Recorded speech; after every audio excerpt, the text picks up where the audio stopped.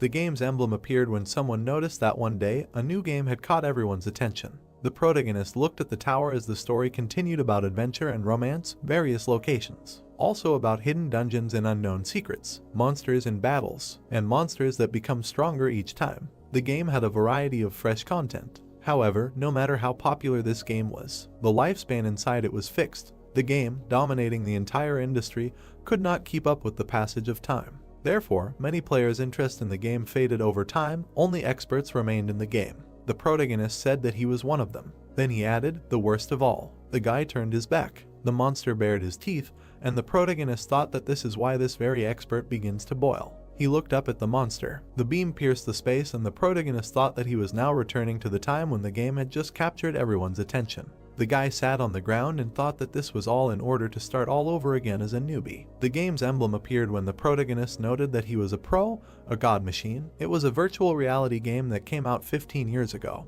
He continued to say that he instantly fell in love with it and became obsessed with it. Over time, he completely surrendered to this game. The protagonist stood in front of the gate 15 years later. Suddenly, Lee Eugene clenched his fists when someone called him and asked if he went to get the enhancement stone. He doesn't have any thoughts, right? Then he thought, lousy lone shark, he will follow him even in the game. After which the brunette opened his mouth wide, put out his fists and asked when he was going to make a fortune and return all the money. They only live once, right? As the protagonist headed for the door, someone told him to stand still, not to make hasty decisions, and to calm down. A split in space occurred when the voice added, please, just once. After which a sword appeared when the stranger said to show him hope. The protagonist noted that users who have been playing the same game for a long time without changes are called experts. He was a pro who had been playing this game for 15 years, then he opened his eyes wide and thought that all he needed was to become stronger. The guy narrated that initially, he liked everything and he did not even suspect that he had spent 15 years in the game. He fought with rivals and continued the story that he was the captain of the assault squad, the master of the guild and the lord of the castle. What he earned was enough to live.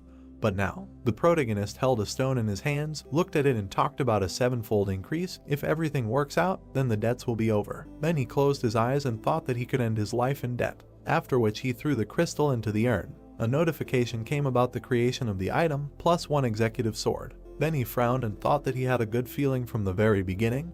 If he were a coward, he would not even be able to touch the enhancement stones. Notifications came one after another. Holding the stone in his hands, the guy opened his mouth and shouted, great, go, go. There were already plus 4 executive swords, but the enhancement was finished. After which the protagonist got angry and said that it was too early, a little more was needed. Another sword was created. The brunette smiled broadly and said good, today he is lucky. Suddenly a voice was heard asking Lee, is he on top today? To which he replied that he managed to enhance the stone 5-fold in one go. Excitement flared up in him. After which he thought that from this moment everything is for real and began to pray to all the gods, asking them to give him strength. He threw the crystal into the urn again and shouted, let's go. The sword lit up. The enhancement continued as the protagonist cheered and shouted, yes. He then opened his mouth wide, holding the stone in his hand, and said that he would succeed today. All that was left was to achieve a 7-fold enhancement. After which he threw the crystal again with a long cry, forward. The sword glowed even brighter. The 7th enhancement occurred as the guy loudly shouted hooray. Opening his eyes wide, he announced that he had managed to achieve a 7-fold enhancement in one go. The protagonist looked away questioningly, after which he smiled with fear in his eyes and thought that now he was not afraid of any borrowers. Considering how much he earned, he no longer needed to worry about debts, no. A tear rolled down his cheek as he said that this was a new beginning. He would start a new path. The guy could not believe it. Looking at the sword, he noted that the weapon he had received thanks to loans, the executive sword, with it he would be able to make a fortune by destroying high-ranking monsters. After which he asked himself if he should pay off his debts, because if he sold the sword, what would he have left? Looking into the void, he thought about what he could do with empty hands. Then he looked down and continued to think that he was already 35 years old, after which he looked up and added that he was nothing but a disaster in the game. Then he looked at the weapon and thought, one more time, maybe it was worth trying again. The protagonist smiled uncertainly and asked what if he could achieve an 8-fold increase. After that, he thought that in any case, his life was miserable. What was the point of starting all over again, having nothing? In his life there were no friends, no family, no loved one. The guy lowered his head and said that if everything worked out, then with the money he earned he would be able to buy an apartment. An inner voice told Lee to calm down. He was in his right mind. After listening to it, the brunette jumped up, threw a stone and shouted, great, let's go. Rays came out of the sword.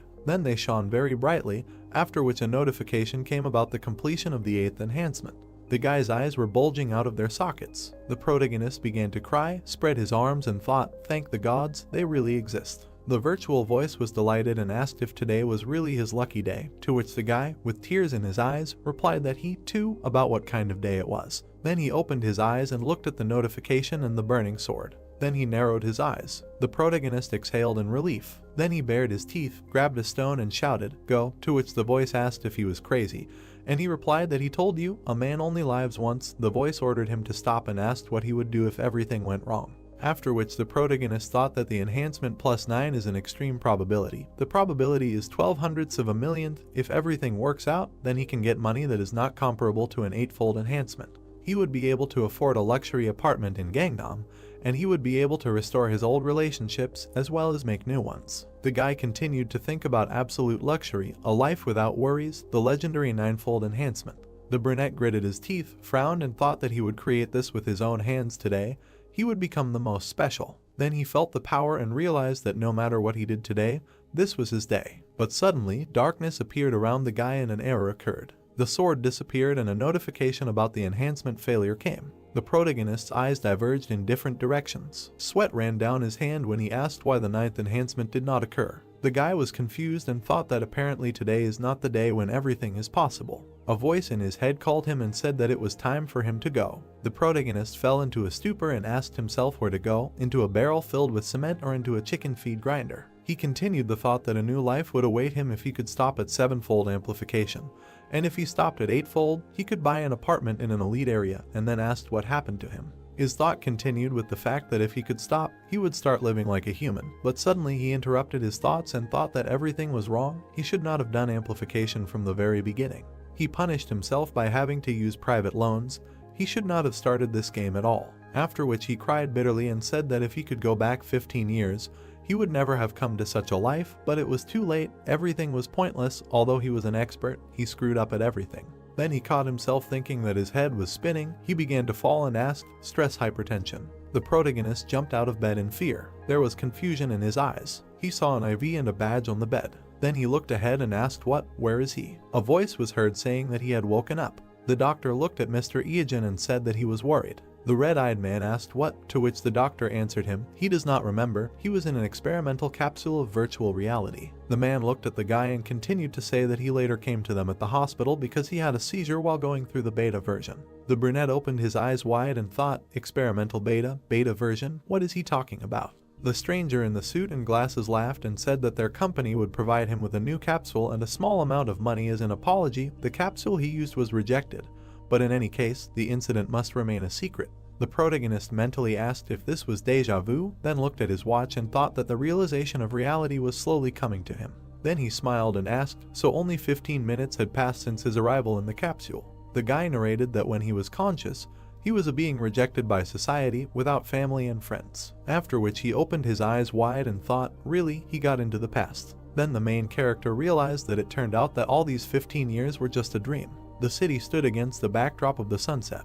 There was no light in the windows. The guy looked up. He was lying on the floor. There was a mirror next to him. He looked at himself and thought, smooth skin without a single wrinkle. Looking at himself, he thought that this did not at all resemble the face of a 35-year-old man who was addicted to alcohol and cigarettes. After which he frowned, and his face aged when he thought that all this was just a fantasy, and that was just a nightmare. The game emblem appeared again when the guy noted that his whole life was turned upside down because of this damn game. His younger sister said that she would do BJ and borrowed an item from him, but everything did not go according to plan.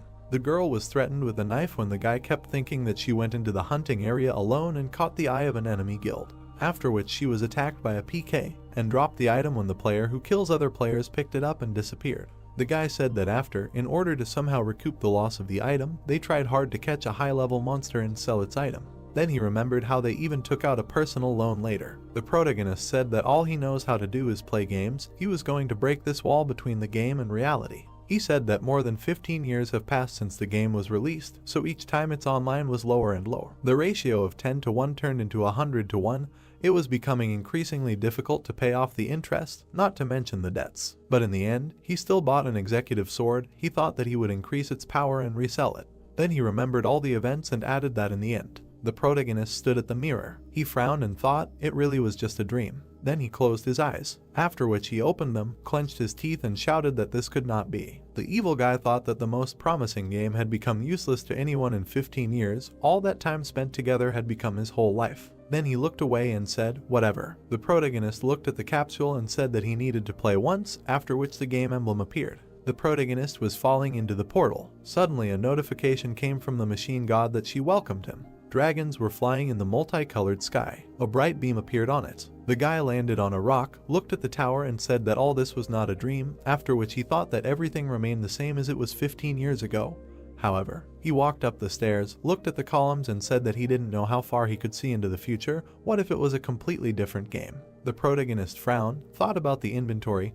When it appeared in front of his eyes, the guy said, a sword, but he had no other choice. A sword appeared in the protagonist's hand and he said that he had nothing to choose from. The guy had to fight a level D killer bug. The brunette frowned and said that, as he thought, he would be the first opponent. Suddenly, an opponent appeared in front of him, who tried to attack the protagonist, but he killed him. After which the young man looked up and said that it was easy to destroy these creatures. Then he turned around, saw a large insect and asked in surprise, what? The bug tried to strike with its paw, but the guy dodged them. The protagonist jumped up and raised his sword up. Looking at the opponent, he thought that his weak spot was obvious, after which he stuck the sword into the enemy and said, the back of the neck. The insect's wing moved, so the brunette pulled it out. Then he looked at his hand and said that his body was so light, after which he thought that it was definitely not the body of a 35-year-old man, and asked if he was young. Then the game character was too. The protagonist approached the dead creature and said, look what this insect will give him, then frowned and shouted out. He had a killer beetle sting in his hands, to which he said, not bad.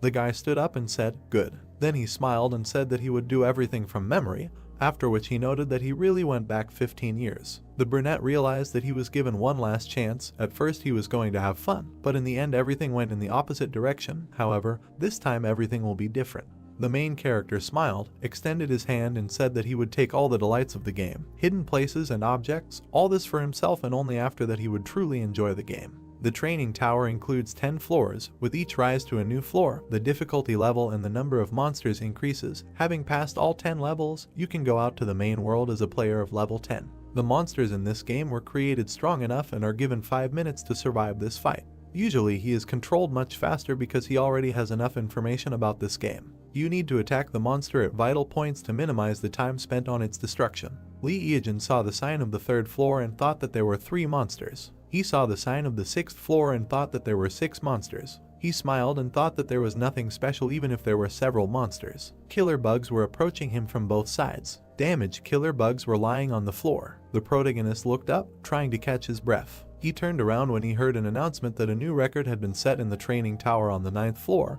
and asked if he wanted to add his name to the record table. The brunette combed his hair back. He lowered his hand and called himself an expert.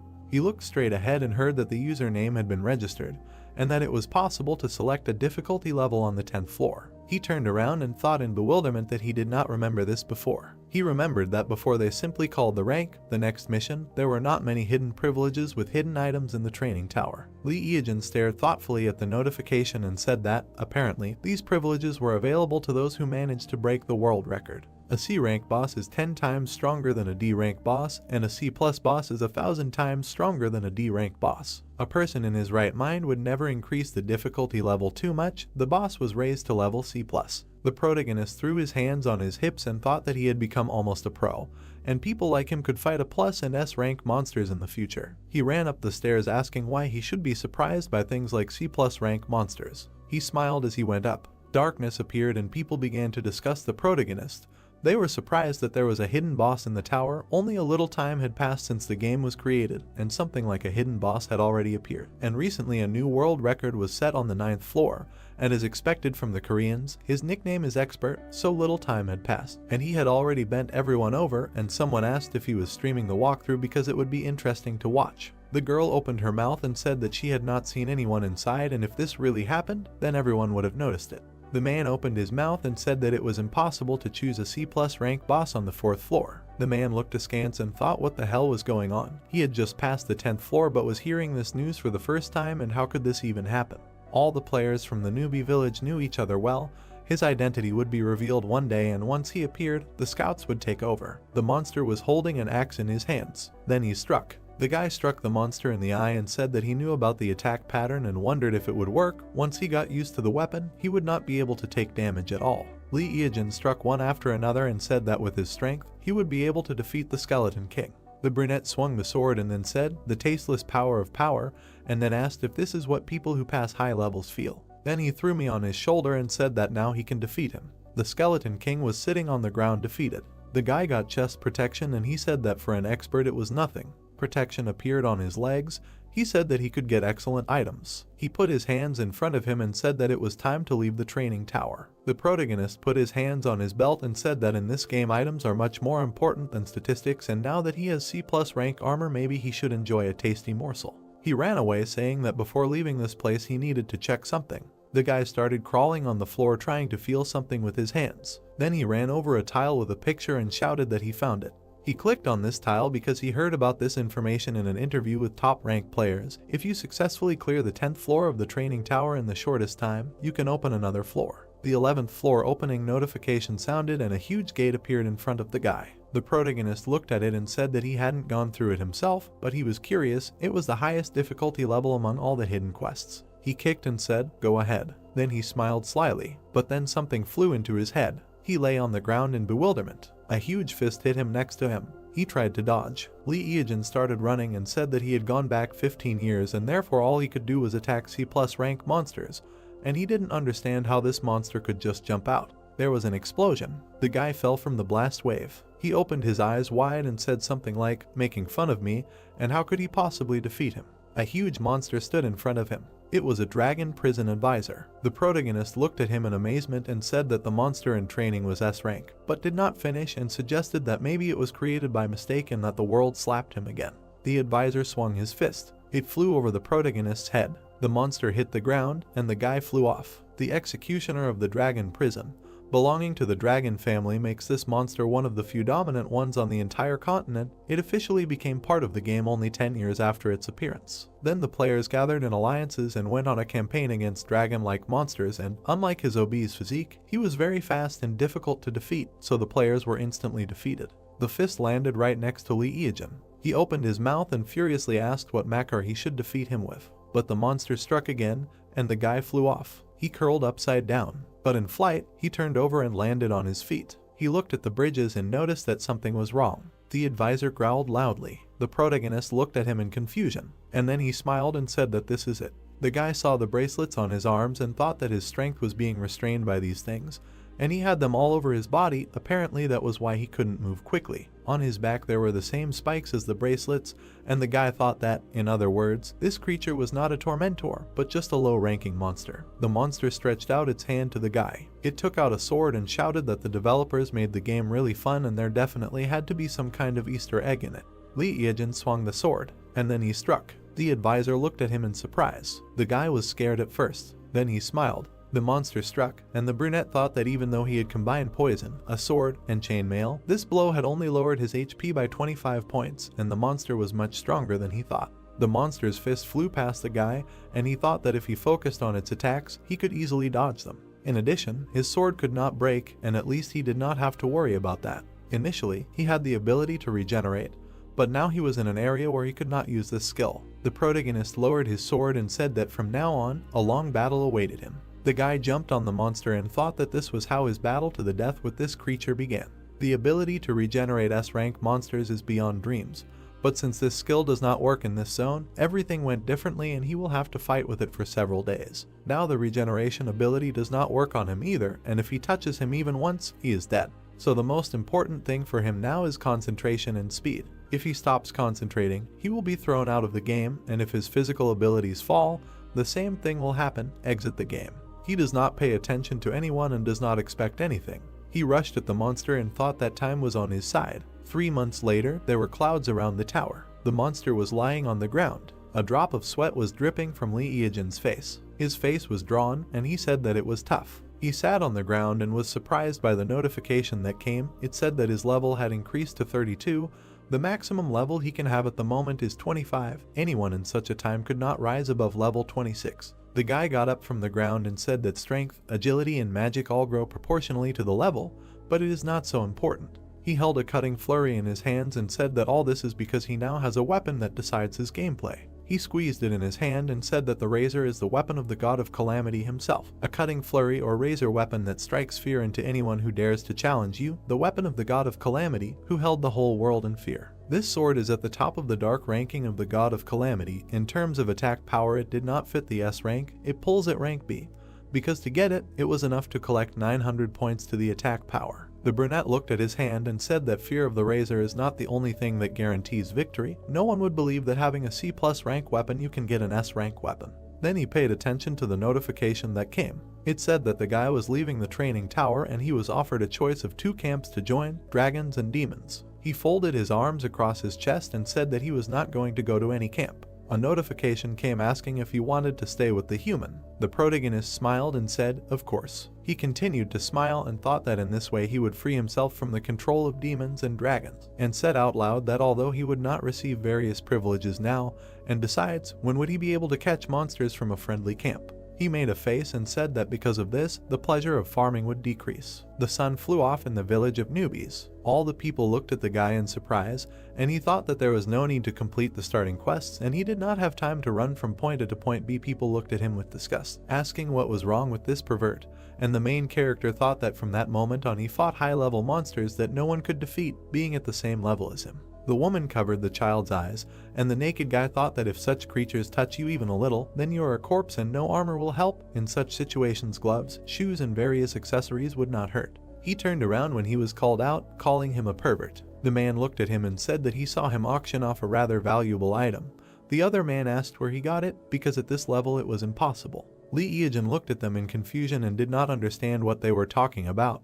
He thought that it was very vague, but still he felt the same smell from them that emanated from him too, a barely perceptible smell of rottenness. The man looked at him sideways and asked where and for what quest he got it. The men crowded around him saying that if he could do it, then they could too, and he should quickly tell them about the quest, and the guy thought it was dead water. The protagonist looked at the men and thought that the place was made specifically for beginners, and when you exceed level 15, you can't come back here. He thought that he had already reached level 32 in the training head, and that's the only reason he was standing here. The man told him that if he didn't tell them, they would follow him and prevent him from rising to the next levels. The man pointed a candy at him and asked that since he had just left the training tower, he was only level 10, and the guy thought that these overgrown guys died on purpose during leveling, revived here and gained experience on beginners. The protagonist stared at him. Then he smiled, and he came closer and said that good things should be shared. He would tell them where to go to reserve a rebel. The men started discussing what to do with him, and at first they thought he was some kind of pervert, since he was standing naked, but it seemed like he was normal, and then they asked him to quickly tell them the place and they would go. The protagonist smiled and said that he would tell them everything step by step, but first they needed to go to a quiet and secluded place. The sun was shining outside. One of the fat men looked at the protagonist and said to tell them he should tell them about the monsters that would be on the way, to which the second chubby man said that he and his brother were cool guys. The guy turned to the people and asked if they didn't think something like, hey, we need to kill this guy and take all his items. The men looked at each other, after which the protagonist, holding a weapon in his hands, said that he knows people like them well. They deliberately wait for newbies like rats. They have gained enough experience and are level 15, and then they attack and take everything from newbies. After his words, the strangers frowned when one of them asked what he just said, and the second added questioningly, he wants them to make him change his mind about entering this game. The guy opened his mouth and said how impudent. Then he clenched his teeth, frowned, put out his hand with a weapon and shouted that he liked their impudence. After which the man swung and shouted that then he should get ready to give up his things and forget about this game forever. The protagonist pierced the fat man with a sword. Snot came out of his nose. The second stranger, looking at this, was shocked. Then the protagonist began to fight off the man in the helmet. The chubby one coughed when his eyes almost fell out. The tall stranger angrily began to take out his weapon and shouted, "What a bastard." Then he opened his mouth wide when the opponent pierced his hand, after which he received a blow. Seeing what was happening, the man in the helmet began to run away. But the brunette caught up with the brat and said how cute it was, after which he screamed in fear. The man hid around the corner, holding his hand and writhing in pain. Then he looked at the protagonist and said, "He's a newbie, who the hell is he?" To which he turned around and replied that newbies are usually taught to treat everyone with love. Suddenly he poked the guy with a spear and added that however, not in this case. Screams were heard between the houses. The protagonist was surprised that they did not have any useful items, then shouted, "Oh," and a slime unit appeared in his hand. The protagonist said that slimes are monsters from which you can't get anything valuable. It seems that these guys raised their level only by killing slimes. He was able to get slime quintessence, so he does not have to farm 1,000 slimes. The young man held out his hand with the slime and said that he thought he wasted his time, but everything went well. This thing will come in handy when he attacks the dungeon. He then looked at the virtual tablet and said that it looks like his item was bought at the auction, then noted that the auction is held for 72 hours from the time of registration. But there are exceptions, in cases where the price increases at least 10 times the original price. The guy smiled and asked, "I wonder what kind of rich kid bought this?" His eyes grew bigger. In the tablet, he saw equipment that cost a lot of money. His mouth wide open, he shouted, "What? Then he looked ahead and thought that this is real business. He was able to sell only the C+ rank armor for that kind of money. The guy continued to say that the iron armor calling for rebellion is a great option. However, is it worth agreeing to this amount? He thinks that many will want to take the initiative into their own hands. Because these are the first days of the game, he is already looking forward to expensive buyers. They need to comb through the money. The brunette smiled and thought that before he was the one who earned money in real life for the sake of playing. Now everything is the opposite. He will be able to earn money in the game and use it in reality. The sky was clear. The head of the protagonist climbed out of the bushes. The guy was standing on a tree branch and looking at the maze of demons. Then he looked at the walkers made of fresh 100% slug extract, smiled, and said that this is a great thing. Between the toes there are pleasant sensations, soft moist skin. This is a very good ability for beginners. After which the brunette looked into the distance and said that it was time to go in search of the item used by the earth-shaking archer. The young man jumped. He then noted that archers were unclaimed before. No matter how strong the archer's attack was, the arrow could not penetrate armor, so no one became one. The protagonist continued to narrate that, however, there was a top archer back then who appeared out of nowhere like a comet. Oddly enough, he always fought and hunted with a special item. In one battle, the archer's opponents laughed at the fact that a bow and arrow were not weapons. However, that day, all of them had broken ankles. That is why that archer was nicknamed the Earth-Shaking Archer. The guy said that later he heard that he received a special item as a reward for passing a hidden dungeon in the labyrinth of evil spirits. Running into the cave, the brunette thought that although he was not an archer, he could move as fast as them. In front of him, he saw a monster. The demon turned its head and looked at the guy, after which the main character smiled and said that his finest hour had come, then asked if they would try to fight. The demon's eyes bulged. The red-eyed man made a dash. Suddenly, he was surprised when there were a lot of monsters. The guy opened his eyes wide and shouted that there were many more of them than he thought. But he still went into battle. One of the opponents began to attack. The young man swung the tip. Then he gritted his teeth, looking at the enemies. The brunette thought that, as expected, they were slow. If anything, he could escape from them. However, an item that accelerated movement was a priority. He saw a door in front of him and said that this was it. Then he jumped up and kicked it. Something was falling above him. A metal wall fell near him. Suddenly the floor broke and the main character began to fall. While he was flying, he said that this was great. He could find any way out of this labyrinth. It was not even more difficult than walking around his house. It was dark. The guy saw a monster in front of him. A danger notice came. It said that the dungeon boss was here. The protagonist was scared. The boss was preparing for a crushing attack. His footsteps were causing the floor to crumble. The monster was very big. Looking at its red eyes, the young man said that as he thought, if he was wearing armor, his speed would be reduced by more than 50%. The protagonist stood ready when he said that it would be the same even if he wore iron armor. That's why he doesn't wear it. The scarlet demon bared his teeth. The guy smiled and said that as soon as he came, he prepared a warm welcome for him, then asked if he was bored because no one had come to him yet. The brunette turned around, saw the demons and said that they were persistent guys. He looked at them sarcastically and added that they were not trying hard enough. Time was up. The monsters began to fall, yellow liquid pouring out of their mouths. One by one, they started dying when the guy said that when he looked at it, it was a terrible but powerful force. He then explained about the quick strike. It was a point damage technique that deals a certain amount of hits that cause bleeding, ignoring the shield, a cheating technique that made the Razor #1 in the rankings. The protagonist noted that the damage reduction for a second is 1/100th of the enemy's total HP. This effect lasts until the target is killed. He then looked at the demons and said that one by one, starting with the one who was injured first, it cannot be dispelled. Then he looked at the boss and said that now it remains to deal with him, and then asked, well, now only he is left. The demon took a deep breath. Fire burst out of his mouth as the guy began to run away and hid behind a stone. A notification came that the scarlet demon was caught. The floor crumbled under the monster's feet. The naked protagonist jumped. He jumped off the rocks and landed on his feet. The boy looked at his walking sticks in surprise. Then he raised his head, frowned and asked his opponent how long he thought he could last. The enemy stepped next to the young man as he swung the blade. 3 hours later, the brunette cleared the labyrinth for the first time. He spread his arms and asked if he could continue. In the beginner area there were 2 more C+ rank monsters besides the Akani, right? Then he looked away and thought. Lee looked into the distance at the nature and said, okay, he chooses it. The sky was brown. Insects were flying in the nightmare forest outside the beginner village. The protagonist quickly ran away from the C+ rank water spider. In motion, he turned to him and asked, since he had caught part of the prey in the net, why was he chasing him? Was even some insect an important prey for him? The rival was above the guy's head. Then the brunette turned around and saw an explosion. He jumped when a trap appeared under him. Then he smiled and said that this is exactly what he wanted. The spider was terrifying. The ground was shaking. Sounds were heard. The protagonist jumped off the cliff. Then he looked down in fear. An insect appeared behind him. It made strange sounds. The guy looked at it from under his brows. They stood opposite each other. The enemy made a dash, after which there was an explosion. Then the brunette laughed and asked. The intruder entered his territory, and he personally came to settle accounts with him. A scaly king cobra appeared, sitting on a rock. The young man said that this was a great chance to deal with 2 bosses at the same time and also increase his agility. Looking at the spider, he continued to say that the water spider, which never lets go of the prey, even if others are already looking at it, then turned his gaze to the cobra and added that the king cobra with scales, which will never let go of intruders in its territory. Continuing to look at them, he said that many players would have their legs buckled from seeing this. This is a funny sight for a person like him.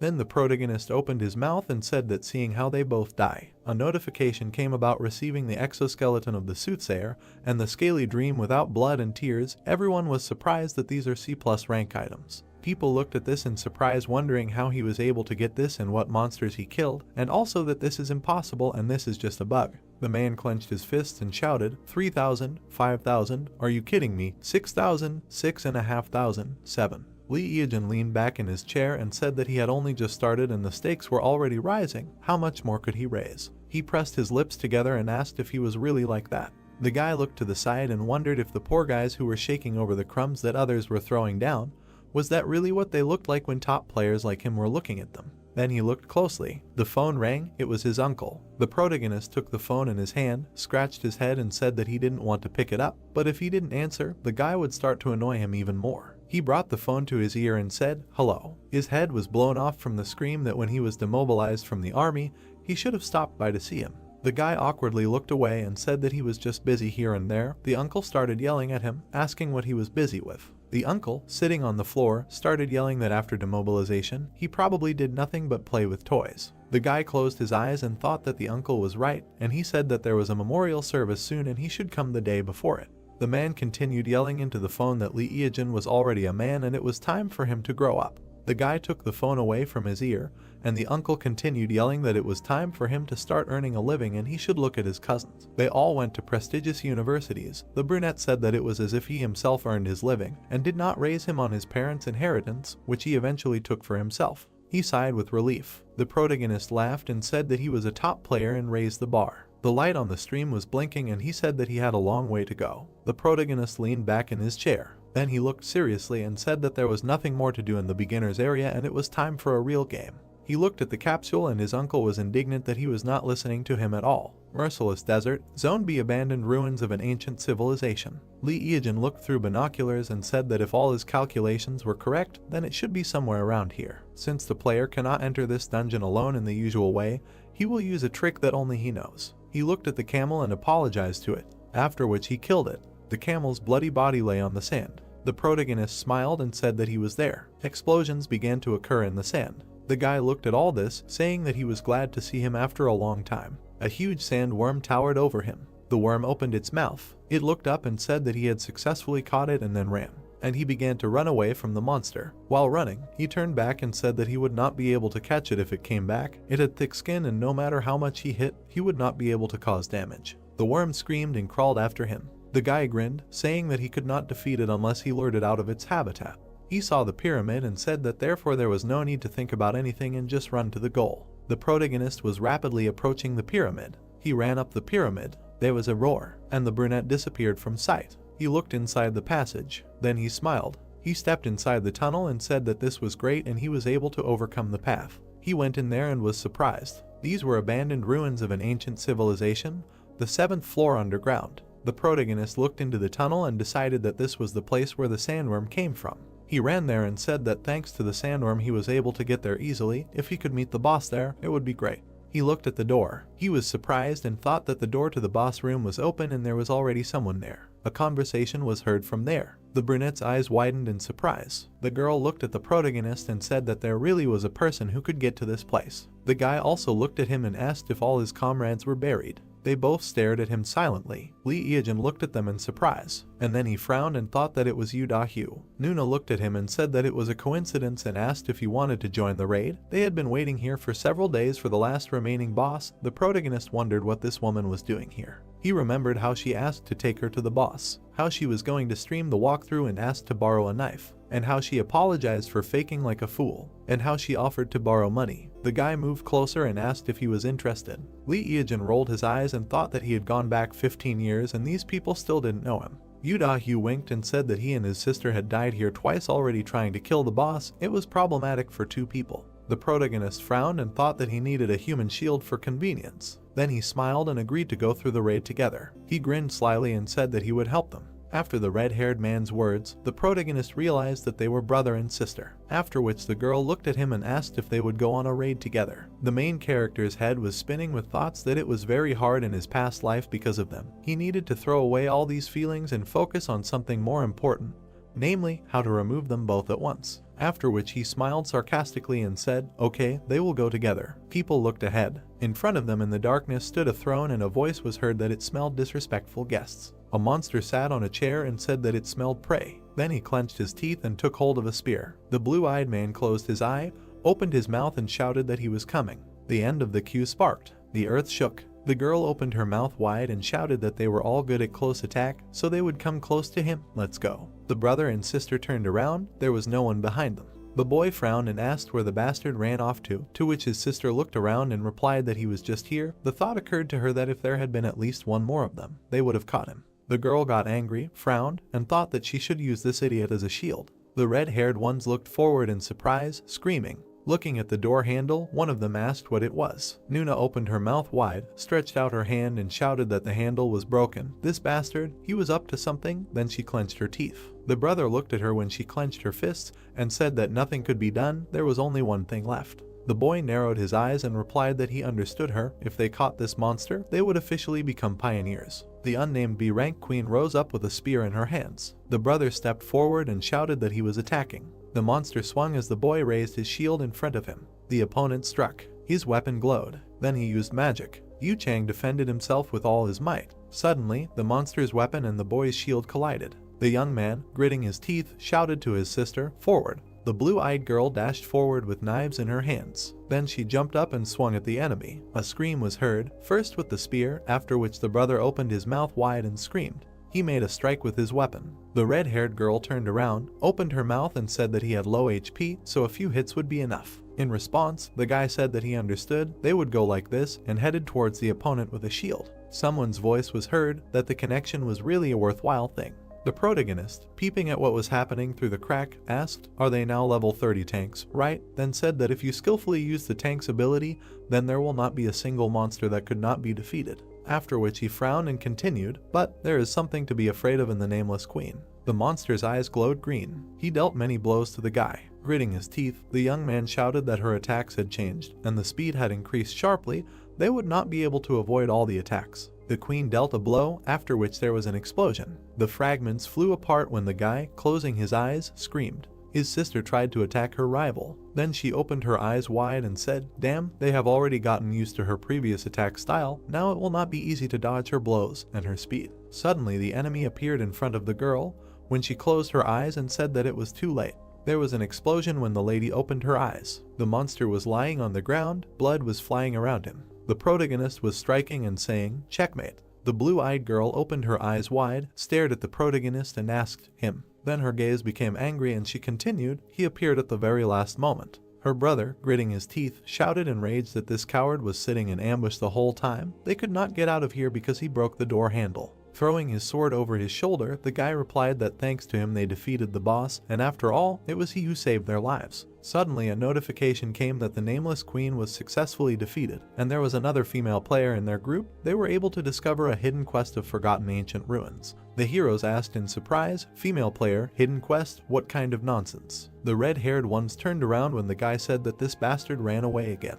The guy frowned and asked, "Doesn't she think it's weird? Why didn't their level go up? And why didn't anything drop? They weren't done yet." A voice was heard calling the girl. She grabbed her head when the voice said, "Her body." The monster, lying on the ground, whispered that she must give it to him. The heroine, holding her head, screamed loudly. Suddenly, her face turned black. Smoke swirled around her. Then her eyes turned yellow and she laughed. Standing with the monster's spear in her hands, she shouted, "Scum! They must kneel before her." Her brother was shocked. The protagonist turned his head and said that in order to enter this dungeon, more than 2 people were needed, and at least one of them had to be a girl. That was the reason. A question appeared inside Yu. What was going on? She was controlling her body. The brother looked at his sister questioningly. He received a notification that his partner's soul had been taken over by a monster, the new name of the queen Yu. The girl was told to forget her previous connections. Now she was the mistress of this dungeon. The blue-eyed girl's eyes widened and she thought that she couldn't believe her eyes. Why did they make such conditions for entering here? The red-haired man looked at her, cowering, and thought, all monsters are so crazy. The protagonist turned his head and said that in order to enter this dungeon, more than 2 people were needed, and at least one of them had to be a girl. That was the reason. Then he looked away and thought that in order to attack alone, he thought of cheating with these 2, but everything did not go according to plan. The guy looked ahead in surprise when an explosion occurred. The yellow-eyed girl stood in front of him, saying that she was the queen of Rhodesia, an ancient state that was destroyed during the war between dragons and demons. Then she opened her mouth wide and shouted that today she will revive Rhodesia. They are wild beasts. The real heroine was apologizing to her brother in her thoughts, and thought that her punishment is much more serious than his. Well, at least she will be able to find out what the reward is for this raid. Looking at the notification, she was surprised. It's strange why it hasn't appeared yet. The protagonist began to undress. Then the blue-eyed girl looked at him and shouted, "That's right, that pervert, the raid is not over yet." The naked protagonist raised his weapon and asked, "Well then, they will begin." The 2 personalities of the girl screamed that he was a dirty creature and a fucking psychopath. Then the heroine used force with a spear. The guy swung back. Then he smiled and said that she missed. The queen got angry and bared her teeth. Sparks flew. The brunette rushed from side to side. The girl struck again. The protagonist dodged him too. The yellow-eyed girl looked at him in surprise and asked what. Then she became furious, raised her hands and screamed that he was a fucking rat. She launched force around herself. Then the heroine looked down and asked what he was doing. The protagonist was lying on the floor, writhing in pain and saying that he hit his head. He would lie down for a while. Suddenly, he crawled away like a centipede. The red-haired girl fell into a stupor and her eyes became square. Then she silently raised her hand. The red-eyed man looked at her emotionlessly. Illustrations of power were displayed on the ceiling, with the girl standing with a staff in her hands and the guy sitting on the floor. After which the lady looked at her opponent and told him to die. The brunette smiled and said that the atmosphere was heating up. Sparks flew from the ceiling. The protagonist's legs ran when he said that then he shouldn't stand like a pillar either. He showed different techniques when the girl looked at it in surprise, after which the main character landed on his feet and spread his arms out to the sides. The heroine's pupils narrowed when she thought about what this idiot was doing. Suddenly the guy approached her when her thought continued with the fact that he seemed to have been on such raids more than a dozen times. Then power flew at her. She told her to stop. The brunette delivered multiple blows when the girl rioted and screamed, "Stop, enough." The protagonist smiled wickedly and thought that since the previous battle her HP was almost at 0, then they would end it, the end. Then he raised the tip up when the lady extended her hand, defending herself. Suddenly she quietly said that she had freed herself. Tears appeared in her blue eyes when she asked him not to kill her. Swinging, the guy replied that he didn't care that she had freed herself, he was going to kill her anyway. Her eyes shrank when she thought that. Suddenly blood splashed and a notification came that the raid on the queen was completed. He had cleared the forgotten ancient ruins. He was awarded a reward. A shiny ancient bronze sword appeared in the protagonist's hands when he said, "Cool." Then he looked away and said that he had collected everything now. Then the guy turned his head, looked at the floor and said that it was the idiots who left so much behind. He started picking up the stones, saying it was a shame, but he would do it anyway when a voice called him a fucking moron. The brunette looked back. Dead Yu, who could leave a will to her teammates within 10 seconds of her death, shouted at him not to pick it up. The protagonist was already holding the coin in his hands when she started calling him a bastard, a monster, a moron, a thick-headed, a goat. Then he continued to pick up the rest, to which the heroine shouted he was serious. She opened her mouth wide with tears in her eyes and screamed, asking what the hell he was doing. A notification came asking if he wanted to leave his name. The protagonist looked away and said, "Stagnant water." On the tablet screen was a moment from the battle when the queen missed. The brunette sat in the capsule with a tablet in his hands and remembered that he then hid in a clay pot and recorded it all. The recording continued all this time. Looking at the screen, he continued to say that the girl had such a face, he could not help but film it, did not think that he filmed the entire raid. Then he looked up and said that this is a video from his first raid. After which the guy sat down at the computer and said that it was somehow boring, maybe he could edit it and post it to the group. The protagonist was fast asleep when his phone was blowing up with notifications. The building stood in the evening city, one of its windows was open. The trash can flew off when an enraged Yu Chang walked around the office and shouted that the more he thought about this pervert, the more he pissed him off, to which his sister answered him that his rage would not change anything. Gritting his teeth and frowning, the brother looked at his sister and asked if she was laughing. He made them look like idiots. The girl silently filed her nails. The brother looked at the redhead when she told him to stutter, then turned to him and angrily asked who he thought was the face all over the internet. The guy stood there and listened as she continued to say that this pervert had uploaded a video in which he had censored only his own face. The brother only nodded. The blue-eyed girl bared her teeth and said that she would find this bastard. Then she hesitated and thought that her plans to become a beautiful brave mystic were ruined at the very beginning. Then she continued the thought that her first boss was a pretty babe, she would take revenge on him for this shame. Crying, she thought that although it brought her considerable popularity, when a guy came into the office and told his brother that he had cleaned everything up, after which he turned to his sister and asked if she was okay. The brunette looked at his brother and asked if he remembered that guy, Hong they call him. It turns out he works at a construction site. To which he replied that he told him that he had no money and no job, and the man added that he said that he had recently gotten a job, I think. The red-haired man smiled sarcastically and asked to bring him here. Then he looked away and added that he would make him pay with his body, just like those guys. There were many capsules with people in the room. They lay motionless when he thought that the top 20 was just around the corner. The brother and sister were serious when one of them continued the thought that it was possible to earn more in the game than now, but they had a way to go before reaching the top 20 and recoup the rent of this room. Plus they had to find that pervert. He would destroy him. A voice came from the research room of the Seoul K1 Pro Players team. Look at this. The guy was sitting at the computer and asking, a B+ raid video. When the second asked again, early B+, he didn't know who it was, but he was a monster. The brunette opened his mouth in surprise and said that it was a little strange. Looking at the footage from the video, he asked who this crazy pervert was. The young man looked at the screen and asked if he wanted to say that he won like this in the B+ rating, to which the first closed his eyes and replied that it was as if he saw the dance of death. One of the guys grabbed his head and shouted how they should play now if he exists, to which he received the answer that he should invite him to his father's noodle shop. The blue-eyed guy silently looked away. Director Ying stuck out his finger, opened his mouth wide and shouted, "Send a message to this guy from Deadwater right now, he wants this guy to join their team."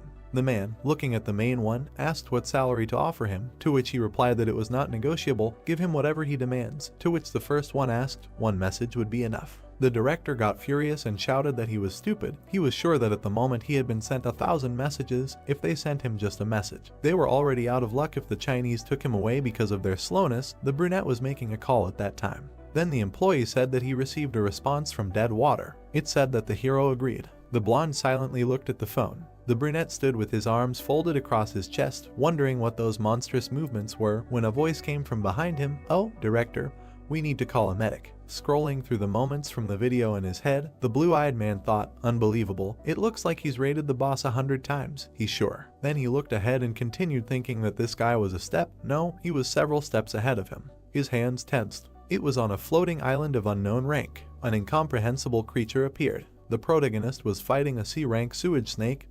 He cut it in half. Suddenly a notification came that he had found a secret dungeon, a rotting underground canal. When the guy plugged his nose and said, "What a terrible smell," the name of the pioneer was added to the Akasha records. The protagonist narrated, recalling his reaction, that to be honest, he was shocked. He got more views than he planned. But if you think about it, you could have ended up on the main page of the site, but he, fortunately, ended up in the top best gamers. Then he opened his mouth and asked, with this, after which he scratched his temple and said, "Amazing." Remembering the fight, he said that if you look at it from another point of view, only because of 15 years of training, it looks easier than drinking water. He thought too highly of high-level players, the one who breaks mountains with one blow and makes cuts with surgical precision. He continued to say that he only thought about high ranks for so long that he unconsciously underestimated himself, but this could not last forever. The protagonist stood on his walkers and said that, "Pro player, this is not so bad." Then he frowned and said that it was not in vain that he spent so much time. No one will defeat him again, right? Director Ian was crying on the couch some time later. A voice was heard greeting a wanderer in a decayed underground canal. In front of the protagonist stood a hidden NPC crying statue of Pygmalion. The voice asked the guy to fulfill one of its requests. Then the statue began to cry as the voice continued to say that if he fulfilled its request, it could take all the gold that was hidden behind it. The guy pressed the button to refuse. Then he heard a request not to do this. It asked to destroy it. The voice pitifully asked to end his suffering. The brunette looked away in surprise and thought, destroying the statue is a simple quest, but if he accepts it, Pygmalion will simply disappear and the reward will be small. This will not work. Then the crying statue lowered its head and said that if he does not want to destroy it, then let him take revenge on the one who brought him such suffering. He then asked to find this damn statue and take revenge on her. This is the crying Galatea. A notification came in saying that he could take the quest Pygmalion's request. Lee Eugene, rowing the oars, said that it was a jackpot and that he actually got this quest just like that. A player named the God of Battle mentioned in an interview a long time ago. The thing that made a player who had been ranked 10 for a long time rise to rank 1 was the reward for this quest. The statue said that it used to be a human and a famous sculptor. The guy said that he was not interested in this and he was skipping it. He jumped to his feet and shouted that the real game was about to begin. He would defeat this guy with whom he had so many problems. Forward to the jungle of chaos. But then something appeared from above. Nuna hit the boat with her axe. The guy, stepping on the ground, asked if she was really attacking him. The girl turned around and said that she had finally found this bastard and was going to take revenge on him for everything he had done to her. The protagonist turned around at the sound of shouts that they were all here too. A crowd of men were standing and shouting that he was a corpse and they were all out for revenge and that he shouldn't get into trouble. The protagonist looked around and thought that he couldn't remember them all, but he was causing damage wherever he went. Then he asked how they knew he would be here. Nuna approached him and asked if he thought she had been sitting idle all this time. Did he think he could stand up to such a crowd? Lee Eugene looked around and thought that he had completely memorized her attack patterns when she was a boss, but killing players might be a bit difficult. The people around him started preparing to attack, and the guy thought that he was sure of one thing: they weren't just here for revenge. He licked his hands and thought that maybe he could use them. There was a pop. Only clothes were left on the ground and everyone wondered where he went. The girl looked back when she heard the question about where they were aiming. Lee Eugene stood naked on the pole and looked at everyone arrogantly. Then he smirked and spread his arms and asked if they would accompany him on a secret raid. The man asked in surprise what the hell he was talking about, and the other said that he was trying to trick them again. He raised one hand and said that he knew what they really wanted, and that was information. He threw his head back and said, bosses, hidden dungeons, information about quests, and the first run, because that was why they were chasing him. Everyone looked at him in confusion. Then the protagonist scratched the back of his head and said that he thought his outfit was also quite unique. He spread his arms and said that in any case, as they expected, he could provide them with all this special class information. The girl pressed her lips and thought, the first run. Lee Eugene extended his hand and asked what they were going to do now if they wanted to go with them. And thus, their team was formed. Yu Da-hyu, Nuna, the Lone Shark Twins, Li Dongbai, Li Yunbai, Li Jianbai, the Three Beautiful Musketeers, the mobs, the rest he sent in case of trouble, and the professional player of the Soul branch of K1, Ma T-Gang. The protagonist looked at T-Gang and abruptly turned away, thinking that this was amazing. It really was T-Gang. The #1 god of battle in the national rankings, the ace of the national team, the best in the hero category, he was standing right in front of his eyes. The protagonist smiled. Then he looked into the void and thought that he didn't seem to have done anything to him that could anger him. Someone cut up an insect. The girl grimaced and said that it was disgusting and there were too many parasites here. They were in the jungle of chaos. Nuna said that only lowly D-rank monsters appeared here, and asked if there really was a hidden dungeon in such a place. The protagonist turned to her and said that they were almost there. The man opened his mouth and said that it was so hot and humid here, his panties were already wet, and where was there water or at least fruit? Nuna turned to the protagonist and asked who he really was and how he knew that there was a hidden dungeon here. The guy looked up and said that he just found it while walking. The girl, walking past the bushes, told him not to lie, because the dungeons in the beam are created by monsters or NPCs, so even the game masters do not know the exact location. They walked deeper into the bushes, and the girl asked if he was sure about the correct direction. They plunged into the darkness. They came out to the circus tent. It was a secret dungeon, a secret meeting of dolls. Lee Eugene ran forward saying that he would go first. Da-hyu looked at it and concluded that he wanted to appropriate everything for himself. He ordered him to stop. They entered the hidden dungeon of the secret meeting of the dolls. The controllers behind the scenes were on alert. The entities on the stage awakened. The jesters began their performance. The blow fell between two guys. They were the serial killer pirate and the gargoyle. The protagonist rose into the air with the help of red leather steps and said that for guys like them who live for performances, There is nothing more terrible than the disappearance of the stage. Then he stamped his foot, and the ground began to crack. The monsters began to shake, and the protagonist said that for clowns and clown-like monsters, the damage from the earthquake is double. They also have the attribute of a minion, so the blood is doubled. The gargoyle tried to strike, but the guy dodged, and Pirate put out his hands. Lee Eugene continued to dodge the blows and said that in other words, they receive 4 times the damage from one blow. The protagonist plunged the blade into the clown's head. He smiled and asked what he should do because he wanted to be hit, but his body reacted on its own, so he missed again. The protagonist looked at the battlefield and thought that he had killed a whole bunch of C+ rank monsters in an instant. Jianbai looked at the protagonist and thought that, frankly speaking, he had no flaws. When she came to the dungeon and saw the bronze giant, it had already been defeated. The protagonist stood on the monster, and the girl thought that even she as a player was repulsed by its abilities. She personally wanted to see it in action, so she joined the raid, but she did not expect this. She turned around when someone asked for some items. The men angrily shouted that it didn't look like a group raid. He just killed all the monsters by himself. They wanted the rewards too. Everything should be equal in a team. Iajin turned around when he heard this. The girl looked at them and thought that this sucked. Dahyu grimaced and wondered why they were whining. Tegang rolled over and thought that after all, he had no reason to be on his side and why they were probably even right. Tiik pointed his finger at the main character and said that he hoped that he didn't want to grab all these things for himself.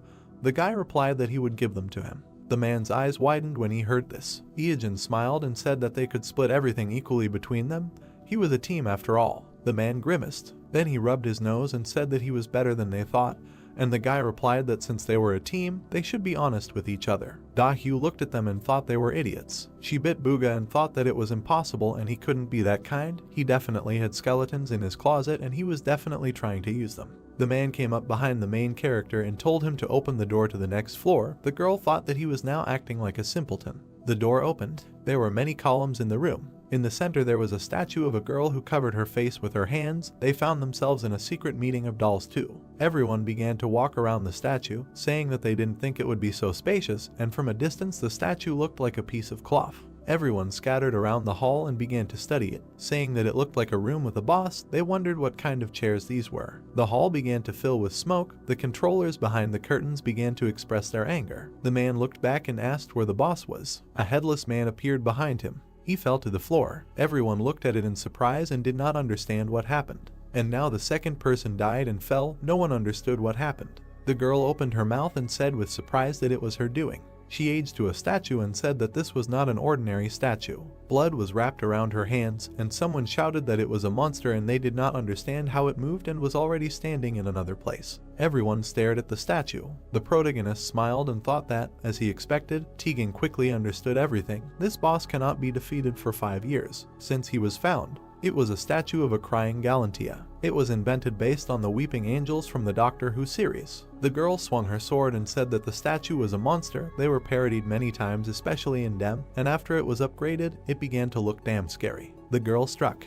after which she looked in surprise. Dongbai was about to hit with her staff and asked to move away. Then she hit it and the statue burst into flames. The girl pressed her lips together in disappointment and said that it was unsolvable. Yunbai frowned and asked how they could defeat it. Tegang frowned and wondered when the boss would attack. Dahyu turned around and said that it seemed like their attacks wouldn't work until the boss moved and asked if anyone had seen her move.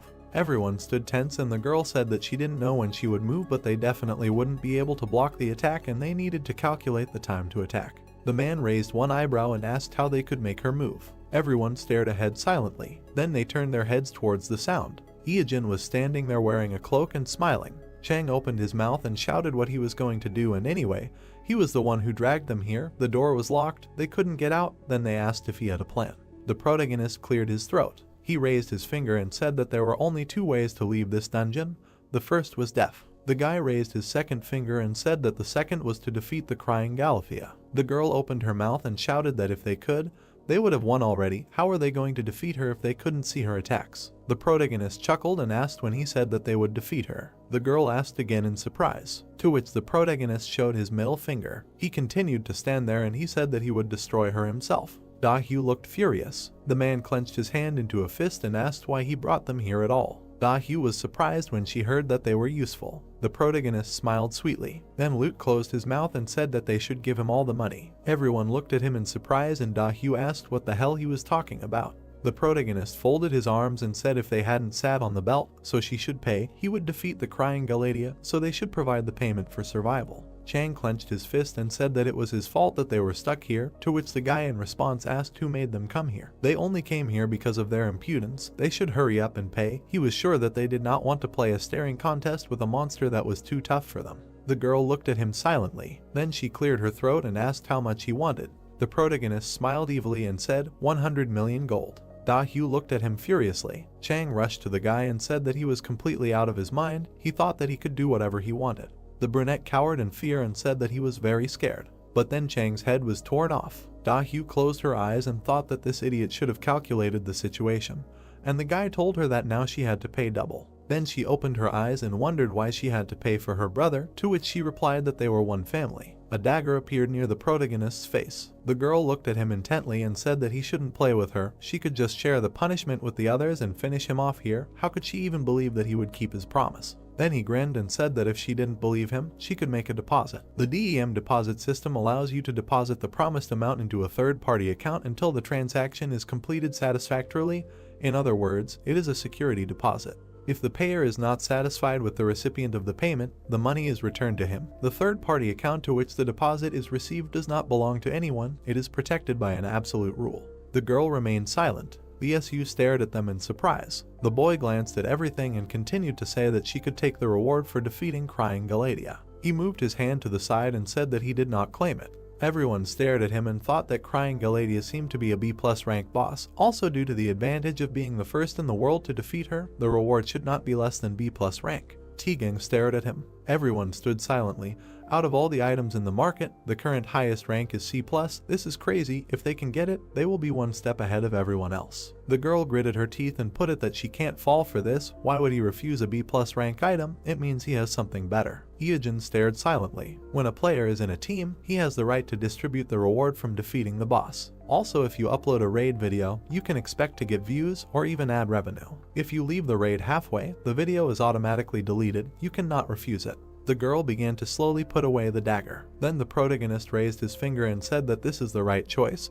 They have 6 people and the fee is 100 million, so each one needs 14 million. He was very surprised when he saw that the girl contributed 200 million gold. Golden Rain contributed 100 million, Silver Rain contributed 100 million gold. Bronze Rain contributed 100 million, Teak contributed 100 million gold. The God of Battle contributed 100 million gold. Iyajin looking at this, he stared at them and thought that he wanted them to pay a total of 100 million. He seems to be these guys really want to finish this. The girl asked him to keep his word. She looked closely and corrected to make sure that he really will defeat the statue and all the loot from the boss will go to them. To which the protagonist nodded affirmatively, and he began to walk forward, thinking that they must really want to be pioneers. That was the reason for their success in the future. He frowned and thought that in their place he would give up and die, and out loud he said that when he gave the signal, everyone should turn away from the statue. He came close to it. 5 years after the discovery of the Weeping Gallatin, collective reflections, inductive records, counting every unexpected change, hidden options. He put the shield in front of him and thought that only after collecting all this, some guys, having resigned themselves to the possibility of destruction, decided to defeat the terrible and deadly monster. The brunette put the bronze shield of the ancient civilization in front of him. He grinned and ordered to close their eyes. Everyone closed their eyes. The guy looked at the statue in the reflection in the shield. The statue removed her hands from her face. Then she swung, but the guy saw it. He dodged all the blows of the statue, and then he plunged a dagger into her eye. Then he ran away from her. The statue kept trying to hit, but the protagonist dodged them all. He defended himself with a shield. The girl bared her teeth. She looked at her hands. Crying Galadia becomes indestructible when someone is looking at her, but when they stop looking at her, she turns into a monster and attacks the nearest player. The most frightening and important fact about this statue is that it is an attention seeker. The brunette opened his mouth and shouted for everyone to open their eyes. Da-Hyu opened her eyes and looked around. The statue behind the protagonist returned to its original position. The guy attempted to attack the statue and thought that he had already checked everything. His information was reliable, its attack pattern resets after each stop. Everyone stared at him when he asked them to close their eyes again, and the protagonist prepared for a new fight, and he rushed into battle. Everyone stood with their eyes closed. Tegan closed his eyes and thought that they were in the middle of a raid and their plan was to close their eyes, and in such a strange situation, all the team members could not leave one thought. Da-Hyu closed her eyes and thought about what was going on there. She wanted to see what was going on there. Iyajin quickly ran away. He looked back. The statue tried to strike, but he buried his shield, after which it broke into pieces. The brunette looked at him and said that, as expected, this was too much for his shield, but he would squeeze everything out of it. The guy began to wave his spear in the air. He swung and said that in his best years, he could even defeat a plus rank monster alone. He shouted that it was too early for him to die and rushed to attack. The guy, standing with his eyes closed, thought that he really wanted to look, but if he looked, the crying Galadia would turn into a statue again, and who knows how the dead water would react to that. The man stood with his eyes closed. Everyone stood with their eyes closed, and the girl thought if she should stand in his way. Dahu lowered her head down and thought what would happen if she looked at the boss and immediately closed her eyes. It would hinder his movements and she would kill him with one hit. She gritted her teeth and continued to think that because he was naked, his defense was most likely complete shit. Maybe she should open her eyes. And then she abruptly opened her eyes when she heard that he was the first player to finish the raid with the crying Galadia. The guy stepped aside. The statue was kneeling, covering her head with her hands. The crack went down her head. The protagonist grabbed the blade in his hands. Then he raised it high above his head. He looked up, thanked him and said, 700 million, his bank account will be filled again. Everyone around him rejoiced, and Dahu rolled her eyes and said that she felt terrible, but she couldn't do anything and it was still better than being killed halfway. She turned around and asked what was going on. She opened her mouth and screamed loudly that the boss had already been defeated and they still didn't have any reward. They had received a notification that they were the first. Why wasn't there any reward? Everyone started looking at each other. The girl turned towards the protagonist, and then it dawned on her, she remembered everything that had happened. The statue began to fall apart in two, and the crying Galadia cried out, and the body sealed in the statue awakened. There was an explosion, and the real boss of the upside-down world opened his eyes. Everyone looked at all this in surprise. A huge woman stood up from the statue. Tiak looked at her and thought that she couldn't do anything while they were looking at her. If they could immobilize her, they could come up with a plan. The monster opened its eyes. It was a Medusa of a plus rank. This monster, whose legend was passed down from mouth to mouth, and the dream existence was hidden by the Devil's Tower, just acknowledging its existence crosses out the ideals of magic passed down from generation to reign for thousands of years. Dahu began to turn to stone. She looked at her body and did not understand what was happening.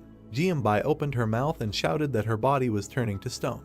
Yunbai looked at her hands that had already turned to stone and asked, didn't he tell her to look at her? She was indignant. Why did the scheme turn around so suddenly? Dahu turned around and looked at the protagonist with confusion. He stood there and smiled, after which he closed his eyes. The girl's eyes widened and she started screaming that the bastard knew what was going to happen and asked why he didn't tell them. The girl sighed and said that she was shocked and she shouldn't have interfered in other people's affairs out of curiosity. She frowned and said that she remembered his face. The protagonist looked at them in surprise and didn't understand what they were talking about, and then asked if they wanted to kill him. Absolutely all of the bodies completely turned to stone, and the guy said that in this day and age, information and experience are as important as money. The information and experience gained during these days are well worth the money, so for them it was a good deal. They even learned the location of a hidden dungeon. The guy narrowed his eyes and said that knowing the location wouldn't help them get through it. A jellyfish appeared behind him, and the guy wondered if he should play with it.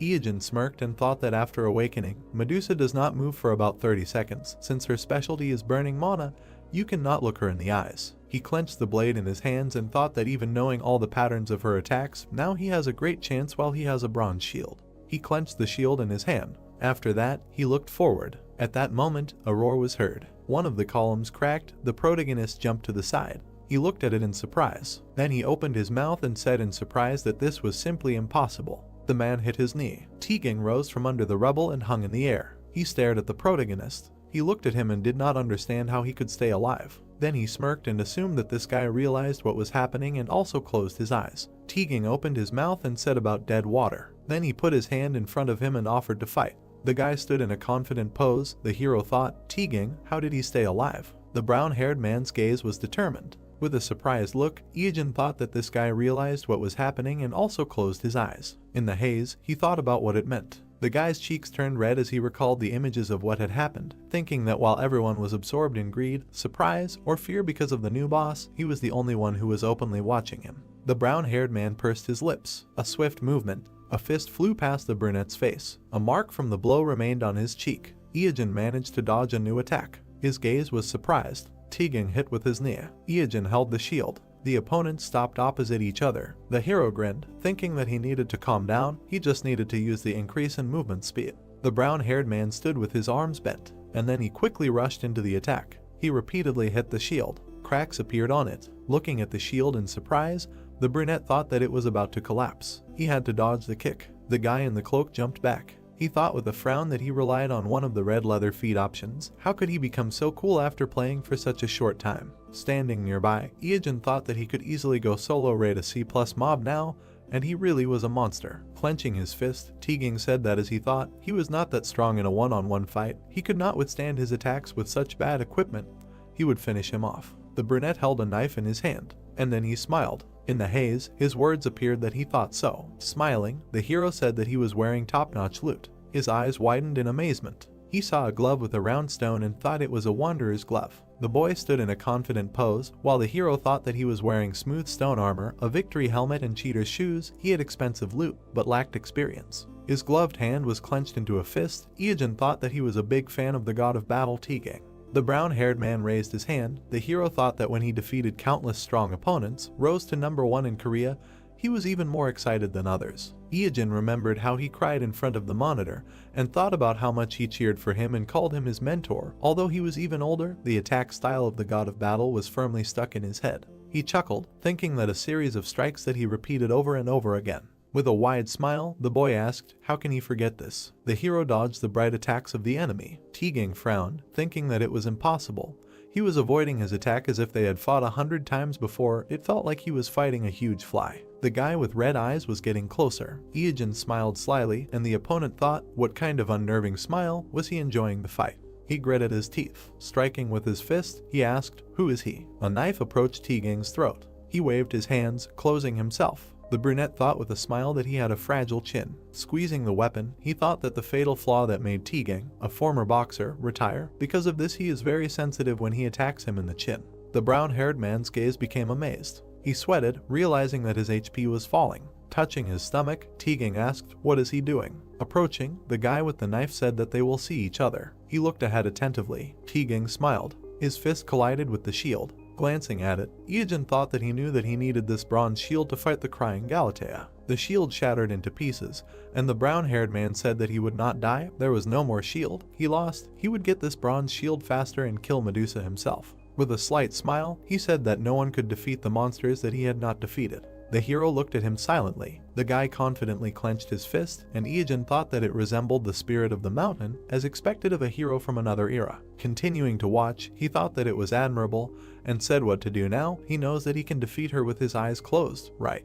The brown-haired man standing opposite asked in surprise. He saw the boy turn around indignantly and asked what nonsense. How could he defeat a rank monster with his eyes closed? The brunette held up 2 fingers and said that there was no time to explain, just watch the video later when it came out. He imagined the figure of a woman with red eyes. Teaging frowned, thinking that he must be joking. It was impossible. He was really going to defeat her. Iajin walked forward in a cloak, thinking that he would return to Medusa's attack pattern. Cloaking his eyes, he recalled that Medusa's subjugation difficulty was still 5 stars, 3 active skills and 1 passive. She attacks at random. There is a 33% chance of one of the attacks appearing. Remembering the woman with snakes for hair, he thought that in addition, he should anticipate and avoid an attack with his eyes closed. Concentrating on the noises, he can hear more than the sounds of his body. The boy stood with his eyes closed. A sound was heard in the darkness. The brunette waved his hand and said that he was stagnant water and he was a streamer. Iajin smirked and said that he was continuing the quest weeping Galatea. He would challenge Medusa. He remembered the blow to his shield and said that under normal circumstances he would have used it. The shield shattered into pieces, and the guy explained that due to his companion's betrayal, the shield was destroyed, but it was nothing, and should he fight with his eyes closed, he had good hearing, so everything should work. There were red symbols around the woman. The hero explained that she had 3 active skills and 1 passive. Ice flows rose up. The first hellish frost. Ice spikes sprouted from the floor. Since he could not see, he needed to listen carefully. Flames rose up. The second wave of hellish flames. The guy remembered how he dodged it and explained that it was burning and spread in a large fire. Of course, if he could not see, he needed to listen carefully. The hero was surrounded by smoke. He said that after dodging these 2 random attacks, he remembered walking with his eyes closed and told him to crawl along the floor to make a physical attack. Since his eyes were closed, he needed to remember where exactly Medusa was. The opponent's eyes were glowing red. Iajin said it was time for the 3rd active skill. A huge black snake appeared from the portal.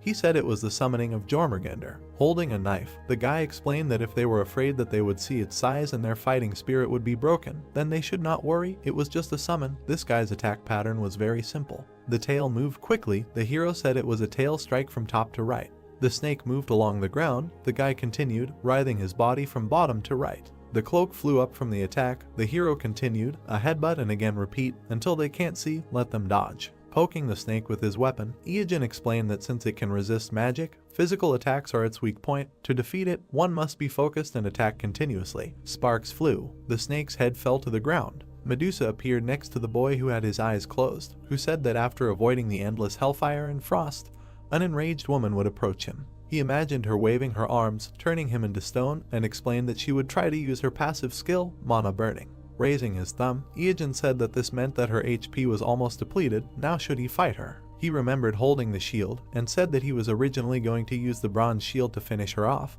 but it was not the one. Also okay, as always, there is an alternative. The hero clutched a shiny weapon, a bronze sword of an ancient civilization, made by an ancient method. It is too old, the attack power is almost gone, very shiny and perfectly reflects the owner's face. Introducing a figure with a staff, the hero said that they must be thinking, why this? Let me explain something. The bronze blade obtained after defeating the nameless queen harbored the queen's great dislike for the demons and dragons that destroyed her country. Therefore, the item he obtained from her has a distinctive ability against dragons. The damage inflicted will be increased by 100 times. Raising a finger, Iajin said, they can ask what the connection is between Medusa and the feature sharpened for the dragon race. It is easy. Pointing his finger upward, the brunette explained that the monster is classified as a dragon-like. Snakes and dragons, although they seem different, but the methods of dealing with them are similar.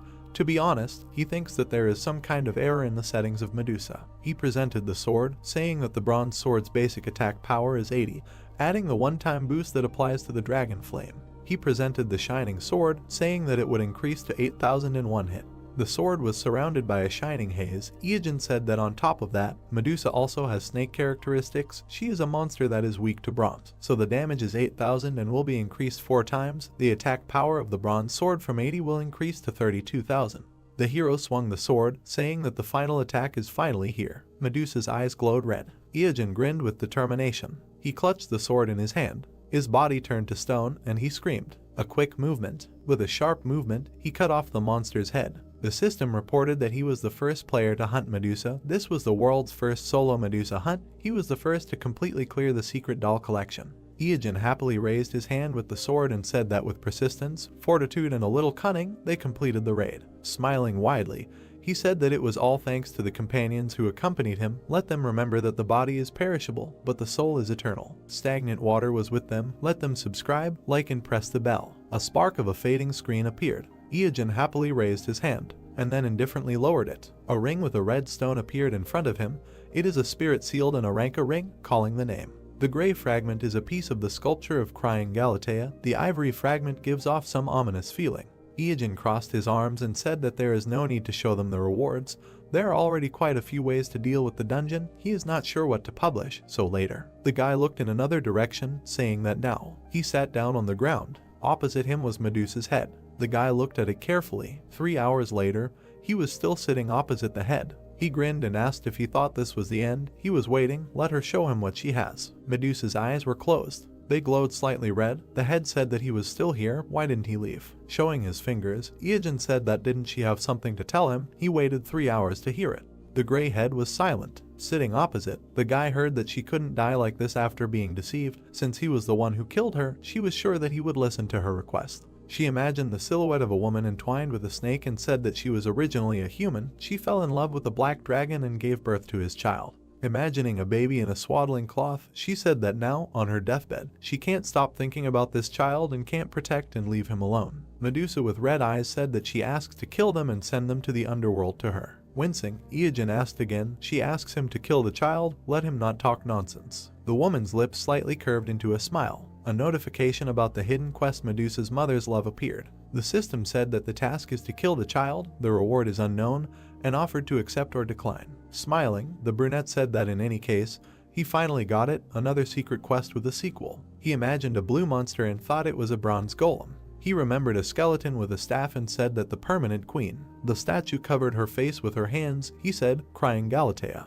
Introducing a woman with snakes on her head, he continued, and Medusa. In the system window there was an inscription accept. Iojin looked ahead in surprise. A beam appeared above his palm. He asked, another drop. Looking at the key in his palm, he said that it seemed that after accepting the quest they give an additional item. Looking at the small key, he asked what it was. The system said that it was a dark key. Nothing good would happen if he touched this thing. There were many houses in the city. The guy was sleeping, his hand hanging down. And suddenly he opened his eyes. In front of him was an insect. The cockroach greeted him with a smile and said good morning. Iojin sat up on the bed and said that maybe he should move. Under the blue sky, he heard the words that yes, this is Apricot. He wants to know the details of his account. He sees the summary on the bottom right of the page. There were many houses in the city. The voice said that deposits were made at the end of each month. The withdrawal can be done on Monday of the next week. The commission depends on whether he is an exclusive player or not, but now she is a little busy. The woman walked in front, saying that this house is much cheaper than the average price on the market. He will not be able to find similar offers. It is fully furnished so he does not have to spend extra money. There is also a gym and a swimming pool on the 4th floor. They are free. You can just come and work out.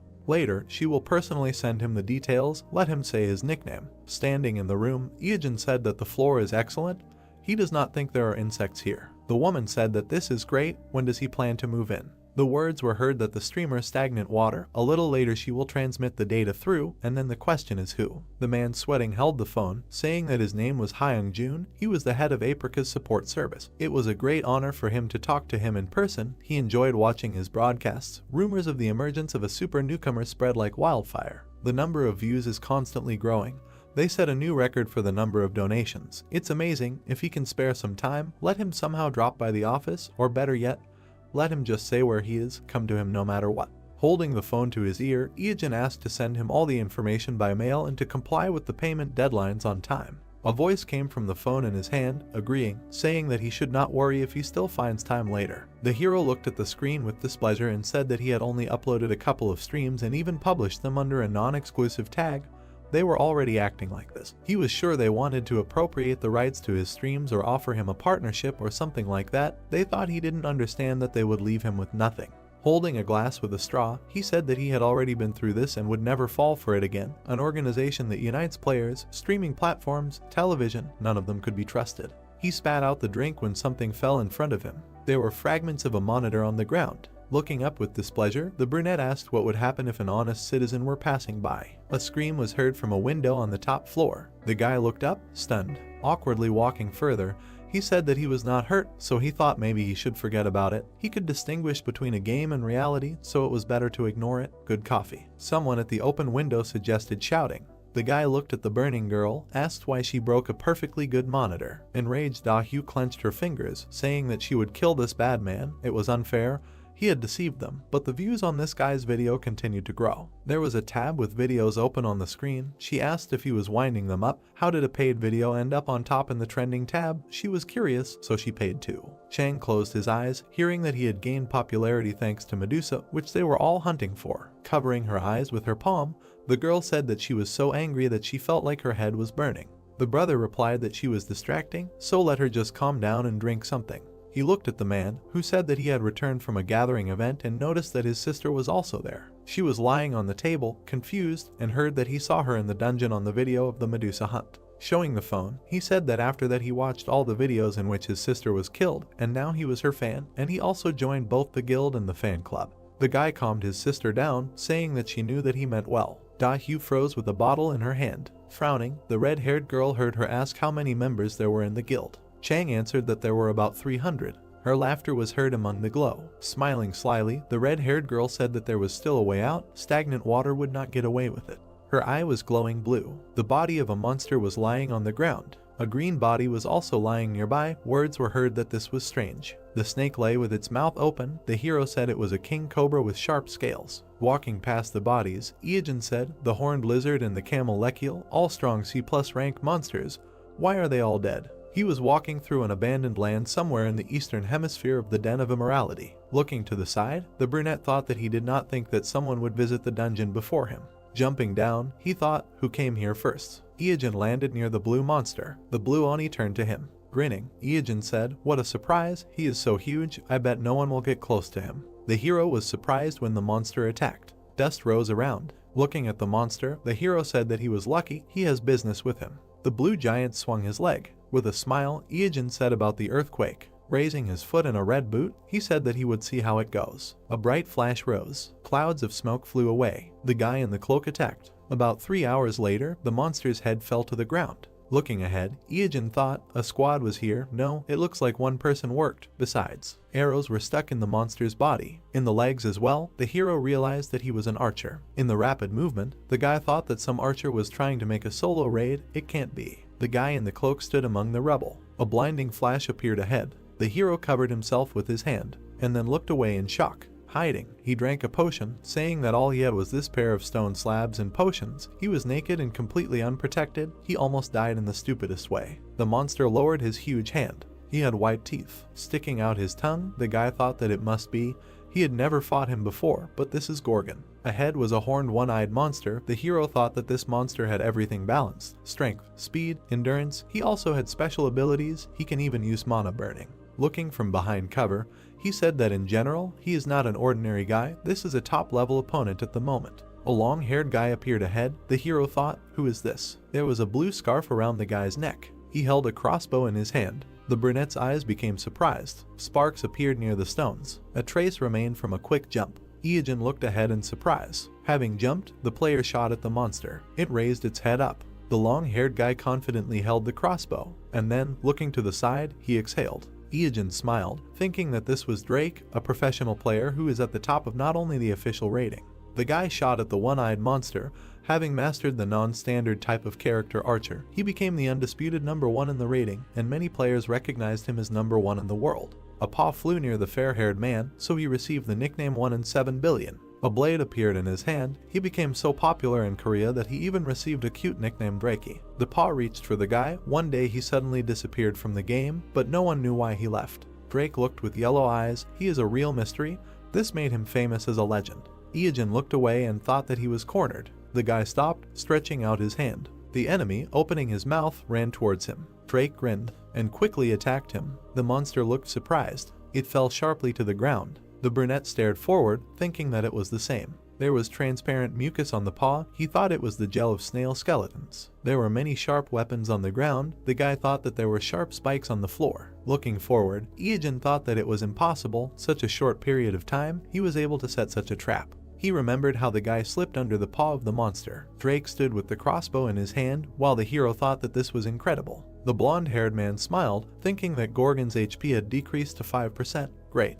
He took out a short blade, a weakling sword, which has a feature that helps defeat an enemy with less than 5% of his health left. The blade glowed blue. Looking ahead, Drake thought that this was his 20th attempt. It was time to use the 5% chance. Iojin looked ahead tensely. The long-haired man rushed to attack, thinking that now. The monster's eye glowed red. Drake grinned, asking from the mana burn. The stone on his sword was shining. He said what it was. The impact left a mark. He said that it was bad. The blade pierced the monster's eye. Lightning began to emanate from it. Gorgon fell back. He fell next to the hero. Looking ahead, Drake exclaimed that he did it. He finally defeated this monster. Iojin opened his mouth and shouted at him not to move. The boy turned around, hearing that it was not over yet. A snake appeared in front, the tail of Gorgon. The yellow eyes widened in surprise. He saw the huge Jormungandr chewing on the tail. After all, it is immune to poison and magic. On his finger, a ring with a spirit sealed in it glittered. Standing behind, Iojin said that he did not mean to interrupt. Turning, the blonde asked, did he summon this? The brunette nodded with a slight smile and thought that Drake's meta was originally supposed to be an archer who caused an earthquake that occurred when he fired a barrage of arrows from a long distance, an excellent fighting style.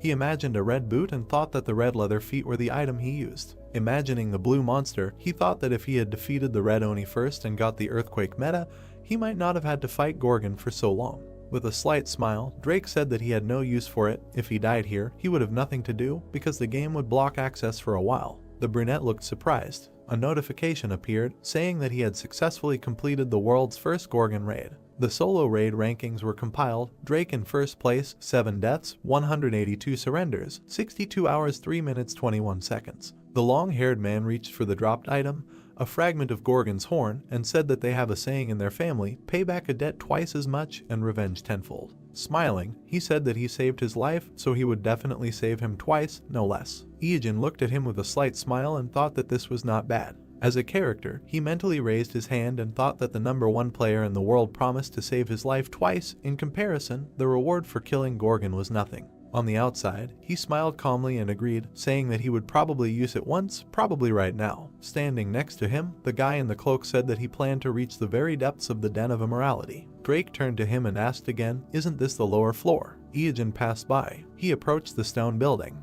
Looking at it carefully, he thought that if the information he had was reliable, the way there lies behind this altar. A flash appeared in the darkness. It was a small keyhole. Smiling, Iogen said that he found it. A dark key hovered above his palm. He inserted the key into the keyhole. Drake watched this in surprise. There were cracks in the ground, and suddenly the floor under the guys collapsed into rubble, causing the blonde to scream. The system reported that they had descended to the hidden location of the Den of Immorality, the 8th floor. The first characters' names were entered into the Akashic Chronicles. The real boss appears. Looking down, Drake said that there really was a hidden floor. Smiling, the cloaked hero said that yes, the final monster he had been walking towards for so long. In front of them was a huge black monster with a long tail and wings, Medusa's son, Basilisk. Light was pouring out of the rift. The black dragon had imprisoned his son in an underground prison before he could rebel.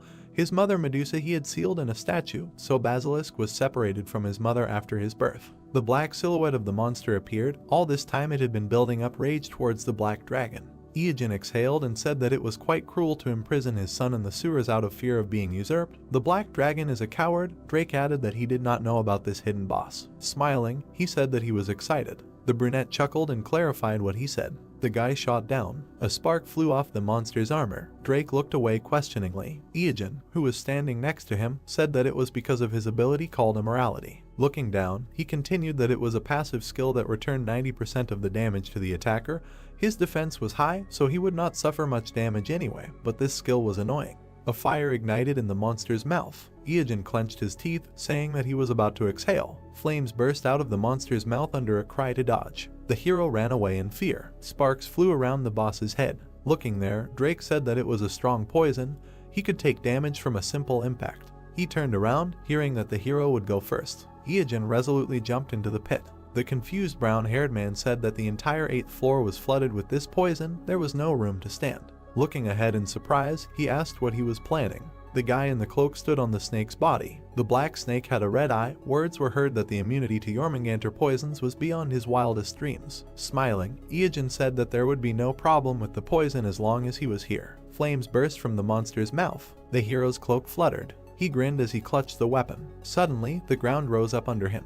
Looking tensely to the side, he said that it hit the torso. The monster's paw reached for the hero. Suddenly, something hit him in the eye. The brunette turned around, recognizing Drake. He closed his eyes after the shot. Smiling, the brunette said that he helped well. The clothes fluttered from the quick movement. A spark appeared near the torso. The black monster opened its mouth. Drake appeared next to him and said that even with Jormungandr's immunity to poison, they wouldn't last long. Looking ahead, Iogen shouted that they needed to run now. The guys ran up the spiral staircase. The enemy swung his long tail. His blow broke the staircase. The brunette staring ahead said that they needed to go higher. This guy hunts attackers to the very end. Looking back, Drake said that he had excellent defense, the ability to reflect damage, and poison. His HP was also incredibly high, as he thought they should come back more prepared. The hero grinned and asked what he was talking about. He told him. The black monster was quickly approaching from behind.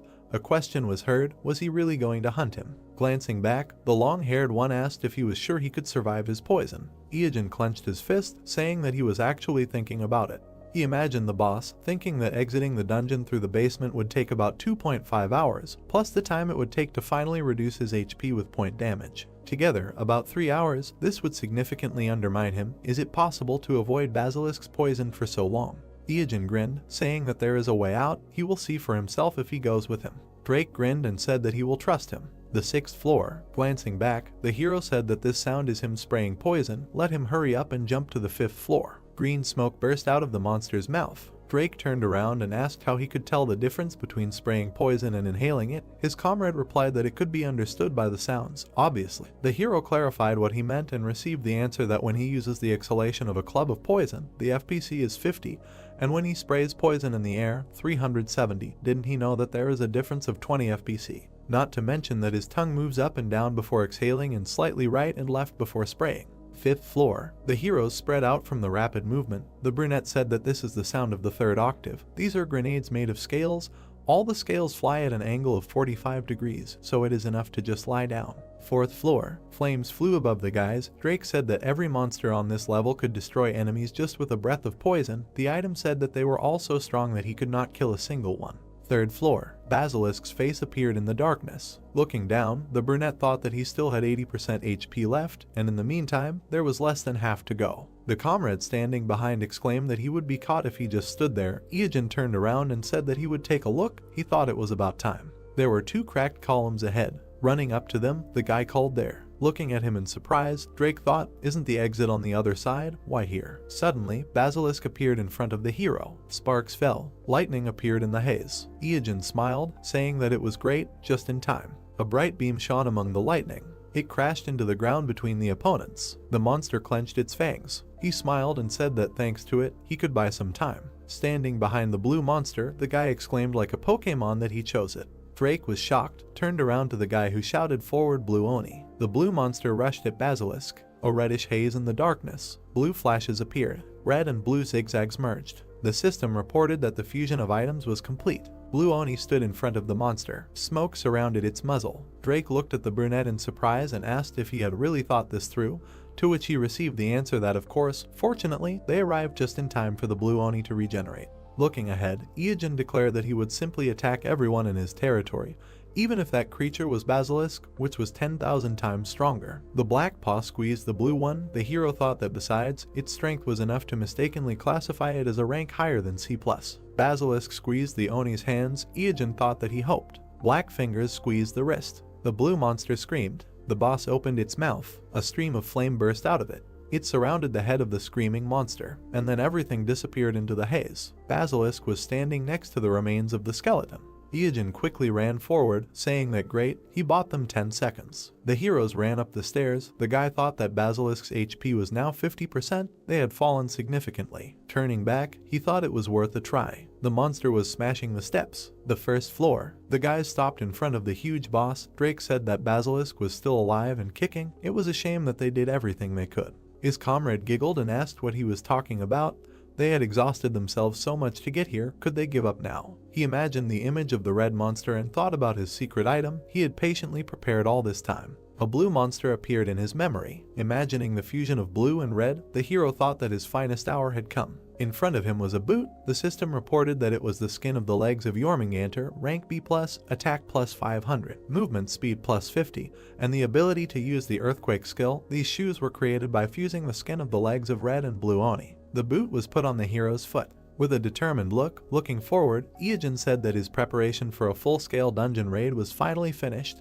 Everything was going according to plan. He raised his foot, shouting for him to taste the most devastating area of effect attack that monster's capabilities could offer. The eye on the boot glowed. A scream was heard. It was showtime. Rock debris flew up. There was blue smoke in front of Basilisk. Then he fell into the abyss. The monster fell along with the debris. Looking down, Drake made a surprised sound. Standing next to the rift, he said that this was a terrifying force. The monster's body disappeared into a bright haze. The hero explained that the Den of Immorality is essentially a deep hole between each floor. A lot of space. Basilisk fell from the 1st floor to the 2nd. Wouldn't that cause a huge decrease in HP? The impact caused many cracks. The guy continued that during the fall, his immorality feature would reflect damage to everything around him. Looking down, the brunette continued that the floors were already weakened due to Basilisk's rampage, and his poison was everywhere. Now all this still affects the attack, so while the floor under him will collapse, this is behind the floor. The puzzle monster fell among the rubble. The guy continued, falling lower and lower. He continued to fall into the darkness. Looking down, Iojin said that with each floor he would lose a lot of HP. A crack appeared from the impact. Stones flew up. The monster lay among the rubble. The rubble quickly fell down. The hero continued that the floor would collapse up to the 8th floor. Flying among bright flashes, the monster fell to the ground. The hero explained that in the end there, where it all began. And up was raised a black hand. Looking at the cliff, the brunette said that it will take this guy a long time to get back up again and thought that by then the point damage from the chisel should finish him off. Hearing he continued that from now on it is a battle with time. The guys looked down carefully. Pointing a finger forward, the hero suggested throwing down rocks just in case while they wait. Stroking the snake on the muzzle, Iojin said that he was quite a useful ally. Drake looked ahead. He was absolutely useless and thought that it was necessary to grab popcorn. A notification appeared that they were the first players to complete the Basilisk raid, they were the first to clear the Den of Immorality, completed the hidden quest Mother's Love Medusa and killed the child. Here is the reward. An image of a black armor appeared, which was called the Heart of Immorality. It is in a plus rated armor with plus 500 defense and the ability to use the unique skill Immorality. It is made from a perfectly tailored and perfectly dried basilisk heart skin. Ijin chuckled, thinking that this is a great drop. He never thought he would get something so unexpected. Now he has to go down to the 8th floor again. Drake looked at him with a smile, saying that he did nothing, so he feels awkward about his name being written in the raid clear. He got the title thanks to hunting basilisk, but not a single item due to his low contribution to the hunt. The brunette retorted that no, it was great for an impromptu team, but that's later. Since he doesn't know the layout of this dungeon, will he help collect the dropped items? Looking at him with a smile, the guy said that there was no need to ask. If anything, there was something else he wanted to do. He should not be shy and say it.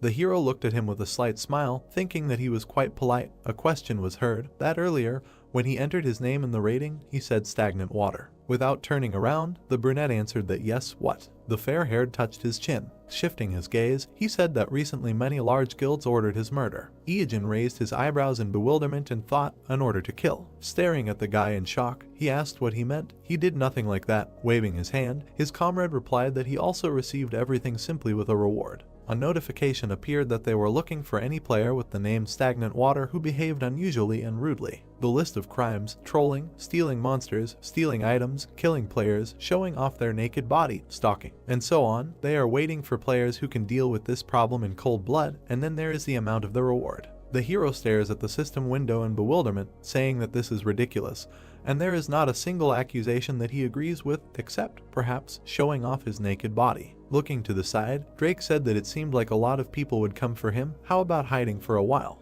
He stared forward with a completely gloomy expression, and then he chuckled. A shadow fell on his face and laughter could be heard. Ijin smiled slyly, saying that they wanted to catch him. It was so cute. He imagined an image and many birds, thinking that imagining the faces of all these newbies who would surround him like chickens, wouldn't it be exciting? Drake was surprised to hear the guy say that before these chickens grew into fighting roosters. The brunette stretched out his palm and asked that getting rid of them early wouldn't be such a bad thing. Among the sands of the harsh B-rank desert, there were black thorns. Sparks flew around the monster. The man clenched his fist, shouting that he was the one who caught it. Let him give it to him. The man with the sword replied that he should take his hands away, or he would cut them off. Pointing his finger, the man asked if he shouldn't apologize if he bumped into someone. Replied, why would he? He bumped into him, wanted to fight. The crowd cursed and pointed their weapons at each other. A quick movement and a shout to everyone. The people turned around in surprise, hearing that they hadn't forgotten why they came here, right? The guy holding the mace, hearing how they were told not to waste their strength. The silhouette of the platform appeared ahead. The girl with the microphone raised her hand, shouting that today they had a common task and only one goal: to kill stagnant water. The red-haired man exclaimed in surprise that it was the leader of the UD Guild. The second exclaimed that it was the beautiful boss. Dahu held the microphone, shouting that they would not lose precious HP by fighting against each other.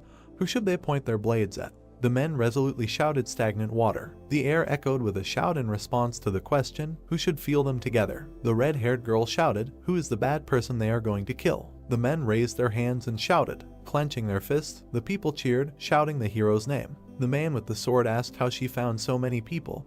He knew that the squad they hired, the secret fan club, was here, but there were no more than 100 people. Here there were more than 500. Dahu put her hand on her hip, saying that it was not only them. Many Chinese tops came too and heard the question, why? She introduced the man on the throne in front of the information window and said that recently a Chinese rich man named Yungxi personally announced a large reward for this bad guy's head. She thought the Chinese players were unhappy with the Koreans taking the initiative. There were sparks in the pink smoke, and words were heard that there were three major forces here: the UD Guild, the Incheon Alliance Guild, and Yungxi's bounty hunters. The girl chuckled, thinking that all these people gathered here to catch stagnant water, even embarrassed by how much stronger they are, but they will get rid of him with confidence. Stepping forward, she said that thanks to him, they will be able to find him. As the guild leader, she is grateful and turned to Drake. The blonde looked at her determinedly, saying that they had to team up for a while, so he knows a little about him. Looking at the guy, the redhead said that she understood what he was getting at. Speaking of which, how did he know his current location? The guy with the blue scarf replied that he was stalking him. He got the information from the player league. Crossing her arms, Dahu asked what he wanted in return and received the answer: money, to which she asked if she planned to kill him and get a reward from both them and the Chinese. Shifting her gaze, Drake said that due to some circumstances, he could not receive a reward from the Chinese. He would transfer the entire amount from their guild, so let him pay him everything. The girl looked at the hero carefully. Imagining the guy with long hair, she thought that Drake was not in the official rankings, so she did not know his level. The guy dodged the claws. She thought that he was already famous in the underground gaming world. She imagined him with a determined look, thinking that as long as he did not oppose the UD guild, this could work. The girl said that it was fine, as long as he definitely finished him off. Turning around, she said that they would see each other later, but the guy stopped her. Da-Hyu turned around. Smiling slightly, the blonde man asked, was she by any chance planning to kill him and be done with it? The next day, clouds were floating above the desert. The warriors with weapons gathered together. Clenching his fist, the guy shouted for him to come out already. The red-haired man chuckled, saying that they would incinerate him and cook themselves a roast. Da-Hyu held the scroll, thinking that she had spent a lot of money to get this scroll, a lightning strike. She could not let him die until she personally pierced him with her sword. A bright spark appeared in front. More and more. The girl pulled out the melody surrounded by lightning, shouted a death wish. Lightning came from the hands of the warriors. A green ball came from the man's palm. A bright glow went forward. There was a bright flash. The girl looked ahead tensely and thought, did it work? Clouds of dust rose up. Among them, the silhouette of a pile appeared. The amazed players looked at it, shouting, what is this? The girl looked at it in shock. There was a neat pile of shit. Then it disappeared. Dust rose up. Then a lying camel appeared. The man looked at it tensely, exclaiming, what is this? The blonde man in a huge mask exclaimed that he thought he saw a huge poop, and now there is a camel. Did they attack a camel? Frowning, Da-Hyu thought, it can't be, they got false information. She used an expensive scroll just for the sake of it. Suddenly, her eyes widened in surprise. She thought, what is this? An earthquake. The sand hills were really shaking. The cloaked brunette who appeared said with a laugh that they had asked for it.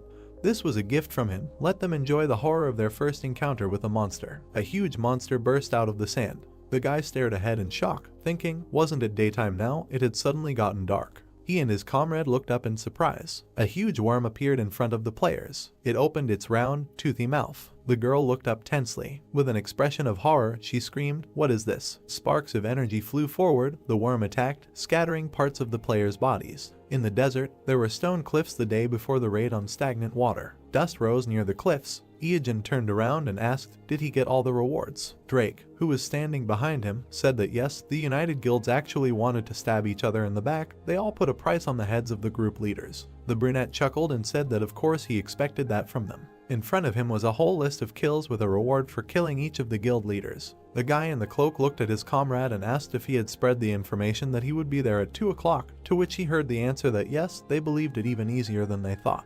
The brunette continued that he was not affiliated with any of the groups, so they should believe that he had no reason to lie to them. As long as he was fighting these 3 guilds, tomorrow he could remove the targets from the list and get the reward. A question was heard in the sandy desert, is this what he planned? Drake looked at the guy, saying that there were already hundreds of people gathered there. Tomorrow there would be even more. Each of them an experienced player, and they all gathered to kill him. Yungshi from the Chinese player base only made things worse. Yellow eyes widened in shock. Iogen closed his eyes with a smile, saying that the name is made up of a part that means snort and a part that means won't tell. Sticking out his tongue, he slyly said that therefore, if someone wanted to know his name, he would have to say that he wouldn't tell. Drake looked at him dumbfounded, and then opened his eyes wide, that it was him, wondering what he was going to do with the crowd that had gathered. The hero replied that he would understand tomorrow. A bloody camel was lying on the ground. A swift movement. A 50-meter-long plus-rank sandworm was scattering the players' body parts. The red-haired man exclaimed in shock, where did it come from? The players clutched their heads in fear, screaming.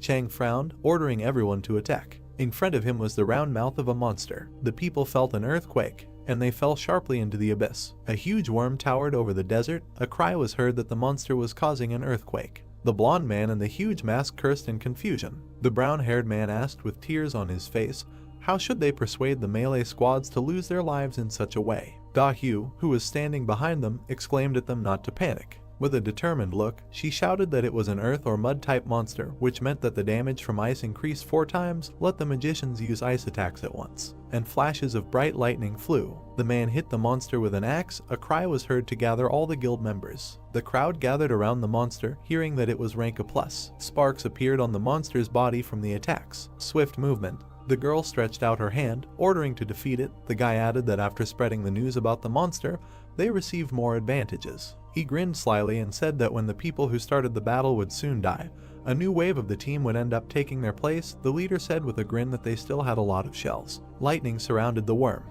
With a determined look, the girl shouted that just a little more. The gray-haired man addressed her, saying that she was slowly moving into a defensive position. Tiik grinned, saying that if they could support the attack, it would definitely not hold out. Rubbing his nose, he said that to be honest, after the mission was over, he had something to tell her. Da-hyu was surprised to see a spark flickering. There was fletching sticking out of the ground, she said.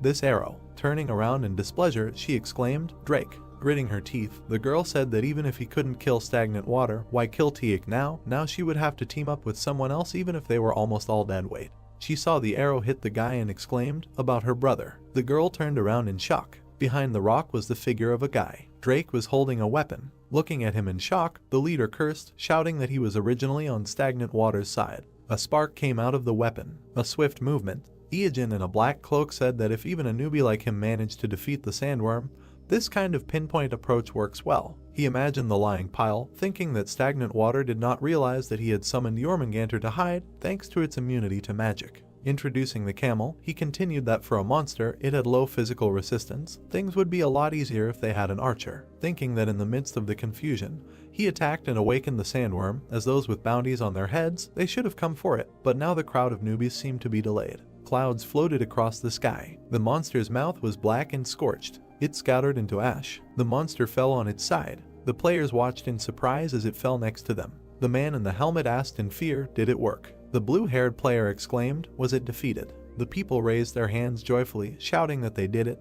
They defeated an A+ rank monster, they won, but suddenly the answer was no. The ground beneath their feet shook again, and they exclaimed again. The armored men looked at each other, asking, is it still alive? A leg in a blue and red boot appeared. The hero said that they did not win. The guy in the cloak grinned. Surrounded by sparks, Iajin said with a smile that he won. The armored men asked with displeasure, what is he talking about? Standing in front of the hero, they exclaimed, does he want to take their loot? The brunette grinned, thinking that he could not do this if they did not help him complete the task. His eyes widened. He thought that he could not believe that he actually defeated the sandworm. In his past life, he was defeated for the first time 5 years after the release of the game. He thought with a smile that now only 6 months have passed since the launch, that's 10 times faster. The hero turned around when he heard his name being called. A figure with a sword was approaching him. Surrounded by lightning, Da-hyu shouted that he had lowered his defense. The girl hit the hero in the chest. Da-hyu opened her mouth, screaming that he had weakened his defense. She hit the guy with her sword, wishing stagnant water death. Smiling evilly, the girl said that his defense was poor. She was surprised, barely managing to finish, that he would not survive with such a thing.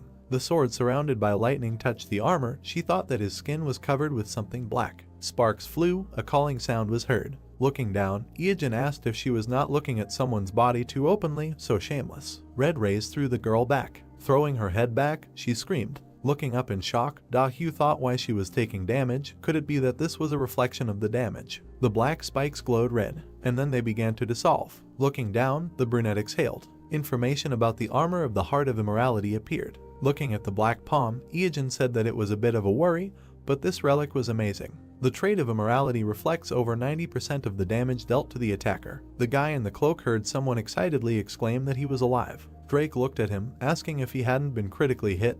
How did he even survive? Iajin replied with a smile that it was nothing, you could say that he was fully armed. The edge of the cloak fluttered. The hero said that since all the guys who attacked the sandworm were killed. The wind fluttered the cloak. The hero continued that the pinpoint damage he dealt finished off the monster, making him the only player to defeat it. Standing next to the monster's body, the guy said that thanks to this, he received another amazing item. The information said that this was a sandworm skin of rank A+, can use the unique traits of foul play and tenacity. The boy imagined himself standing in front of a flaming ball and thought that the sandworm's passive skill known as Fortitude would activate if the user of the shroud had full HP before taking damage and would always leave 1 HP if the user took damage exceeding 10,000 HP. In other words, even if a meteorite destroyed the entire planet, he would survive with 1 HP left. Iajin drank the red potion, saying that with 3 items like this, he wouldn't even need any more regeneration potions. The empty container flew away. The brunette clenched his fist in joy, mentally rejoicing that he got 2 of the top 3 items he was aiming for. He twirled around happily, telling Drake that he was in good shape. Let him watch carefully. Isn't this cool? He replied that all he saw was a pervert in a black leather suit and cloak. The guy crossed his arms and said that he would definitely not be boring, so he would continue to follow him. Iajin smiled. The guy introduced Dahu and asked if he had noticed that she was very skilled. She was able to dodge all of his arrows, escaped, and even tried to deliver the finishing blow. Ijin turned around when he heard a demand from behind him to stay put. The figures standing behind the monster's body were indignant that this was their sandworm, first dressed as a pervert, and now wanted to carry off their prey. He could not steal their reward right in front of them. Ijin looked back with displeasure, saying that they were hiding from this monster, but showed up to complain. Throwing a cloak over his comrade, the brunette said that they were leaving. The player stepped on the monster's body. His face became surprised. He asked where they went. There was only desert sand ahead. The guy said that they dissolved. The wind drove the dust. There was a brown cloth on the sand. The boys hid under the sandworm skin, which reduces the chance of being noticed by the player or monster by 50%. Ijin said that he was sure that they were newbies with 6 months of experience, so this disguise was enough. Now they could go to a safe place to log out. The heroes looked ahead carefully. Lying under the skin, they both thought it was awkward. Under the sky, the hero thought that because he was technically naked, his stomach was growling too loudly. White clouds were floating in the sky. There was a sign on the brick building. From the video on the screen, words were heard that this was the end of their review of the Red Oni, one of the 3 main bosses in the newbie area. Next time he will talk about the long sword of the Needle King Cobra. Let them not forget to like, share the video and subscribe. It was stagnant water, disconnecting. The guy with the phone exclaimed how cool he was. The other said it was amazing how he could explain things so well while fighting an Oni. The student sat with his head on his hand. Tegang turned around when he was called. 2 guys approached him. With an indifferent look, the professional player of the K1 Soul branch asked what they wanted. The blonde looked at him awkwardly. Standing next to him, he hesitantly said that it was nothing, just what they talked about last time. He wanted to know if he got them. His hand squeezed the handle of his backpack. As he walked away, Tegang said that if he meant the hunter's bandana and the bold armor, he already had them. He interrupted the thanks, saying that there was nothing to thank him for, just to get the money ready. The blonde standing behind him asked displeasedly why he was leaving. The class hour had not even started yet. Looking after him, he sadly thought that he had hoped they could play together. White clouds floated across the sky. Tegang looked ahead with dissatisfaction, saying that he couldn't continue to earn so little. Professional gamer groups forbid their members from participating in other commercial projects. He walked with his hand in his pocket, thinking that the regulations monopolized the players. Because he dropped out of school, he had nowhere to go. He walked down the city street, thinking that when he tried to stay in the dorm, it was annoying because everything the older ones did was gather all the younger ones and make them do everything for them. The house is empty because his parents work day and night to pay for his younger sister's treatment.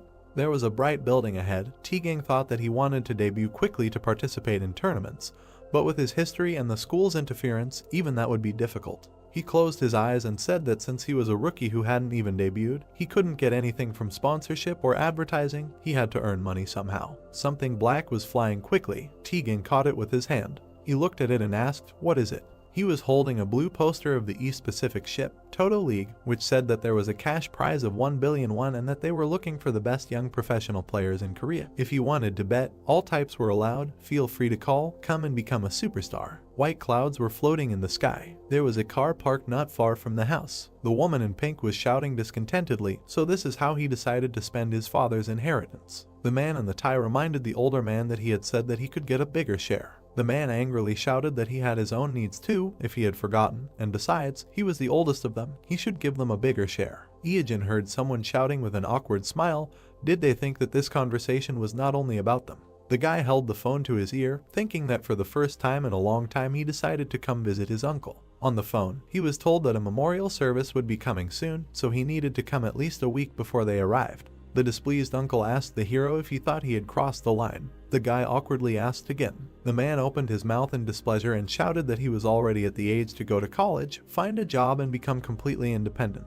He expected them to still pay the bills and fuss over him. The boys looked ahead in confusion as he ordered him to look at his cousins. They hadn't relied on their parents since they started going to school, and how good was he at school? The cousins chuckled a little. Spitting out saliva, the man yelled that no, he was just sitting there playing his stupid games, and now he sees the difference between him and those who have real jobs. Ijin let out a sigh, dejected, thinking that who knew he would make a speech to pretend that he was actually protecting him. The children held their phones. The man waved his hand, telling his brother that he was sure Ijin thought about such things, but he angrily replied that he didn't, and then said that they would return to their common problem. They needed to discuss it together. The indifferent brunette listened, that it was about his grandfather's inheritance. It shouldn't be a surprise, since they all knew that he was no longer with them. The boy smiled and asked how much he had left. He asked again in surprise when he heard the man put a 20 and 2 zeros next to it. The furious man, spitting, shouted that so much money was no joke. He was too inadequate to understand what it meant to have so much money. Ijin raised an eyebrow pitifully, thinking it was only 2,000. He hoped in vain. He wondered how they would react if they knew that he had earned 40 million in 3 months. The man held up the papers, saying that the paperwork seemed quite complicated in this case. The man with glasses heard him ask for permission to help. Ijin raised a finger and said that he would submit these documents to the district office and ask for a geographic survey and the issuance of documents for land distribution. It should not take long. The relative froze in dismay, and then pointed his finger in displeasure, shouting why he was butting into the adults' conversations. Ijin smiled sweetly and said that he just wanted to offer his help, but if they didn't want to involve him, that was fine. Sitting with his legs tucked under him, he continued that it seemed like the inheritance request hadn't come through from the local courts yet, so the whole process would take at least a week. If they went to the registry office later and got the registration number, the inheritance would get a new number. The cousins were displeased to hear that only after that would the inheritance registration process be transferred to them, but they would need to prepare the land transfer application and official seal in advance. They would also need to choose the right seal and a suitable representative to oversee the process. The bespectacled man smiled, saying that if they thought about it, they could really use his help. The brunette said with a smile that they would leave the inheritance worries to him. Ijin smiled. His uncle grinned darkly. The guy thought that he had learned all this in his past life after he had set him up. In the bluish space, words were heard that by the way about this. The guys surrounded the hero and asked what he was doing these days, since he should not go to college. The cousin with glasses smiled, saying that he was 21, so it was a little late, but perhaps if he started studying now, he could still take a place at a lower level. The second brunette said that he was older than him, he could tutor him if he did not know how to study. Ijin looked at them with displeasure, hearing that he should go to college at any cost. Then he turned his gaze. The children continued to look at their phones. The uncle shouted at them with displeasure that they were sitting in their phones all this time, as if glued to the screens. He smiled nastily, saying that perhaps they wanted to end up like their elder Ijin. Arching his eyebrows, the brunette thought that he had already started on the children. He knew how much pressure they would be under from their parents. He imagined a boy studying, being told that his brothers had become doctors and lawyers. Do they think it's enough for them to work all night? A girl wiped away tears, hearing that they should be doctors or lawyers like their brothers. Their parents, spitting, said that it was for their own good. The brother with glasses smiled. The hero thought that 15 years later, the older brother, a paid medical practitioner, caused a major medical scandal and became an alcoholic after leaving the hospital. Remembering the brunette looking down, the hero thought that the younger brother, who became a lawyer, saw his business fail and got divorced thanks to his trademark arrogance. In the end, they used up all of his uncle's severance pay and pension fund and tried to encroach on his property as well. Clenching his fist, Ijin thought resolutely that he would not return to his old life and would not allow this to happen.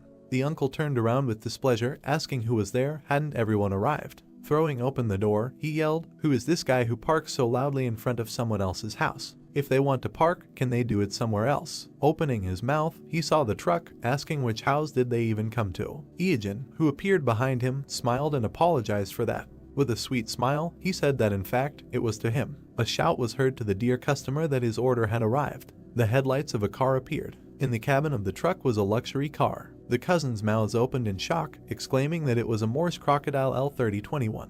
The children stared ahead in admiration, saying how cool it was. Ijin signed for the delivery man, saying that this was an inimitable service. The delivery man said that delivery was a service that was included in the order. The door of the blue car opened. Holding his jacket in his hand, the boy said that they had discussed the main things about the inheritance, so if there were any other problems, they should contact him. He had important things to do, so he left. His relatives watched him get into the car with their mouths open. The uncle looked extremely surprised. The sky was clear. Opening his mouth in displeasure, he shouted that they were looking at their phones again. How many times had he told them to study? Frowning, he continued, unless they wanted to become like Ijin. Then his eyes widened in shock. Holding the phone, the boy said that they wanted to be cool like him. A video was open on the phone screen, and words about likes, subscriptions, and that stagnant water was with them could be heard. Rapid movement. The car moved forward quickly. The boy said that it was really a waste of time. He tried to give them a chance. With a smile, sitting behind the wheel, he continued that in any case, the moment had come, the big event that everyone had been waiting for. On the seat was a crumpled poster. In South Atlantic, the Amazon, a red beam was rising from the device. Words were heard that the Asian Toto League was finally starting.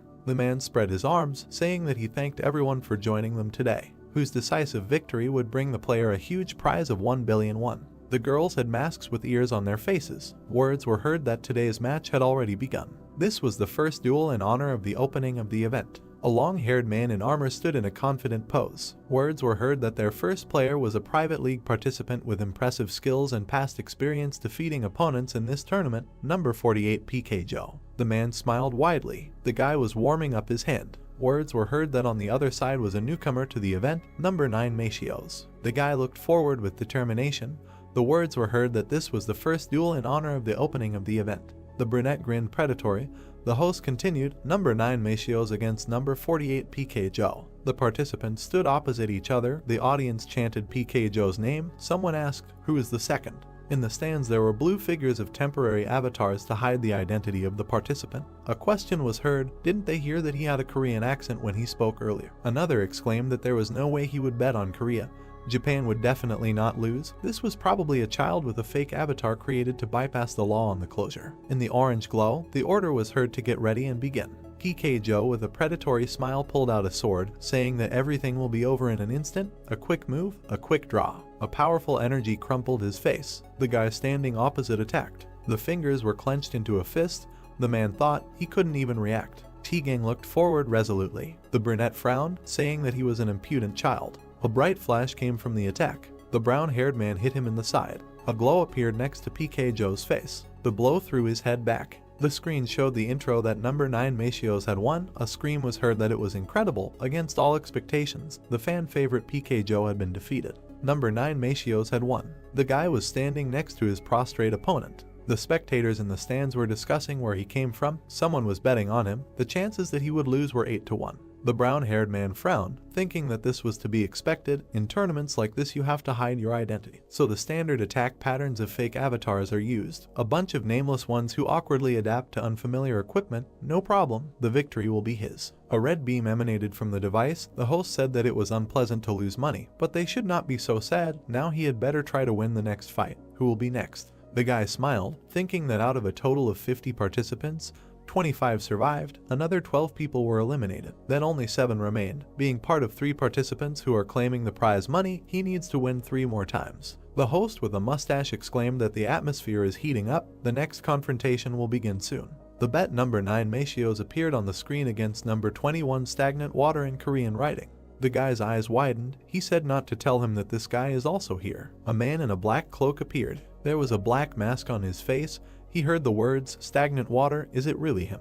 Blue Eyes looked forward. Frowning slightly, T-Gang thought it was an imposter. Standing in front of the guy in the mask, he thought that this shorty was clearly not 2 meters tall compared to their last meeting in the dungeon. His height had changed by at least 20 centimeters. It was impossible to grow like that, even if he ate well. The man in the white mask told him to start. A cry of the beginning was heard against the orange background. The player was clutching a spear in his hand. An eye flashed in the slit of the mask. The guy said, come closer. None of his blows would reach the target. The brown-haired man continued to stand. And then he grinned. Stagnant Water was surprised by the rapid movement. Machios was quickly approaching him. Flashes appeared from the blows. The guy clenched his fists. Then he attacked under the knee. The brunette in the mask made a dissatisfied sound. A red beam appeared from the attack. The hand was clutching the blade of the hedgehog needle from the dungeon. Looking at this, the blue-eyed guy thought that he was a melee player, but chose the style of this. Probably he has low HP. The masked guy's cloak was fluttering. The hero thought that he had an advantage in a large reserve of HP.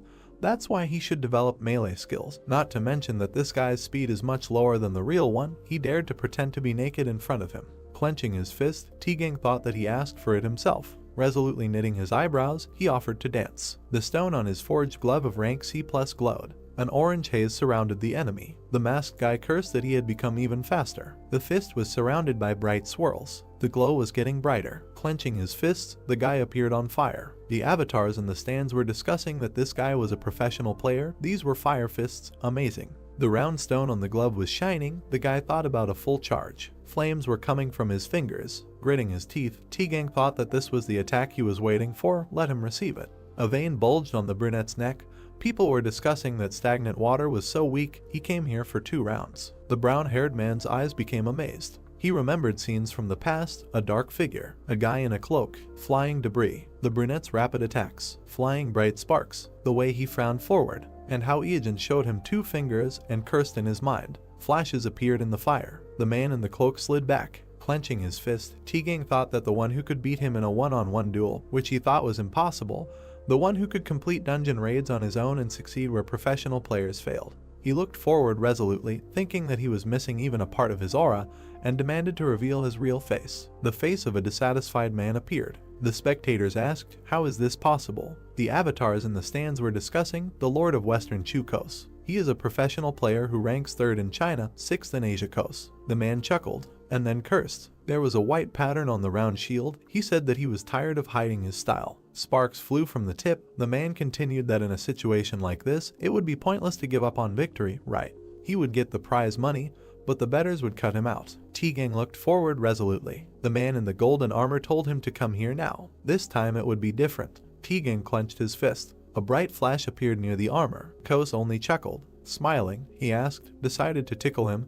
Didn't he tell him that this time it was serious? Sparks flew. The attack left a bright trace. Covering himself with his hand, the brown-haired man thought that he was too strong. If he really hit, then the end is near. Looking ahead sullenly, he thought that, in addition, despite his size, he was too fast. First he should create distance. The guy took a step back. Kos smiled wider and said that he was scared. Let him come closer. He does not bite. As if raising his sword, he exclaimed that he would show him the power of the Great China. Bright rays crashed. The guy froze, thinking that this was a long-range attack. He frowned at the flash. He jumped aside from the rising beams. The hero gritted his teeth, and was surprised when the man appeared behind him. T-Gang shifted his gaze. Kos hit him from top to bottom. Dust rose from the beam. Sparks flew in all directions. The brown-haired man held the sword with his hands. With a wide smile, the brunette said that it looked like his HP was already running out. What would he do next? The armor on his hands cracked. A demand was heard to answer what he would do next. The hero gritted his teeth. He closed his eyes and said stop. He gives up.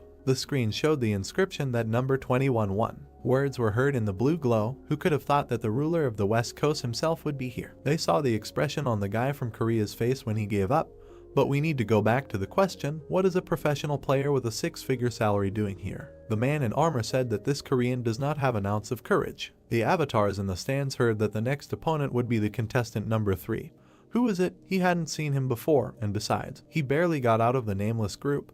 Then he should definitely bet on number 21. There was no one in this league who could defeat Kos. The guy walked away. As he walked forward, he thought that this was a waste of time. The Lord of the West Coast was impressive. The hero remembered the flashy attack and thought that close combat using an overwhelming amount of physical attacks and that speed. He remembered how the man raised his sword and thought that even his attempt to pretend to be stagnant water was only successful because he was confident in his fighting style, using an evasion that was completely opposite to his own. I wonder who would win if he faced the real stagnant water. Closing his eyes, T-Gang thought that he couldn't earn a penny this time. It was a shame. He thought he should take this as a learning experience. The guy opened his eyes when he heard someone greet him. There was a powerful armor on his arm. A man in red armor stood in front. There was a red mask on his face. Frowning, T-Gang thought, who is this? Does he know him? As he passed by, the man said that he was curious about something. The guy turned around, looking at him, and heard what was said before. Stopping behind, the player continued that it would have been the end for him if he had hit him in the stomach. But why did he continue to attack him in the chin?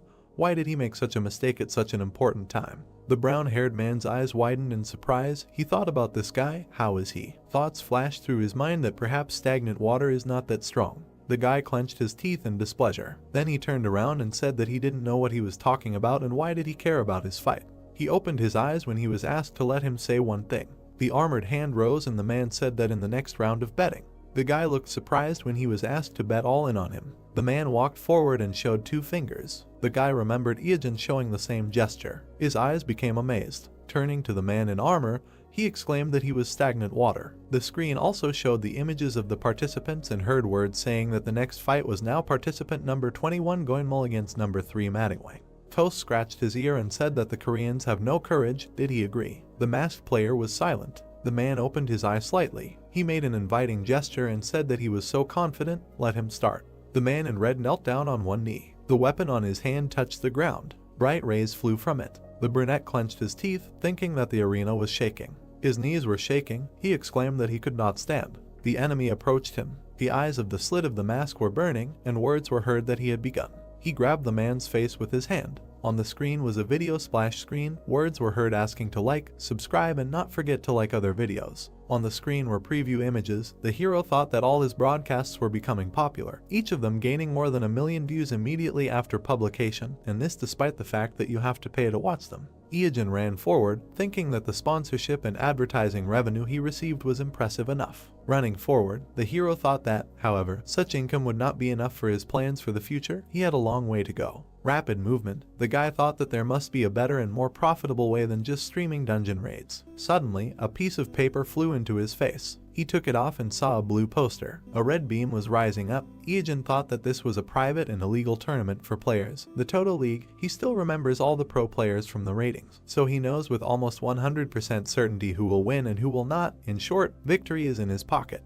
In red armor and a helmet, he sat among the avatars. There was a wide smile on his face.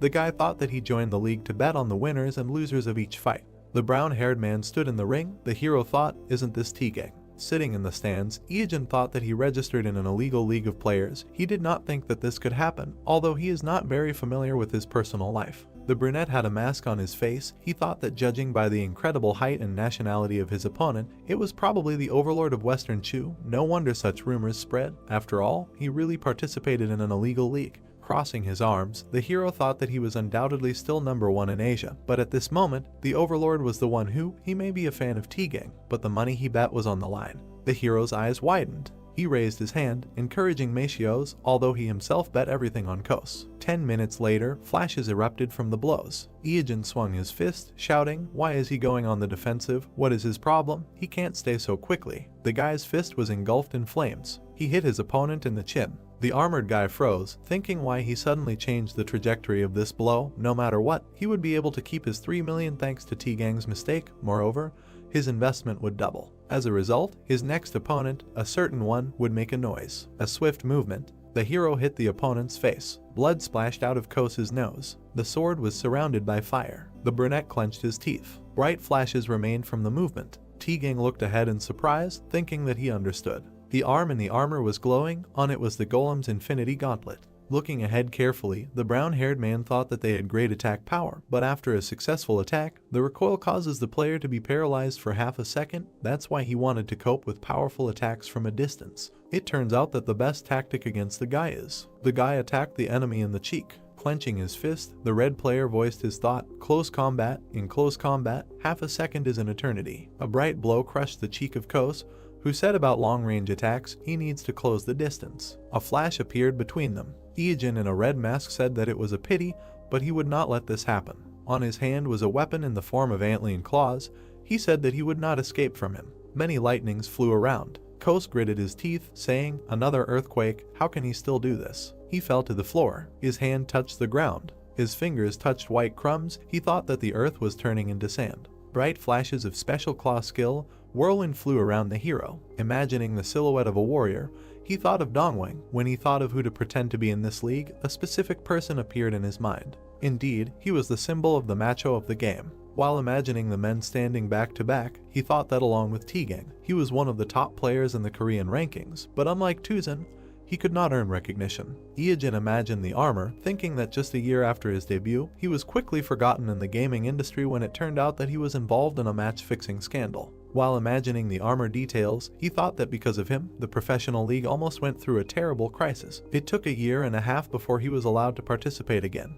He already knew what skills Dongwang used for his debut. He thought that his actions hurt both the leagues and the fans. Iojin smiled, saying that he was using them now. He was surrounded by bright lightning. Kos gritted his teeth, saying that this was not just an earthquake. His body was being pulled into the center. The tip of the sword was lowered. He thought that if he screwed up when attacking, he would not miss this chance. The guy in the mask stood. The eye in the slit glowed white. The man looked extremely scared. A bright ball appeared near the sword. The brunette swung it, leaving a bright trace. Kos opened his mouth in shock when Iojin approached, reminding him that he said he would not escape from him. A fist crashed into his face, along with bright beams. Many beams crashed into the body of the man who said that it was impossible. Clenching his fist, the player asked what was wrong. He said something. Maybe it was because of his large build, but he was holding up well. Iojin clenched his fist surrounded by beams. Kos lay in the rubble of broken armor. The player in red armor stood confidently. Words were heard. What just happened? He did not even think that it was possible to fight in such a way. Impressive. The avatars in the stands rejoiced. Words were heard that this force is stunning. Dongwing broke into the ratings. The guy looked ahead, saying that so much time had passed. No, something else was more important. The hero in red armor stood sideways. His fingers were clenched into a fist. The brown-haired man smiled, saying that it was amazing. The hero clenched the blade and looked ahead in shock. The guy gritted his teeth and thought that this was crazy. Two red eyes flashed in front of him, and he tried to understand what it was. The brunette frowned and sweated, turning his head. Iijin swung his weapon and shouted. The pink-haired girl looked up in confusion, not understanding how everything came to this. Blood splattered on the wall. A week earlier, a cafe in the Gangnam district. The girl closed her eyes and took a breath. The youngest producer of the LGB program From Beginnings to the Crown, Hong Yong HWA, sat and worried that she had come too early. She opened the front camera and checked if her makeup and hair were in order. The girl blushed and muttered with a smile that she never thought stagnant water would respond to her, and the meeting itself was not long ago when a response to an email sent without much hope came. Yong HWA sat at her laptop and looked at the person she had stumbled upon while searching for a guest for her show. The screen flashed clips of Stagnant Water's streams, a man who had topped the charts of all streaming platforms and whose incredible control over his own skills had earned him international fame. She opened the page with the videos and noted that famous brands were already trying to launch ads on his channel, and before anyone knew it, he had already become a celebrity. The pink-haired girl sat back and wondered if such a person would respond to her email. She typed out a message, deciding that she should give it a try. She quickly received a response agreeing to participate. Yong HWA enthusiastically picked up the laptop and blushed. The girl smiled awkwardly and muttered that she was sure he would ignore her, because it was hard to believe that a star of such stature would agree to take part in a new show on a small TV and radio station, especially considering that From Beginnings to the Crown didn't have such high ratings, so everyone there was excited. A little earlier, her colleagues had been fussing and trying to tidy up the girl, choosing her clothes and doing her hair. Yong HWA put the straw in her mouth and noted that she was so nervous that she didn't know if she would be able to speak at all, and it would be better not to blurt out too much or with a strange pronunciation. She flinched when she heard the sound. The man adjusted his cap. A guy in a mask and dark glasses walked inside. The girl turned around and thought that it must be Stagnant Water. She jumped up and waved at him, and he was surprised to think why she was talking with a straw in her mouth. He put his glasses on the table, and at that moment the girl said that she was glad to meet him. The interlocutors looked at each other, and the young man said that there was no need to stare like that. Yong HWA flinched and smiled awkwardly. The girl scratched the back of her head and muttered that she was uncomfortable seeing him in clothes, because he was always naked, and the brunette reminded them that they were in reality now, not in a game. The hero narrowed his eyes and wondered if she had arrived 2 hours earlier or if he had messed something up and misunderstood her letter. The pink-haired girl looked at the interlocutor with confusion, and Iijin mentally greeted the girl from the LGB poster, remembering that From Beginnings to the Crown was a program that would turn their small TV and radio station into the #1 gaming broadcasting service in Korea. He pictured the office building and noted that it was a station that had perfected the art of VR broadcasting since its launch, something the guy was attached to. The hero looked at the interlocutor and said that he had already thought about the content for the broadcasts, but thought it would be difficult to broadcast it in HD quality with his current equipment, so he wanted to get help from experts. The girl nodded when the brunette added that it was a project that he wanted to show his viewers in a good quality video. The guy presented the document on the table and remembered that unfortunately, in 5 years, LGB would face management difficulties and would be forced to merge with Chinese investors, after which From Beginnings to the Crown would grow in popularity, but without being able to capitalize on its potential, the company would disband. Yong HWA looked at the man with a smile and said that their CEO was a big fan of his and he wanted to meet him, but the guy retorted that the boss would have come by then, to which the girl said that she was not exaggerating. It was just that the man had a heart attack when he heard about Stagnant Water's response and was taken to the hospital. Iijin sighed as he looked at her and mentally asked him not to screw up this time. The pink-haired girl leaned over and asked what type of content he was planning on making, and the boy noted that she was impatient and asked what if they were disappointed. The woman smiled and exclaimed that what Stagnant Water had brought would not disappoint her, because it would top the charts anyway. The guy closed his eyes and wondered if she would have spoken like that if he had been standing there picking his nose. The brunette pulled back his mask and noted that he had come here thinking about how to convince them, but it seemed there was no need for that. He leaned his elbows on the table and declared that he was going to go through the Tomb of the Brave. The girl stared at him in admiration, her eyes shining, after which her surprised exclamation was heard throughout the cafe. The protagonist imagined a tall building and remembered that the Tomb of the Brave was a tower that had 108 floors in an event dungeon, a place where players competed to see who could climb the highest in the least amount of time, and it was currently the most popular event in DEM, so there was fierce competition between players from several world rankings. The other visitors turned around questioningly when the girl exclaimed that stagnant water would challenge the Tomb of the Brave. She jumped up and said that the current first place in the rankings was held by a raid conducted by an alliance of France, the United States, and Korea, but they had only reached the 45th floor, and the record was set 6 months after DEM opened, but no one had been able to beat it even after another 4 months. Ieogen stared at her in surprise and mentally noted that she was very talkative when it came to the game. Young HWA smiled with anticipation and said that it would definitely be great content, and if it was him, he would be able to reach the 46th floor of hell, and no matter what others said, he was the unofficial #1 in Korea. The brunette smiled and thought that if this broadcast was successful, LGB would have a chance to go viral, but wasn't she being too confident? The guy smirked and remembered that he had another reason, and the girl kept shouting that stagnant water would definitely be able to do it, and the hero and the waiter asked her to calm down. 1 week later, the sky was covered with clouds. The hero was standing in front of the Tomb of the Brave. The guy looked ahead and asked if the broadcast was going on now. He turned to the blue light, the camera in support mode, and Young HWA replied that she couldn't go on air right away. The girl was sitting at her laptop with headphones on and was saying that after recording the video in HD format, she needed to do the timing and write subtitles, and also edit the frames, so there was a lot of work. The tower was hidden behind the clouds. It was an event dungeon created in the likeness of the 108 earthly filths, and the participants needed to defeat the monsters that multiply on each floor. The hero mentally divided the tower into several levels of difficulty and thought that the ranks of the monsters increased depending on the floor. His body began to be covered with black energy, and the guy noted that even after 15 years, this place had not been completely cleared. He smiled and thought that the last thing he remembered from the future was the news that the 106th floor had been cleared, and 10 months had already passed since the launch of the game. At the moment, the record is still the 45th floor. Ieogen frowned and decided that it would be nice to break records, but he was not interested in advancing in ranks. The brunette smiled and reminded himself that his real goal was to find a clue to obtain the last of the 3 artifacts. The hero grinned and exclaimed that he hated standing still and asked the girl to watch and enjoy how he would break all the records, and Young HWA happily supported his mood. The guy ran forward, shouting that the world record should be waiting for them. Blood spurted. The protagonist narrowed his eyes and gritted his teeth, pointing his blade. He frowned and shouted loudly. Ieogen crouched down and thought that he couldn't give up, because if this continued, he would die and he couldn't lose. The young man clenched his weapon and indignantly noted that a bunch of nerds had overtaken him. The brunette sweated and, gritting his teeth, decided that he had to defeat them. The boy swung his arm and shouted for the enemy to attack. The blue flame looked ahead in confusion and asked what the hell that was. The protagonist raised his hands and exclaimed that he had won. There was a red puddle on the floor, a C-rank queen slime, specialty, regeneration, habitat, all continents. The boy wiped his sweat and muttered that he was close to giving up, and the girl exclaimed how he could have spent 2 whole hours fighting a normal slime. Ieogen pointed and countered that the queen slime was a monster with the widest attack range in DEM,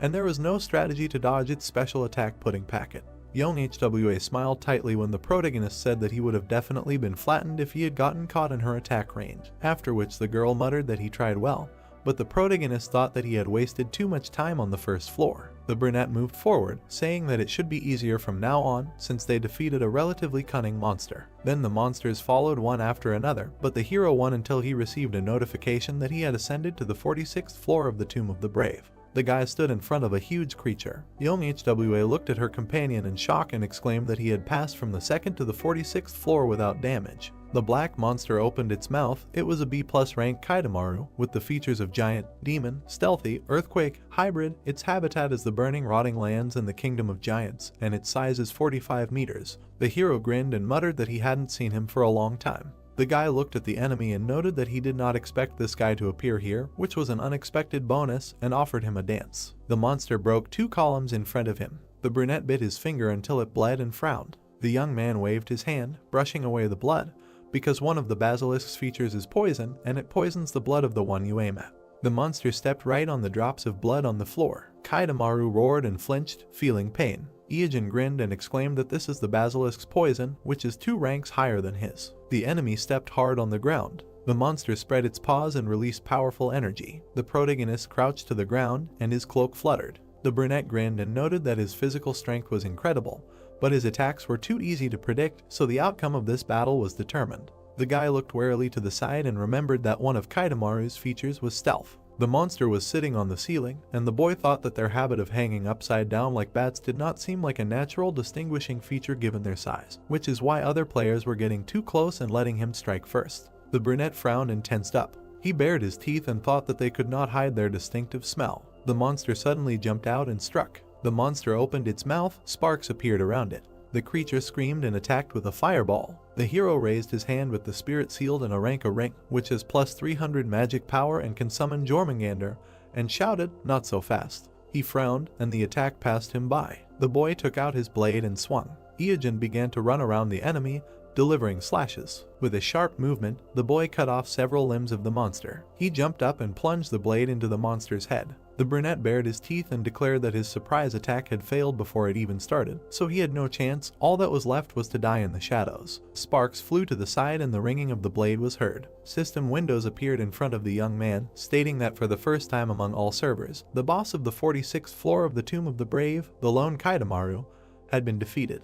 The protagonist stood in front of the defeated enemy, and the system asked if he wanted to receive a reward. The young man furrowed his brows and exhaled. He wiped the sweat from his forehead and muttered that it took a little longer than he thought. The brunette turned to young HWA, who was frozen with a shocked expression on her face. She opened her mouth and shouted that this was simply amazing. The pink-haired girl clenched her fists and exclaimed that for the first time in history, the 46th floor had been passed. The girl burst into tears and said with a smile that the guy even passed the previous, 45th floor, which is called the Hell Floor, and the test that even the top players of France, the USA, and Korea could not pass was passed by stagnant water, and she could not believe that history was being made before her eyes. The guy turned around with a grin and noted that this was only the 46th floor out of 108, but the girl objected that this was a new record. The hero looked down, noticing the item. He frowned and his eyes widened. A blade of Kaitamaru essence, rank B+, material, fusion, was floating in the air. The young man smiled, and the girl noted that this item did not look like a good drop, but the interlocutor replied that it was not so bad. He showed a boot and said that the essence item could replace any fusion material. Young HWA looked in surprise as the guy poured liquid onto the boot. The shoes began to vibrate and emit energy, and the system notified that the fusion of items had begun. The guy looked at the shining thing in his hands with a smile, while the notification said that the fusion was ongoing and the process could not be interrupted. The blue light smiled, and the girl exclaimed that she did not know such a possibility existed, and this was the first time she saw the fusion of items. Iogen grinned and clarified that with this, the stream ratings are guaranteed to be high. Young HWA happily raised her hands and shouted that the world's first clearing of the 46th floor and fusion of items went to them. Their viewers will applaud standing. The brunette smiled and thought that it was time for him to show himself, because he should be enough. That is the key to the last of the 3 artifacts, and it was worth going this far. Notification: you have ascended to the 47th floor of the Tomb of the Brave. A dark figure sat ahead, and the hero thought of the slutty succubus. A blue light shone on one of the floors of the tower. Iogen walked along a dark corridor decorated with statues. The guy shuddered and looked ahead. He jerked back, dodging the attack in time. The young man looked at the mark on the floor, and young HWA exclaimed that she could not believe that he dodged. The brunette looked up and mentally noted that he must have been waiting for her to come. He sweated and smiled. A black wing appeared. A girl with a scythe, a slutty succubus, was hovering in front of him. The brunette stuck out her tongue and narrowed her eyes. The blue light glanced at her, and her partner noted that this boss was just a beauty, but looked weaker than the previous ones. The hero frowned and replied that he would go. The enemy swung her scythe and smiled. The guy dodged the attacks cutting through the air and thought that she had a special feature, duality. The brunette sweated and widened his eyes, remembering that such monsters are divided into 2 types, those who attack with physical force, and those who use magic, and once you choose one, it cannot be changed back, and the guy chose a demon with a physical attack. The player clenched his teeth and dodged, cursing, because he thought that if it were magic, then most attacks could be neutralized by Jormungandr. The guy sweated, noticing that the blow landed right next to him. Explosions were heard throughout the corridor, and the young man noted that this was not bad. The columns and ceiling were covered in cuts. Iogen frowned and noted that the speed was high, and it was difficult to avoid due to shock waves, but the longer you delay, the worse. The brunette grinned, and the guy thought that there was one dangerous way, but either all or nothing. He turned around and clenched his fists, realizing that even if everything went smoothly, he didn't know if he would win. The succubus furrowed her brows and looked at her opponent questioningly. The guy used the skin of a sandworm, and a bright light began to emanate from him. The brunette frowned and clenched his teeth from the tension. A black paw, depravity, appeared from the hero's body. The succubus quickly appeared next to the young man, and he flinched. She struck with a quick movement. The hero jumped back and exhaled. Ijin crouched to the ground, and young Hwa said that she didn't know what he did, but it seemed that the attack did not work. The opponent was fast and also attacked physically. The brunette took out a bottle of potion and replied that everything was fine, because physical attacks take a long time to recover, and his companion exclaimed that the question was whether he would be able to attack her at this time, because she was the fastest monster she had ever met. The succubus was approaching again, swinging her scythe. The guy frowned and thought that he should deal with her speed first. He squeezed the bag in his hand and noted that it was a bit early, of course, but he was using his secret weapon.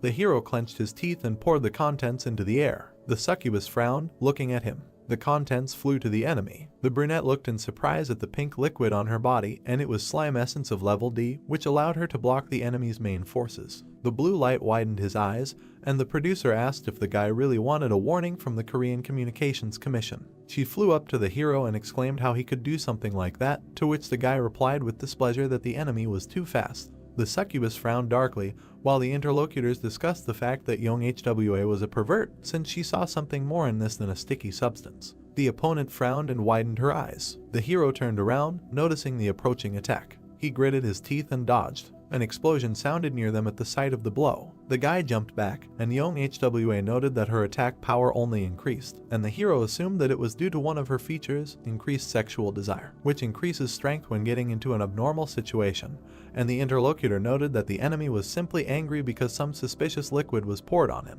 Ijin dodged another blow and noted that the speed decreased, hoping that this thing would buy him time. The guy widened his eyes, watching as the succubus launched another attack. A system window appeared, fusion of items completed. The hero smiled and noted that it was just in time. He turned around and frowned. The opponent looked at him questioningly. The brunette stepped forward in new boots made of Kaitamaru leather, rank A, fire attack plus 1000, speed plus 70, lava run ability. Ijin grinned and ran forward. The girl frowned and swung her scythe, and the hero thought that the advantage of fusion items was that you could create an item one tier higher. He kicked the enemy and noted that the special feature of Kaitamaru leather boots was lava run. Light appeared from his boots, because wherever he put his foot, everything would be on fire. A bright flash appeared ahead. The protagonist swung and delivered a flame kick, throwing the succubus back, and noted that this was energy that would turn everything within a 10-meter radius into lava from just one step. The ground began to melt, but the guy was focused only on the succubus's body. There was a footprint of a figure imprinted among the rubble, and the hero remembered that this was used during the golden years of King Madon, with earthquakes and floods. The boy looked at the shoes in shock and muttered that it was quite impressive, so he should be careful not to adopt King Madon's style. Young Hwa jumped up with her fists clenched and exclaimed that they caught it, and the audience would be shocked too. The hero smiled awkwardly as the girl shouted that for the first time, the 47th floor was cleared and a B+ rank monster that could not be caught one-on-one was defeated. A B+ rank sword was floating in the air. The brunette smirked when the producer noted that the weapon would attract a lot of attention if it was put up for auction, and now she was facing the very first player climbing to the 48th floor of the Tomb of the Brave. The young man scratched the back of his head and smiled when the interlocutor asked how he felt and how high he planned to climb. Ijin put his hand on his belt and said that he was going. The corridor of the dungeon, a female voice thanked the viewers for already collecting 100 stars. Da-Hyu winked and said that she was ending the broadcast, welcoming new subscribers and happy for those who have been with her for a long time. The girl made a heart gesture and reminded that the next broadcast would be a fight with a B-rank monster, so she was waiting for everyone. Da-Hyu waved her hand and said goodbye. The girl slammed her fist on the table and exclaimed why she had to host these broadcasts. She gritted her teeth and muttered that it was fine, but after that idiot, it was a death sentence, losses, and if she had the stolen money, she wouldn't have to do those damn broadcasts. Da-Hyu bit her nail and thought that without the sponsorship from the broadcast, it would be hard to run the guild, so she needed to find that guy and get revenge. A man approached her and said that he had already filed a complaint, to which she replied that all is fair in war. She frowned and looked away. There were two men standing behind her, one of whom said that one of them had written 40 posts on his blog. There were cans of beer and squid on the table. From beginnings to the crown was starting on the TV. Da-Hyu slumped in her chair and muttered that this was the only thing that brought her joy these days, so it was time to forget about her duties and rest. The K1 team coach and MC, Young, smiled and said that they had an unusual guest today. The redhead took a sip and asked who it was. The girl spat out the drink when she heard that it was the most popular streamer, after which the man asked for some comments from producer Young HWA. Her house shook from the indignant scream. Cafe Hall, Gangnam District. The protagonist sat at the table in a mask and cap, asking how the reaction was. The interlocutor turned pale and replied that she received a warning from the organization, saying that this was too much, because she sent the protagonist of the ball.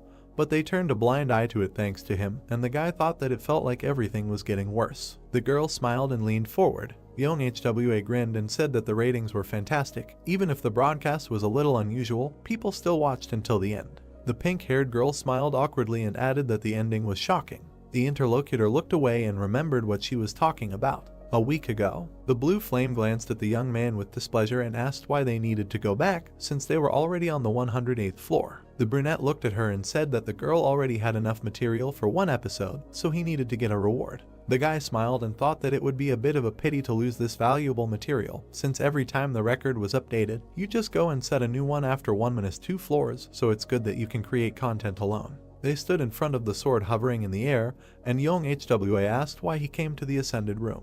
The blade was glowing, and the girl remembered that it was the sword he received after the B-rank battle. The flame smiled, and the producer guessed that the guy wanted to strengthen it, and then the price for it would be simply cosmic. The hero grinned and muttered that this was, of course, true. He threw the crystal into the compartment. They watched the light coming from the weapon, after which a notification appeared stating that the enhancement was successful, and a +1 sword was created. There was another flash in the air, and a new notification, the enhancement was successful, a +2 sword was created, and then a +3 sword. The blade sparkled, radiating energy, and Young HWA enthusiastically noted that this was already the 3rd level. The blue light turned to the young man and asked if the stats had become even cooler. She froze when she heard that the enhancement was successful, and a +4 sword was created, and then a +5 sword. When the system notified about the 6th level, the producer silently widened her eyes. Young HWA flew to the hero after the sword reached the 7th level and asked if that was not enough. The brunette silently threw another crystal into the compartment.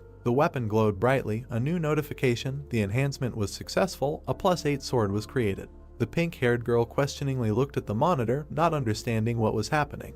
The blade was emitting red energy, and its level had increased to 9th. The girl was sweating, trying to understand how this was even possible, because the situation was changing so quickly that she did not know how to react. The protagonist looked at another crystal, and the interlocutor exclaimed that maybe it was time to put the stone back in place because it was too dangerous. The brunette stared intently ahead. Memories from the past flashed through his head, full of disappointment and tears. He grinned. Young HWA looked at the guy who was squeezing the stone in his hand and asked if he had calmed down and was glad that he had strengthened 9 times in a row. The girl raised her hands and congratulated him with a smile on his B-rank weapon with a level 9 strengthening. The hero silently threw the crystal into the compartment, and a glow appeared. The producer's eyes widened and loudly protested. The blade became invisible behind a bright flash. A notification appeared, error, strengthening failed. The weapon fragment fell at the player's feet, and the system notified about the destruction of the sword +9. Steam was coming from the blade. Eogen silently turned around and looked at the blue light. The guy made a face and shrugged. Young HWA collapsed on the floor, exhausted, and her colleagues ran up to her, asking if everything was okay, ready to call an ambulance. The pink-haired girl sighed tiredly and muttered that there were a lot of comments, and it was a shame for the sword, although it was not hers. The hero crossed his arms and replied that nothing could be done, and someday it would be more interesting. The young man grinned and thought that he did not regret it, because this was an item that was destined to be destroyed. He imagined the weapon and remembered that it would be clear when, compared with the real level of the sword, this blade had weak characteristics, and under the bullshit there was truth, a hidden item. The girl smiled and asked the hero to help her with the next broadcast, and the brunette agreed, on condition of good payment, to which she immediately agreed to give more than he wanted. Eogen looked questioningly at the phone, hearing the call. He glanced at the screen and saw a letter about joining. The hero put the gadget in his pocket and noted that it was the same sender again. The brunette froze and widened his eyes. The guy abruptly took out his smartphone and stared at it again under the puzzled look of the interlocutor. The young man looked at the screen, not believing that this was so. The protagonist sweated and realized that this was a Madamada account. The director was talking on the phone and asking, "He is not a professional player registered to someone else, right? They cannot allow others to take him away?" Then ordered to immediately send him an invitation letter, to which he received a response from the interlocutor that it is impossible to contact him. There is no email, no phone number, they can only leave a comment under his video. The blonde guy, sitting at the table, continued to say, no, if he gets picked up by some foreign team, it will be a loss for the whole country, to which the guy asked, so he should continue posting comments. The director said, okay, let him continue in the same spirit, write a whole wall of text, but do not try to cheat and just copy-paste the text. All the messages need to be formulated differently, not repeat themselves. The man looked aggressively at the monitor and thought that Madong Wang. This guy meets all the requirements of a professional player. The macho and berserker styles are different in that they crush the enemy with the onslaught of pure force. Then he continued the thought that for someone seasoned in the Shadow League, he has crazy skills and control, not to mention his unique sense of combat. Fans will have no choice but to bite. This is the perfect formula for box office success. The brunette stood behind the main guy and asked that this Madong Wang, judging by the rumors, is very good. Yes. Gray-eyed turned around and asked back if he hadn't watched the video he sent him. Lim Joseph smiled and replied that he didn't watch the videos from the illegal Toto League. He then spread his arms when the director looked at him in surprise and continued to say that he heard that he had defeated the Western Chu Lord. But anyway, this loser's skills had only gotten worse after participating in illegal leagues for so long, even he could have won hundreds of times. He then looked at the man who was staring at the computer and asked if anyone who had a taste of the underground's prize money would also want to come out and play by their rules. Even the salary they offer to professional teams is just a pittance compared to what he can get competing illegally. To which he replied that all the illegal leagues are now being shut down, the country is putting pressure on them as they speak, so all the players have no choice but to say goodbye to these shady deals. Yang turned his head and continued to say that this is the best time to get Madong Wang. The brunette silently closed his eyes and then said, Director. Suddenly, he opened his mouth in anger and screamed, why did he never pay so much attention to him? To which he replied, go to hell, what complaints could he even have? The guy replied that he had a lot of complaints about his salary. The blonde responded by looking at the monitor when a notification came. Then he asked in surprise, what is this, spam again? To which the guy frowned and said that this needs to stop, really. Suddenly, he fell silent and looked questioningly at the computer. The gray-eyed man approached the director and called out to him. He was unconscious when the guy shouted that he fainted. Trying to bring the man to his senses, he asked what happened and told the director to come to his senses. On the screen hung a message from Madong Wang. In it he was asking about his salary. The protagonist narrated that after participating in the illegal league, he created a backup account named Madong Wang to upload video material from his PC. He did not think that anyone would want to hire a Toto League participant. He continued to say that it was hard to believe that his fake avatar Madong Wang received an invitation to the national player team before the dead water. This is the best deal of all time. There were sounds coming from the bathroom. Someone turned off the water. The protagonist noted while wiping his mouth that although he received a lot of these letters after the raid on the Nameless Queen, he then held his head and said that at that time, he refused them because the rules were too strict and the salary was close to zero, but now is a good time to force the government to sponsor esports more actively. The brunette frowned, smiled sarcastically and said that debuting as a C was a turn of events he never expected, then asked how he should start. The sun was shining brightly on the Seoul National branch of K1. The director raised his hand and shouted loudly to welcome their guests. The man in black stood behind him, saying that he was glad to see them all. He had a mask on his face when he introduced himself as Madong Wang. The three guys looked at him and thought in turn that with this mask, he was using a voice meter. Why the hell did he choose such a style? The brunette looked at him seriously and said that they were glad to meet him, and then asked, but why in this mask? The protagonist answered indifferently, because of the burned scars. Then Joseph came closer to the guy and asked, and why the hell he was late for more than 2 hours, wasn't the meeting at 5:30? When the director intervened in their conversation, put out his hand and said that it was just because of the rain and traffic, this gentleman is not to blame. The brunette got angry and yelled at the blonde why he was using formal language if he was going to be part of their team, to which he replied that he hadn't signed the contract yet. Then asked what that idiot was whining about, to which he replied that it was because thanks to that idiot, he missed training. Looking at the men's quarrel, the protagonist thought, how nostalgic. He remembers that these two would bicker even in public. Under his mask, he hid a smile as he continued the thought that there was such chemistry between them. It was nice to see it up close. He was getting sentimental. Then he clenched his fist and thought that now he needed to maintain his arrogant image. He didn't want to fail, he needed to put pressure on them. The director and the brunette looked back in surprise when the guy asked who told him that he was needed here. The observers were shocked. Then the gray-eyed man grinned and asked what he said. The protagonist repeated his question and added that if he wanted to see him right away, he should have come to him himself, then asked why he was angry if he was the idiot who decided to wait. A voice could be heard that he sounded very confident, too much pride for someone who didn't even have an official rank. Yun-ho and Song Byung-gun stood and looked forward when the latter asked if he would mind if they helped him tone down his ardor a little. The red-haired man smiled and asked if he really thought the skills he learned in the illegal league tournament would help in the real professional leagues. Suddenly the director turned around and asked what was wrong with them, then turned to the new guy and said that he was really sorry, they were usually friendly. Maybe it was because they missed training today. Then one of the guys asked, he had to take the entrance test anyway, right? He would see for himself if his skills were good enough to make a fuss about him. The gray-eyed guy frowned and thought, this is just a guy who broke into an illegal league with no previous records. Who knows? Maybe the match was rigged in his favor. They invited someone who is an expert in PK at best to their national team. He needs to be put in his place. The brunette then looked away and asked who wants to start, to which he heard the first one answer that he will go first. Doesn't he know that PvP is his specialty? The second one said no, he will go, and the third one said that he is in the lowest place in the official rankings, so he should start with him. The guy looked at them and said, no, before them, the second row should get their chance. Then he looked at the blue-eyed man and asked why not give the understudy a chance. The understudy looked at the protagonist seriously. Then, without looking away, he said, no, he already had one. The gray-eyed man narrowed his eyes and said that this was low, and then asked why he retreated after saying that they couldn't go first. He thought he would have more courage after returning from the army, but apparently he was wrong. The brunette closed his eyes and said, that's enough, it's fair to start with those who are lower in level so the understudy can continue. Suddenly, the gray-eyed man looked up when he heard, no need. The man in black kept his hands in his pockets and said that he didn't have time to sweep the floor with everyone individually. When everyone looked at him, he continued saying that this was only annoying, after which he suggested ending this match, all 4 against 1. A voice was heard in the desert, telling Madong Wang that the entrance test was a one-on-one match. They couldn't break this rule even for him. The muscular guy opened his mouth and told the director that it was about their rankings. He should let them figure it out for themselves this time. Many guys looked forward when someone asked a question. Well then, should they go and see how good he was? The man held a mask in his hands. Then he put it on and he had the ability to use the serial killer feature. The notification said that the user's karma value is applied instead of the death count. After putting on the mask, the attack power will increase proportionally to the total number of kills.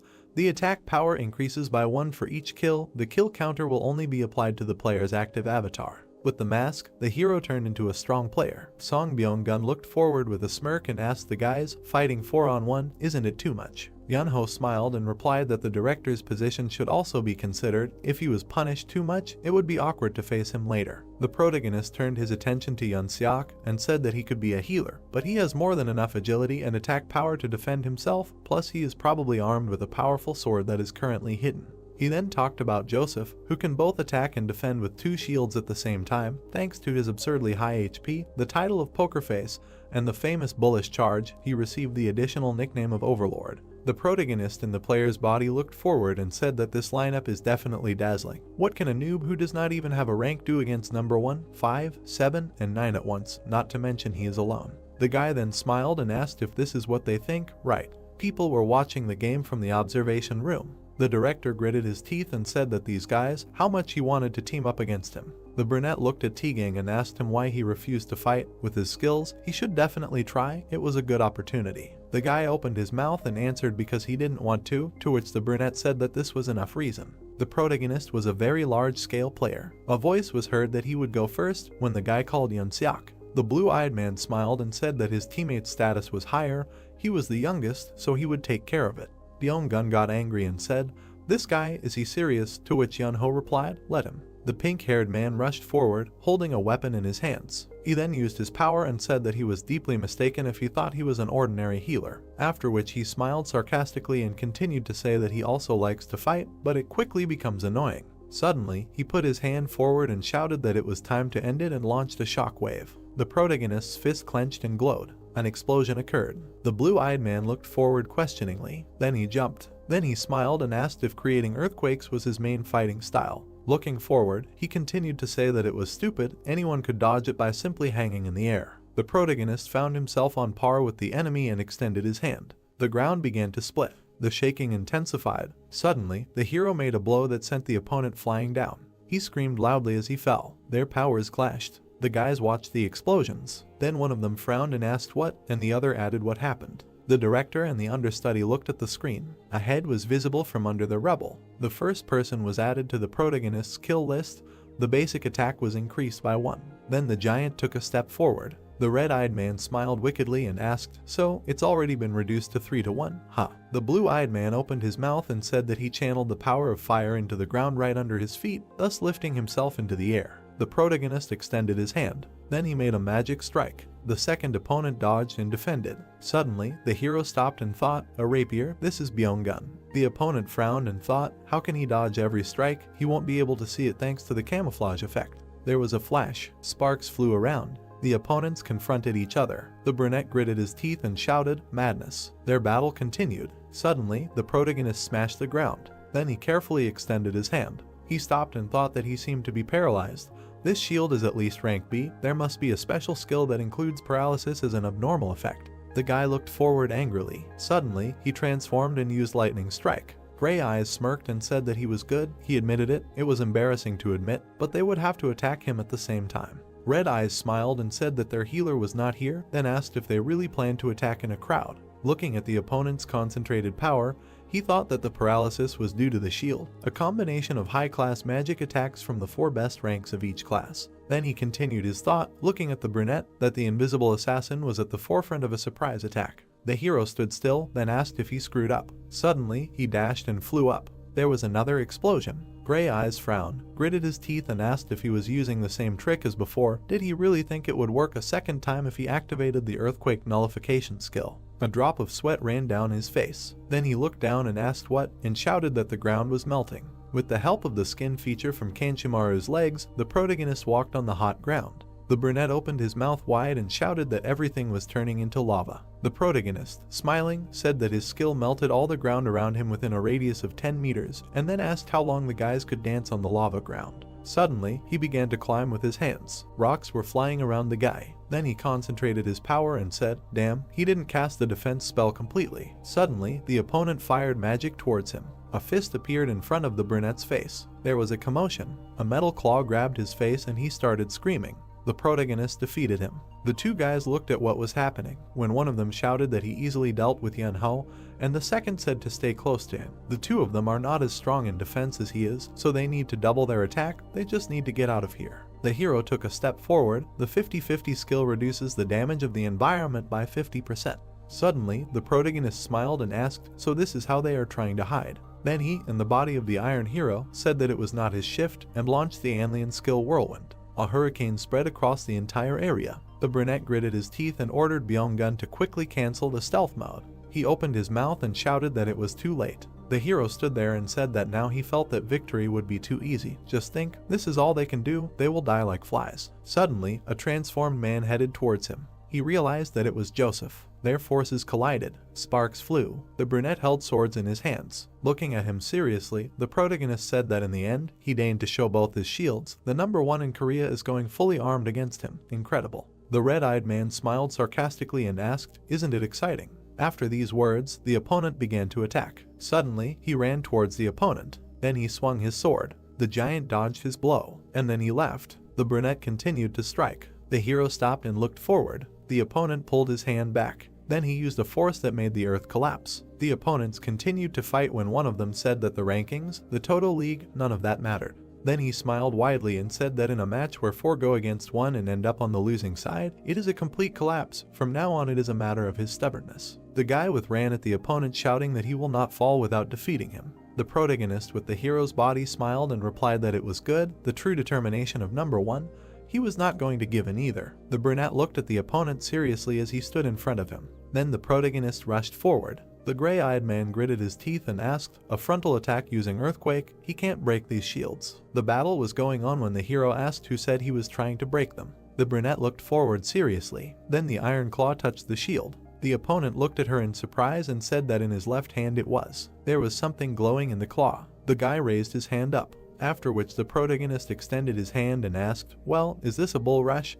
His special move. Then he swung his fist and shouted, "Checkmate." There was a flash between the players. Ijin frowned and said that no matter how high his defense was or how much health he had, it did not matter now. Suddenly, he clenched his teeth. Then he launched his power and shouted that he would grind him into dust before the earth recovered. The director was shocked. The brunette looked forward, raising his head. Sweat was pouring down the blue-eyed man's face. Someone noted that the top players of Korea, a dream team of 4 leading players who even participated in professional leagues, a team of such a level was defeated by one person. The protagonist looked at the destroyed earth and said that there was not a trace left of them. Ma Dong-wan, no, dead water. The narration began that, compared to how he was when they clashed in the illegal Toto League, he seemed to have become ruthless, destructive, and much stronger than before. He plays completely differently than his seniors, the players in the rankings, and the rest of the older generation. He really is that strong. The director, looking up, said that he thinks he will now draw up a contract of employment, to which someone replied, okay. The hero standing in the desert thought that these were probably temporary items,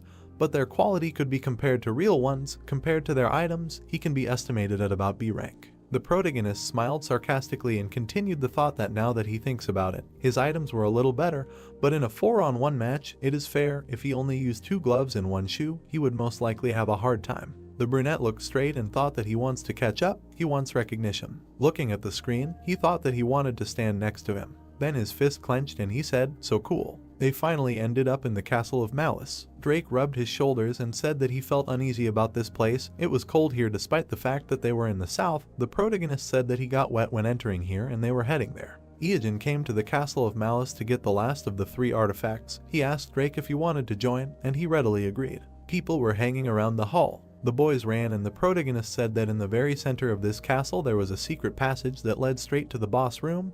He thought they could call it a back door. He looked ahead and said that it was because there were too many annoying zombies in the way. The zombie opened its mouth. The boys approached a dark doorway and the protagonist said that as long as there was daylight they were weak, but it would take too long to deal with everyone, so it would come down to them just avoiding them. At that moment, a loud scream was heard and the boys turned towards it. The brunette grabbed the blonde by the shoulder as he moved forward, shouting that it sounded like a woman's voice. She was in danger and they had to save her.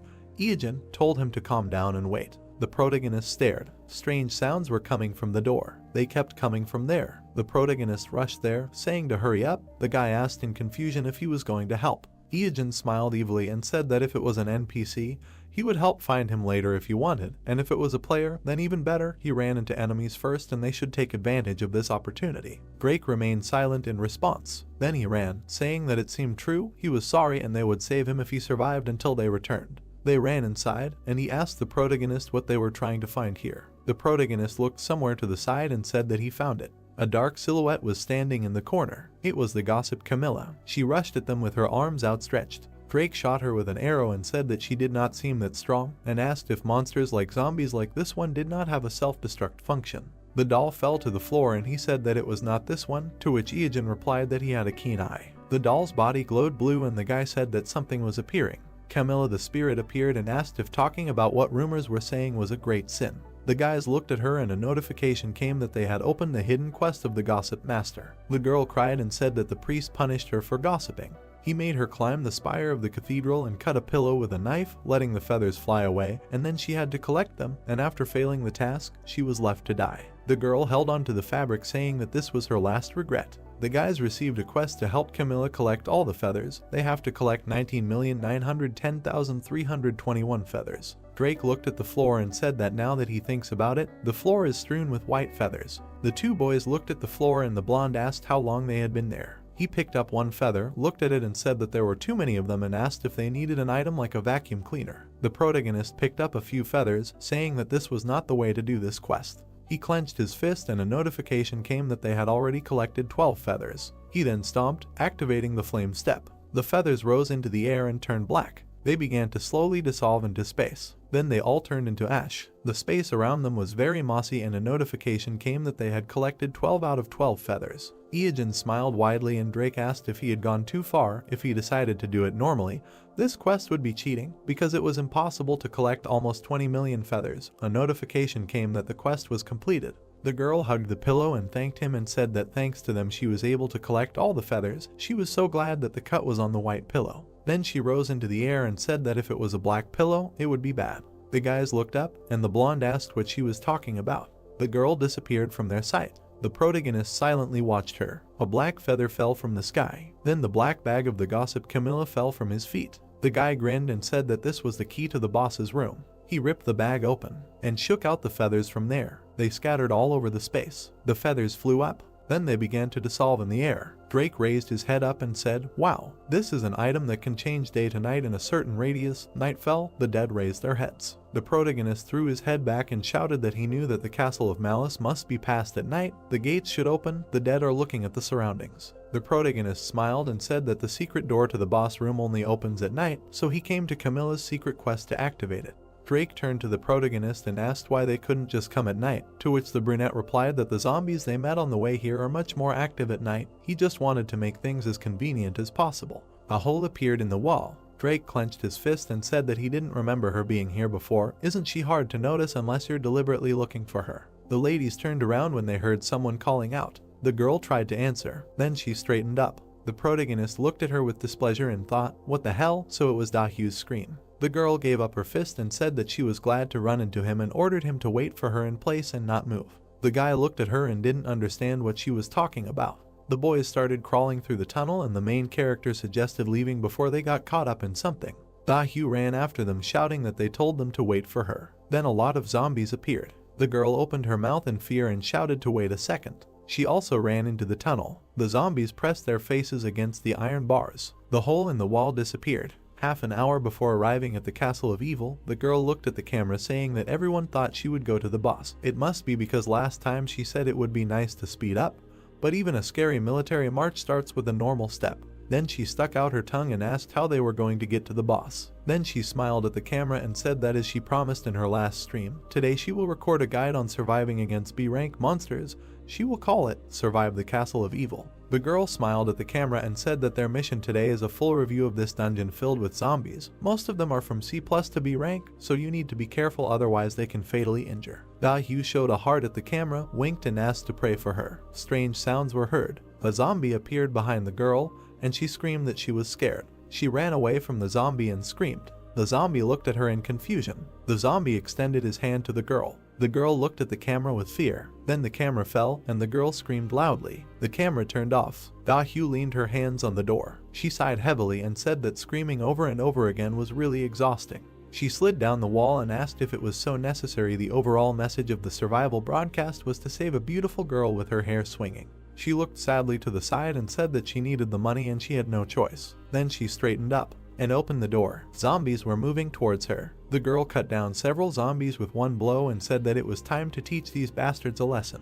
She stepped forward. The doors slammed shut. The girl stood there with the weapon in her hands. Then she wiped her cheek and said, "Great." Dahyu pressed the record button on the camera. The girl bent over and tried to catch her breath, saying that she thought she was going to die. She was so scared that she didn't even realize that the recording had stopped. She wasn't even sure that she was saving herself. Then she turned towards the door and said that she ran deeper into the castle and stayed here. The girl clenched her fist and asked what now. Then she asked to drop donations if they didn't want her to die here. She looked around the room. Then she grinned and thought that of course she wasn't going to die anytime soon. The zombies at the entrance were about C+ and B ranks, but their level drops to C and C+ during the day. Their movements also slow down, so she can run as much as she wants. Dahyu grinned and thought that not many people know this secret. She won't get any extra experience or drops from them, so it's a little frustrating. The space began to fill with smoke. Night fell. The girl looked and didn't understand anything. The dead raised their heads. The girl didn't believe what she heard. The moon illuminated the space. The girl opened her mouth and asked what was going on. It was not time for night yet. Zombies crawled out of all the cracks. They began to move towards the girl. The dead began to look around. The girl screamed loudly as the zombie reached out to her. She slashed at him with her axe. The zombie was fallen. The girl looked at him in confusion. The dead man reached out his hands to her face. The girl ran away screaming. While running, she turned around and didn't understand what was happening here. She was really surrounded by C+ and B rank monsters. The girl heard a familiar voice. She gritted her teeth and said, "Just don't tell her that it was dead water." The zombie raised his hands. The girl kicked him in the face. Then she continued to run away from them. She ran deeper into the room. The guys turned towards the sound. The girl fished from behind at the bottom of the hole in the wall and thought about what it was and what they were doing opposite her. She looked at the wall and thought that they had found a corridor leading into the depths of the castle.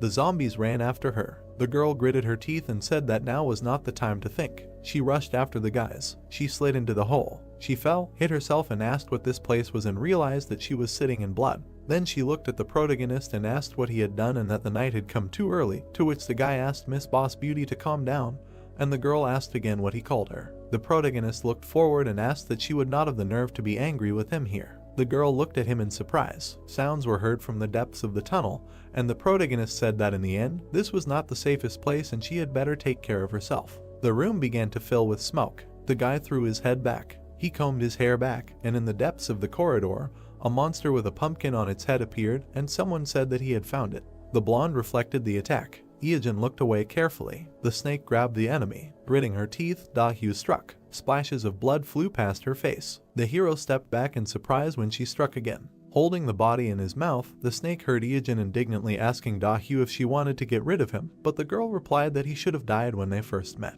Frowning, they looked at each other. The girl also said that it was his fault that she ended up here, and even her brother was not around. The hero was surprised, but replied that if she was not happy with something, she should have left. The moon was shining brightly in the sky. Da-hyu noted that it was night now, and all thanks to him. Looking at the monsters walking, the hero asked if she was the one filming the survival stream, and suggested trying to film something like an escape for the sake of views, to which she noted that he was really hopeless. Frowning and clenching her fist, the girl thought about killing him right now, but the situation was not the best. Even if she took care of him, the whole area outside was teeming with zombies. A thought appeared in the haze. If it was only him, everything could have turned out fine, but Drake. Imagining the blonde behind Ijin, she decided that she would have to deal with 2 players from the unofficial ratings at once. She closed her eyes and took a deep breath. Then, putting her hands on her hips, she said that she could do little alone and would go with them, because in the end they could become a team, and she was useful for the tank. A message appeared stating that the guild had sent a request to create a team. Her hand touched the reject button.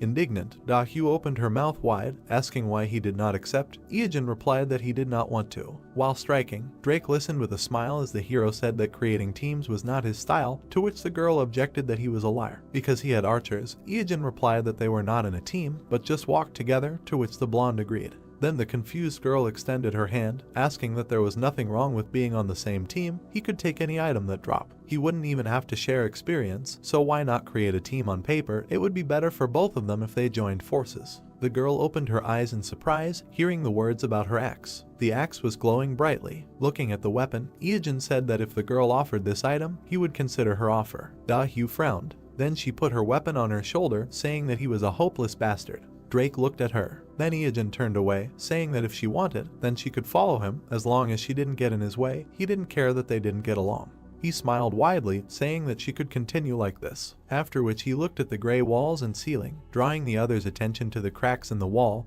and told them not to go too far, otherwise the stones would collapse. Looking at the other wall, he noted that they would not be able to run across in time, so they would have to just crawl. Seeing the dark corridor ahead, he said that arrows would fly at them here, so it was better to lower their heads and not step here, otherwise they would fall into a pit swarming with zombies. And then he looked at the floor, said that there would be a thread that would tie their ankles, and then the guillotine blades would fall on them right from the ceiling, so they had to be careful. Smiling, passing all the traps, he told them to go exactly 5 meters forward, and then to the left, there was a dead end ahead, so they had to be careful. Da-hyu, who was walking behind him, asked him in surprise how he knew all this, and was he a master of the game? To which Ijin replied that he simply knew everything in advance, because if he were a master, he would be swimming in a pool of money and shares without having to play. Looking at the hero in the cloak, the girl could not understand how obsessed he was with the game, because many of these traps were not even discovered. Ijin silently frowned, thinking about the fact that he had never actually died on this map, and all thanks to the collective information. Seeing the red floor in front of him, he thought about the location of the traps and monsters was the experience of countless players who died over time. Studying and analyzing was his rebirth.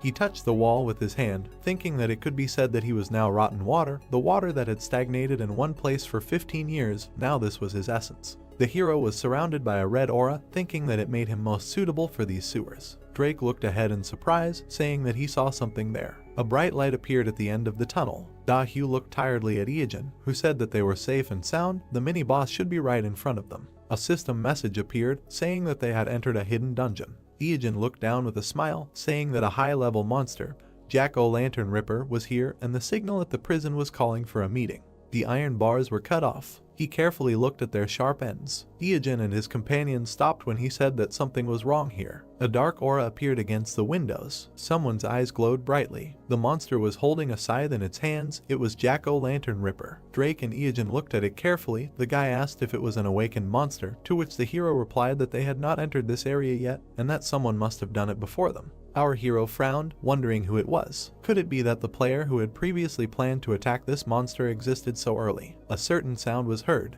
The monster swung its scythe. Someone blocked its attack. Then the monster attacked again. The guy, opening his mouth, noticed that it was acting quite quietly. Its blades and scythe crossed. The man with a scar on his face smiled, saying that it was not that easy. He dodged Jack again. The monster swung again. This time, it managed to injure its opponent. Looking at this, Drake replied that it was a great blow. The wound on the man's body was recovering. Drake and the others watched the scene. The boy said that he was impressed that there was a player here who got here before them, not to mention that he was a good fighter. Iogen took out his blade, calling it theft.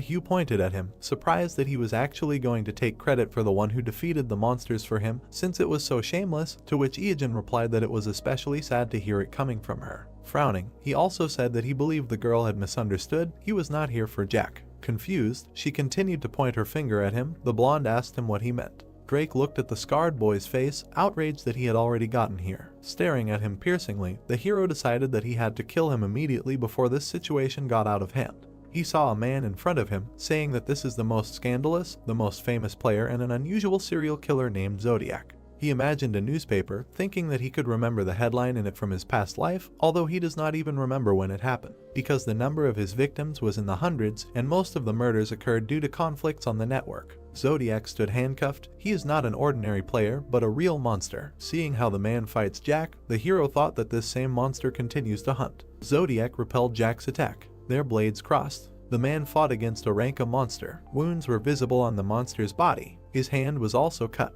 The monster held his scythe. This monster has 1.5 million health points. He is standing here in a critical condition. The man lowered his hand with his blades. Then he brought it to his face, noting that Ranka is not a joke at all, and they are both exhausted. It took longer than he expected, but it seems he is almost done. Taking his hand behind his back, Zodiac said that it is the end. Suddenly, arrows hit him. The man looked at the arrows in his hand. Drake held the crossbow in front of him, saying that this is a strange reaction. Zodiac looked at him. Then he rushed forward. The blonde was able to block his attack. Zodiac frowned slightly, surprised that there is a player who got here. The blade left a bright trace. Drake fired again, but missed. Meanwhile, the man attacked the blonde. Bright sparks remained from the impact of the blades. Drake smiled, thinking that this is true. He remembered his words about how if it was PvP, he wanted to try it first. Then Iogen stood in front of him and gave him advice about how the man was known for being a pervert. With a smile on his face, he warned him to avoid close combat. Normal people often get scared when something goes wrong, and even in a game with automatic pain suppression, it is impossible to ignore the body's unconscious reflexes, but this does not work with Zodiac. Then he imagined the man in full height, saying that when an arrow is fired, he looks at it without blinking, and only before it hits the body. He dodges. Leishman syndrome is a rare disease that causes the inability to feel pain, and therefore Zodiac does not know what it means to flinch. Then the blonde licked his lips, remembering the words about how the enemy never felt pain, using the split second that usually goes to blink or flinch to accurately calculate his movements, and repeated the idea of avoiding close combat. Drake held his blade out in front of him, saying that hearing this made him want to test himself even more. Zodiac looked at him in surprise. He then had to dodge the attacks. The swings of the blades left bright marks. Drake tried to attack Zodiac again, but the man blocked it. Sparks flew from the swing of the blade. Looking at his opponent, Zodiac said that the blonde was strong, and it seemed that this was not the first time for him. Iogen had a smile on his face when he thought that most people would perceive Drake as losing, since the archer was always at a disadvantage in such tight spaces. Frowning, he mentally noted that this scoundrel was strong even in close combat, and after watching him for a while, he realized something. Seeing the confident smile on his comrade's face, the hero noted that he loved PvP more than anyone. Zodiac's swings left red marks. Drake frowned, thinking that he might have good stamina and items, but his techniques definitely lacked precision. The scarred man looked at his opponent seriously. Then the blonde looked down in surprise, thinking that he didn't have much health left and could keep up this pace. Drake gritted his teeth, saying that he felt like he was paralyzed, although he was only slightly grazed, but the damage was insane. The zodiac blades were surrounded by a glow from the special effect of the Knight of Dismemberment's claws. The blonde aimed the crossbow, thinking that the 5th strike would deal colossal additional damage. The man dodged the arrow, saying that the guy was too slow. Then he rushed towards him, saying that he had fun, but he should die. Suddenly, someone's boot hit his face. It was Iojin, who put his foot forward, using a flame step. Standing in front of Drake, the hero asked if he was in their way, to which the boy replied that he was angry, but it was better than dying. Seeing Zodiac pinned to the wall, he asked if he was really dead. The man raised his head from the hole in the wall. Looking up and breathing heavily, he asked them who they were and where they came from, calling them abominations. Iojin had already rushed towards him, thinking that this idiot was still alive because he hit with a boot and not a weapon. Seeing Zodiac put his hand behind his back, he thought that it was still hard to stand after a direct hit with a rank item. Dodging the attack, the hero did not understand how much health the enemy had. Closing his eyes, Zodiac dodged the attack, saying that he had dealt with many abominations that were in his way. Afterwards, he looked at the hero again, saying that he felt some kind of intent from the two of them. The man rushed towards the hero, saying that he didn't quite understand, but Iojin kicked him in the arm. Then Zodiac looked down. Iojin gritted his teeth, telling his opponent not to be surprised, because he would kill him. He managed to tear off Zodiac's arm. A blade appeared from the man's boot. He directed this leg forward. He managed to strike the hero. Zodiac frowned and looked down. The blade on his leg was broken. Dark aura was coming out of Iojin when using the special effect of the heart. Zodiac dodged the attack with a dagger. Seeing the hero in front of him, Zodiac smiled, noting that he was using an unusual weapon and even his armor was funny. Drinking the potion, Iojin asked him if he thought it was comparable to his armor. Then the man lowered his eyebrows, saying that they were starting to irritate him. Some sound was heard. The pumpkin-headed monster grabbed his weapon. Jack had recovered. Looking away, Zodiac called him a thorn. Iojin frowned, thinking that he had to be careful if he wanted to kill the man and avoid Jack. The monster stood next to him, and the hero thought that one wrong move and Zodiac would be the winner. Zodiac looked away. Da-Hyu stood with her arms folded across her chest when the man addressed her. He raised his head, offering her to team up, saying that he could see that she wanted to kill him. A sly smile appeared on his face. Iojin smiled in confusion. The girl frowned in thought. A message appeared, saying that Zodiac had invited her to join the team. Standing over him, the girl thought about how he knew that she was planning to kill Iojin. She gritted her teeth, thinking that she was going to kill him when she had the chance, but she hadn't had the chance yet, so she was still waiting. Da-Hyu closed her eyes, thinking that if he was at full health, they could do something. At that moment, a voice said not to listen to the man with the scar. The girl thought that Zodiac could be used as cannon fodder, but he still advised her to listen to him, because if she stayed with the protagonist, her path would be over. Without opening her eyes, the girl realized that now that she thought about it, the situation didn't seem so dire. Iojin said that she would get into trouble. Irritated, Da-Hyu looked down, telling the protagonist to shut up, to which he replied that he knew what she was thinking, but she should forget about it. Iojin smiled, saying that he was just warning her from the bottom of his heart. Then the girl furrowed her brows angrily, saying his name in her mind. In the fog, thoughts of how many times she died because of this pervert and how many times he stole from her appeared. The girl gritted her teeth, recalling the past, thinking that the potential damage he did was impossible to predict everywhere. She did not think that she could seriously trust Zodiac, but she could use it. The axe touched the ground. She thought that in any case, she had something to rely on. She smiled, saying that her revenge would be cruel. Then she pressed the accept button. Iojin put his hand on his head, saying that he warned her. Drake asked if the hero was okay, and said that he thought that her level was quite high and it might be difficult if she went against them. Rushing forward, she thought that he was the most insane, and she would take revenge on him for everything. Her eyes widened in surprise. The girl fell to the ground. Lying on the ground, she raised her eyebrows in surprise, saying that she was rapidly losing health and did not understand why. Zodiac, who was standing behind her, laughed. He had the Eye of the Voodoo Queen artifact on his neck. He thanked his partner. The hero looked at the necklace in surprise, thinking that the distributor was a special effect that redirected part of the damage to team members. Looking at the red eye of the amulet, the hero reasoned that if one of the team received 100 damage, the other 99 members could receive 1 point of damage each. But the problem was that the owner of the necklace could assign how much damage a team member would receive, and Da-Hyu was the last to join the team, and Zodiac gave her 99% of his damage. The blonde looked at our hero in confusion as he cursed in his mind. The thought flashed through his head that the enemy was one step ahead. Looking at Zodiac's body, he saw that he was wearing the Caltro lizard armor and thought that its specialty was fast regeneration, and his weapon was a Wadao with a special dismemberment effect. Seeing the blades on his hands, he noted that they were all above B+ rank. Frowning and gritting his teeth, Iojin thought that he should have realized this when he first saw them. These items only dropped in one location. The thought that it was in the Wajidu hive appeared in his mind again. He was planning to go there. Seeing Zodiac surrounded by a blue aura, he thought that he wanted to attack the hive after obtaining 3 artifacts, but it seemed that he had already obtained them, and now the question was how many. The thought that the boss in the hive was a rank monster appeared in his head again, and did the man kill her? Gritting his teeth, Iajin guessed that the first person to clear the Castle of Malice was Zodiac, noting that he assumed the man was fast, but even this was too much. Iajin's dagger began to glow brightly at the thought that if he did nothing for another day, Zodiac would probably take one of the 3 artifacts. Looking at his comrade, Drake asked what now. Since Zodiac had recovered a significant part of his health, he said that he was not an easy opponent, so they needed to prepare. Iajin smiled, telling him not to worry. Dahu wasn't the type of person to be bullied easily. Suddenly, Zodiac's hand began to shake. He didn't understand what was happening. Looking at it, he noticed his body was starting to freeze. The girl lying on the floor said to him, "You're welcome." She smiled ominously as she asked, did he really think it would be that easy when anyone who crossed her path would end up dead? Dahu leaned on her disappointed captain's battle axe. Its effect increases an ally's attack power and defense, but when the user dies, the debuff is applied to that ally. The man placed his hand on his head as the girl noted that there were many debuffs such as poison, paralysis, sleep, confusion, burning, frostbite, and more, while he cursed. His other hand dangled helplessly below him as he received the worst debuff, sleep. Drake smiled as he looked at this, wondering if this was the reason she begged them to join the team, to which the girl retorted, "When did she beg?" Looking up, Iajin smiled as he said that she was planning to use it on him, but ignored his warning and was now in a sorry state. Condition. There was a sound and the hero said goodbye to her. Jack swung his scythe. Zodiac's head fell to the ground. His body touched the ground, and then it fell completely. The comrades looked at the dead enemies in front of them. Iajin clenched his fist in victory, saying that he killed 2 with 1 blow, finishing off Zodiac and even eliminating the annoying Dahu. Although he did not expect it to turn out like this, Drake thought about it being a villain versus villain fight.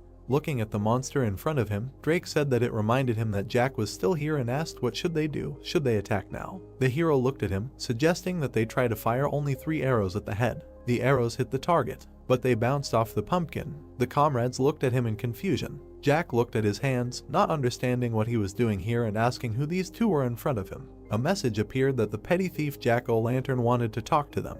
The next window asked if they wanted to continue the fight. Smiling, Iajin asked him if he had regained consciousness and offered to talk. The window asking if they wanted to continue the fight appeared again and they clicked no. Jack looked at the people in front of him and said that he had stolen something and was in prison. He then opened his mouth wide and said that there would be no mercy. His body was surrounded by dark flames and he told the people to get ready. His silhouette became darker and he said that he would now leave this place to take revenge on the one who had imprisoned him, asking if his comrades wanted to join him. Iajin waved his hand and said that with his level and equipment they had no chance. Looking ahead, Jack noted that he had no choice and added that he would repay for his awakening. Holding his scythe out in front of him, the monster clarified that the hero and his comrade had come here to meet the owner of the castle and said that he could open the door. The swing of the scythe left a blue trail and it remained in the air. A portal appeared in its place. Jack approached the portal and said goodbye to them. Raising his hand to his face, the hero was glad that they now had a back door to the boss room. Inside this portal was the boss that could drop the final artifact. He remembered Zodiac's face, saying that if they were in the past, he would be the first player to defeat this boss, but the hidden particle that Zodiac used to keep people in fear would now be in his possession. Iajin and Drake stood in front of the portal, thinking that history would now change thanks to one item. The top of the portal was visible. Iajin and Drake ran forward. The hero said that this made everything easier. Moving along the corridor, he saw a door leading to the boss room, but the intermediate mini-boss was supposed to appear here. The corridor ahead broke. A monster with red skin appeared in front of them. Iajin's eyes widened in surprise. The monster was large, red, and a message indicated that it was a gorgon.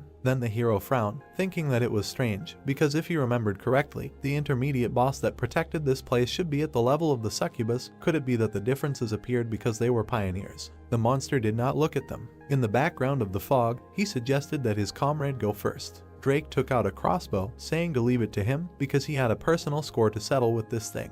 Looking at it carefully, Iajin asked if everything would be okay, because the monster may be weaker, but it would be more troublesome than the previous gorgon. Remembering the previous fight, Drake replied that he regretted not being able to finish it last time, because he was one of those who held on to these feelings. Then the snake attacked him. Frowning, the blonde added that he wanted to try later, but now was the perfect opportunity and he had a useful item from Jack. An object appeared in Iajin's hand. Smiling, Drake added that he wanted to know how much stronger he had become. The hero rushed forward, saying that he would not interfere. The blonde thought that he did not even think about it.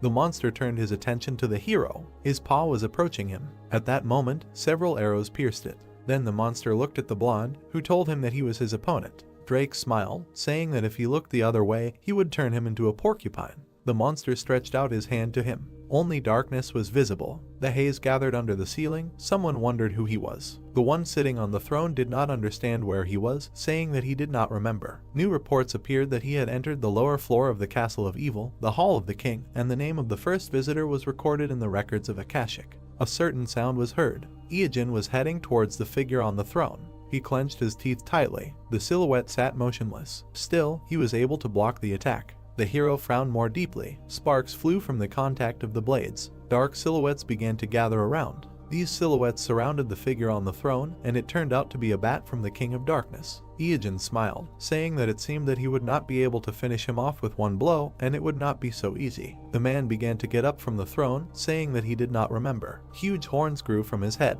This was the King of Darkness. Before the dawn of time, during the battle between heaven and hell, there was a being who stood at the forefront and stole many angels' hearts. He was the king of vampires and the closest servant of Lucifer, one of the 7 demons. With his mouth slightly open, this man only wondered who he was. When the number of angels he had killed reached 1,000,000, every species called him the King of Darkness. This king raised his hand. Then he stretched it out. With that, he grabbed one of the mice that flew by. A whip of darkness appeared in his hand. Iyajin smiled, noting that his attack pattern remained the same, and this was the first one, called the Blood Whip. The hero deftly dodged the king's attacks. This whip shattered the floor into stones. His swings left dark marks. The attack hit Iyajin's hand. Gritting his teeth, he looked at it. Frowning, the hero said that he was slightly hit, but immediately took away half of his health, so if a small attack does so much damage, then how deadly will a full one be? With a smile, an object appeared in his hand. A question appeared in the fog. What is this? He remembered Jack, who said that it was free and would help defeat the King of Darkness. Then the hero looked at this object. Drake also looked at him questioningly,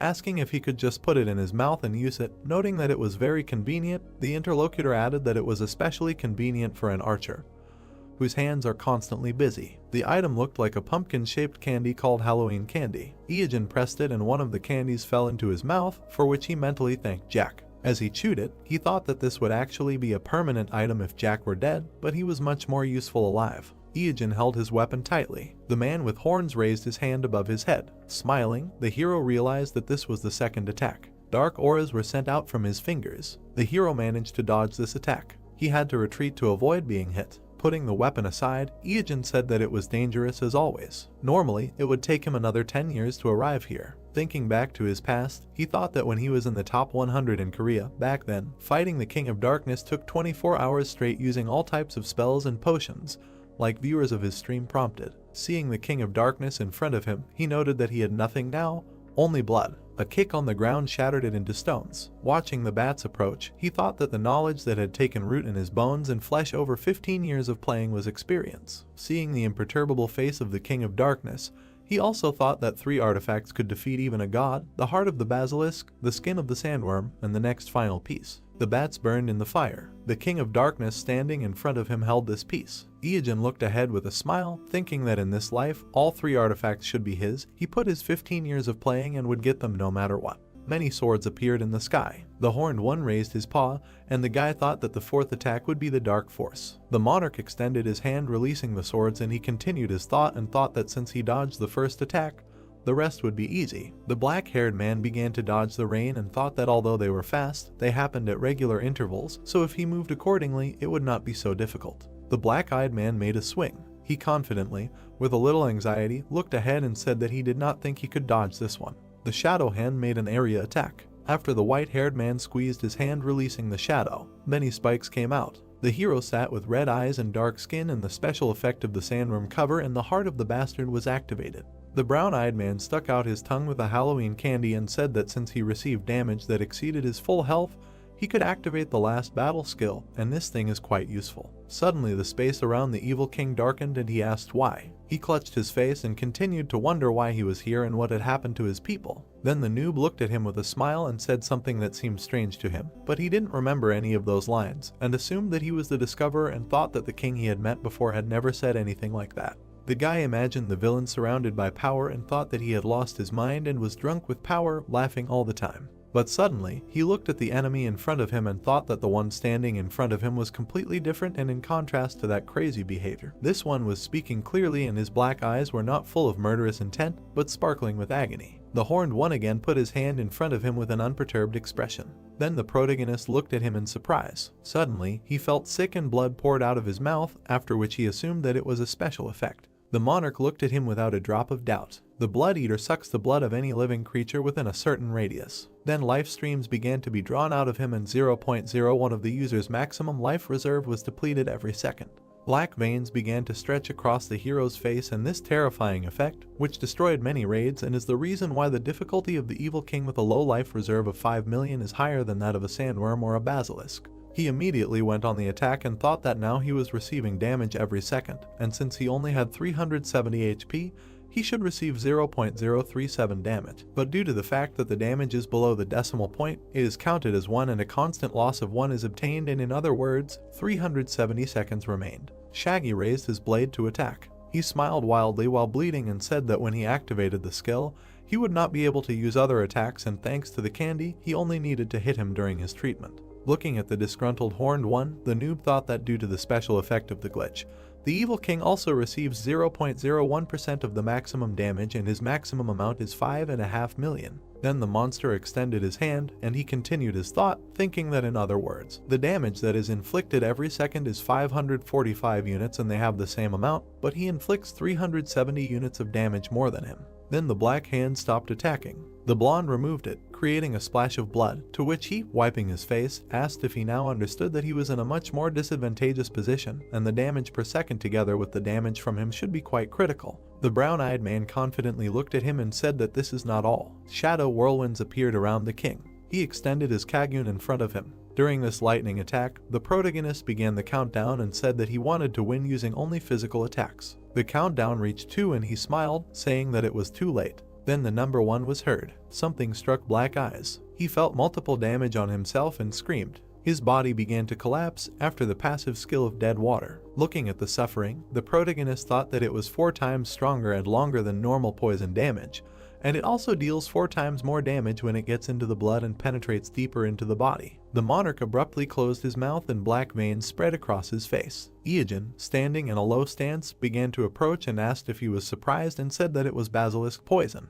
He continued walking with a smile and thought that his poison also deals damage equal to 0.01% and it also absorbed his blood, so if you add another one, increased by 4 times, to the damage per second, then the King of Evil loses 0.05% of the maximum every second, which is about 270 units. The brown-eyed one grinned slyly and thought that the fight would end in about 30 minutes. The horned one clenched his teeth in dissatisfaction. His appendages became longer. He looked menacingly in front of him, pulling his hand away. Then the ruler transformed and took a larger form. The black-haired man quickly dodged a huge number of attacks and said with concern that he had not seen this side of him for a long time. The blade stretched out, taking a strengthened form, and he continued, saying that he should have done this from the very beginning.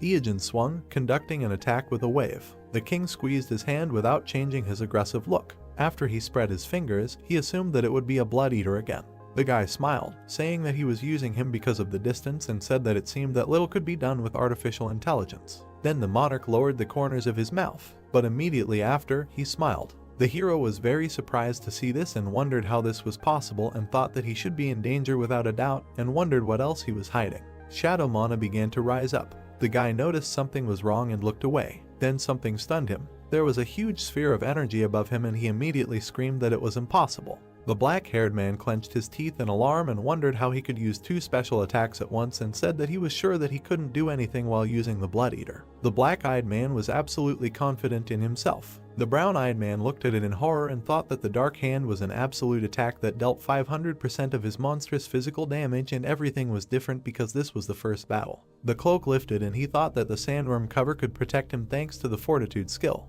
Then he turned around abruptly, clenching his teeth. Taking the candy pack in his hands, he squeezed it tightly and thought that it only activated with a full supply of health. He immediately became very worried and knitted his eyebrows. The guy poured all the candies he had into his mouth and decided to try it and asked the Moon Jack to give him strength. A monstrous attack occurred. The King of Evil was putting out his gauntlet with energy. Blood splashes were observed from the hero's body. His shoulder was torn apart. He clenched his teeth tightly and frowned, thinking about what with the Blood Eater and the candy effect active at the same time. He goes back and forth between full HP and -1 damage. Again turning his attention to the cloak, the guy thought about how the sandworm cover can protect him with the fortitude skill, but it only activates with a full supply. Iajin continued to quickly eat candies, raising his health to the maximum, and wondered if it would be a waste to use all the candies for 1 HP. The guy tensed up, moving his hand away and throwing back the cloak, and thought about how his life depended on this unit now. The monarch clenched his teeth and frowned, continuing to deal damage. Then the brown-eyed man gritted his teeth and used the sandworm cover. After the blood splashed, the bastard's heart was used. The muscle stopped for a moment and turned blue. After the organ began to contract, he thought that it reflected 90% of the damage received from enemies below his level, and 99% from those who are higher, and if he hits him with his 500% of his strength. The hero immediately tensed his entire body and screamed that he would return 495% of the damage and ordered him to receive it. A special skill was used that surrounded him with black blades. The king was alarmed by this development. He was immediately pierced by many blades. He received too much damage and screamed non-stop. The brown-eyed man coughed up some blood and was terrified. He began to lose consciousness and closed his eyes and thought that maybe this is so, and the horned one remained in a small share of sanity as long as no one hunted him. Afterwards, the guy imagined his opponent and thought that after losing to the players, he completely lost his mind and became a bloodthirsty monster, and maybe there was a similar hidden story here. Afterwards, a noise was heard against the darkness. Someone was loudly calling the hero and asking him to bring dead water. Drake was above him in alarm and asking him to wake up and asking if he was okay. The noob opened his eyes and was perplexed. He suddenly stood up and asked how long he had been out, and he said that he had no idea and he was already knocked out when he came. And then the hero asked what was wrong with the king.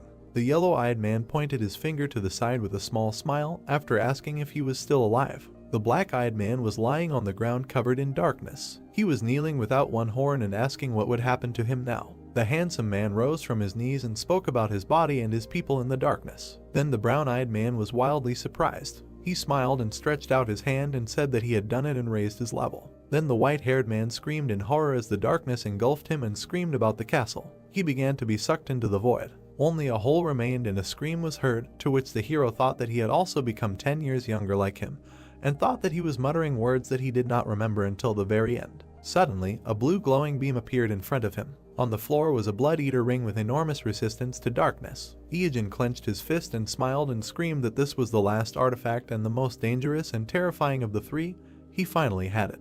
It was the God-Slayer set that was assembled. The guy imagined the cycle of attacks and thought that constantly remaining with full HP thanks to the use of the Ring of the Devourer. With a combination of the last fight and the bastard, it will be possible to survive with 1 HP and repel damage, and then you can simply regenerate by stealing life. He smiled with confidence and thought that in this way, naked speedrun without damage becomes possible, and this is the best set for dead water. Then Drake put his hand on his belt and said with a smile that he was glad that he achieved his goal, to which he thanked him and asked if he had taken revenge. Yellow-eyed smiled slyly and said that it was so. Suddenly, the fog began to dissipate in the background. The corpses of torn monsters lay on the rubble, and he continued saying that he did it with great interest. Black-haired also put his hand on his belt and smiled. They clashed fists and said that the raid was over. Suddenly, notifications began to emerge about the murder of the King of Darkness and the absence of night over the eastern continent until his resurrection. And billions of eyes that were locked are now looking straight at the dead water, and he was the first to finish the raid. This is the world's first solo raid on a monarch. Fog rose around, and he was rewarded.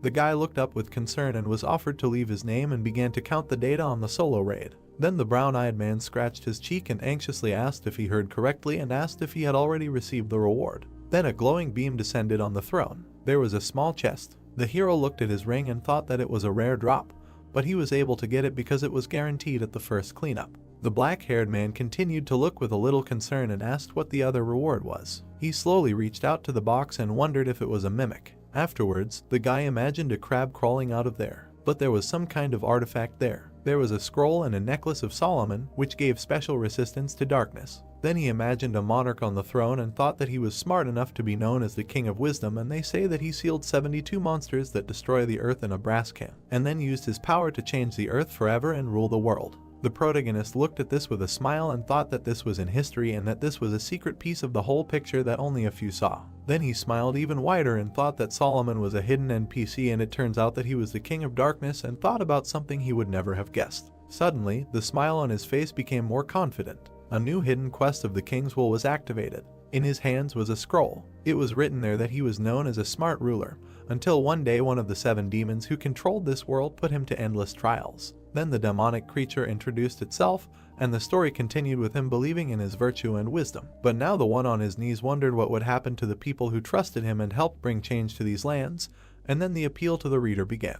The crown was also introduced after the words that he was probably much smarter and more virtuous, as well as stronger and braver than him, and asked to avenge him, and the demon who did this to him, Beelzebub. But suddenly the hero with an irritated look pressed the skip button and said that it was his mistake, that he could not fit his will into 3 sentences, and probably everything will be saved in the Akashic record, so he will read it later. A notification popped up demanding murder. The black-haired man closed the chest with a soft smile and said that whether it was a quest or a necklace, now was not the time to use it, so it was worth putting it away, and said that he would definitely avenge it. And then he thought about how in the near future, when big changes would come to this world, then the time would come to use this necklace, and he thought that in any case, it had finally happened. He stretched out his hand in front of him and thought with a smile that since he had finally collected the 3 artifacts of the God Killer set, he could crush those who could kill him in this world, and his era had arrived. A few days later, under the bright sky, a call to the king was heard, asking where he was. In the middle of the city, a guy said that something happened on the way and asked why he asked him to meet today. The hero was talking on the phone and looked away when he heard that he had shocking news. He was sitting in his underwear in the police station, where he was dragged for instigation, and someone shouted into the phone about his planned professional debut. The sky was clear. One of the apartments was completely empty and there was silence. There was absolutely no one in it. Suddenly the phone rang with an unknown number. The hand pressed the answer. The brown-eyed man got out of the shower and wiping his head asked who it was. When they addressed him by name and said that it was the junior PD, he put the towel away with a smile and said that they hadn't seen each other for a long time. And when the guy just stood there looking tired, she immediately screamed and asked if he had written down her number, and said that she was upset and thought that they had become closer during the last episode, but it seemed that he was taking it easier, and asked how he could not save someone's phone number, and asked if he knew how she had signed it, and said that it was their lifelong guest, and said that she had added 2 hearts at the end, and said that it was a betrayal, and said that he had gone too far and that she was in pain now. Afterwards, he started putting on his shirt and told her to calm down and that he would save the number now, and she asked if that was true, to which she replied in the affirmative. The black-haired man finally exhaled, and the woman asked how he had recorded her, to which he replied that it was JGBPD from Prince in her name. The kitchen was surprisingly in perfect order, and young HWA said that it was very professional and asked about the hearts, to which he replied that he would think about it and asked why she had called him. The cutie held a folder in her hand and said that she was preparing new material for the show and she wondered if he wanted to be their guest. Then the brown-eyed guy started to put different ingredients in a bowl and said that he was very sorry, but he was a little busy these days, so it would be difficult, and said that he would try to find time for it in the middle of next month, to which she said that it would be great. The guy started to put food in the blender and she continued asking to find time for it and said that she knew one cafe that served great cakes and asked if he liked them. And while the black-haired guy was making a terrible mess, she continued to talk about how she knew a great restaurant that served gopchang and thought that they would need to create another program, and she had something like a backup plan in mind. Finally, the process of preparing the hellish mixture began. Then Iogen removed his hand and she got scared and asked what he was saying, to which he said that he said nothing and said that he always watches that show, and asked what the next episode would be about. Then the pink-haired girl anxiously scratched her butt and said that she usually doesn't say things like that, but she can say that the topic she'll be covering on the show is currently very popular, and said that she heard that the person she'll be covering went pro right after debuting. Then the shaggy guy paused for a second and meaningfully kept silent and thought about it. Then he looked ahead anxiously and asked if he'd give an interview, to which she said that the community had turned him down. He grimaced after they told him that they'd be working in front of his house secretly, to which the hero asked if that community was popular. A disgusting smell came from the blender and a notification about the dead man's health juice appeared, after which she continued and said that they were #1 in Seoul and asked if he'd heard of K1, to which she heard that it was possible. The cutie in the earpiece with the cup said that almost no one knows him, and said that she heard that he was from some mysterious or underground league, to which the guy asked if she wanted to bet whether he really knew that person. The pink-haired girl looked away with a smile and said that it sounded cool, and after the question about the punishment, said that if she wins, he will come to the program 10 times. The black-haired guy picked up his horrible goo and asked what would happen if he won, to which she said that she would go for a walk and eat with him when he asked, but only 10 times, to which he refused, and offered to come to his streams 10 times, and she asked with displeasure what about walks and food, and the protagonist said that he eats alone, so. Then the girl started drinking and said that she would probably win in any case, and asked how he would guess the person hidden from the ranking. Then she was dumbfounded after the words about the king. The guy anxiously watched the phone from where the sounds of coughing and screaming were coming. She jumped up from her seat and asked how he found out, to which Iijin said that if they are talking about a hot newcomer in the underground, then only that one comes to mind. Then, in the middle of an empty kitchen, on the other end of the line, words were heard that he was right, and even Joseph, known for his arrogance, was inferior to him, and heard that he had already become the unofficial #1 on their team, to which the hero said that. In addition, he looked good and was very thoughtful, and the beauty asked again in surprise, saying that she had never heard of him, and then mentioned that he really had a lot of connections, and if Mr. recommended him, then he must be a really amazing person. Then the brown-eyed man put his hand to his chin and said that this was a really amazing person and perhaps he would lead the next generation of players, and she immediately asked about the possibility of using this phrase. With a wide smile, she offered to meet later and said that if he needed a guest on the stream, he could call her anytime on weekends and during the holidays. The guy put the empty container on the table and said with a smile that he couldn't believe that he was able to invite her to his streams 10 times and in the future it would be difficult to do even with money, and it sounded like one chance for a lifetime. Suddenly, he was alarmed by a notification. There was a message for the Demon King asking him to come to the studio, and they wrote that there was a conversation, so they needed to meet. The brown-eyed man immediately threw off his clothes and thought that Atoge's company was going to hold a major professional league soon. He spread his arms out to the sides and thought that his debut was predetermined, so, judging by the circumstances, it would take place there. The sly one smiled, looking away, and said that the music didn't play for long. He grabbed the handbrake and thought that everything was going according to plan, and that it was strange not a word about his wife, and also thought that this was a great professional debut. The sports car took off and he continued to think that everything was going according to his plan.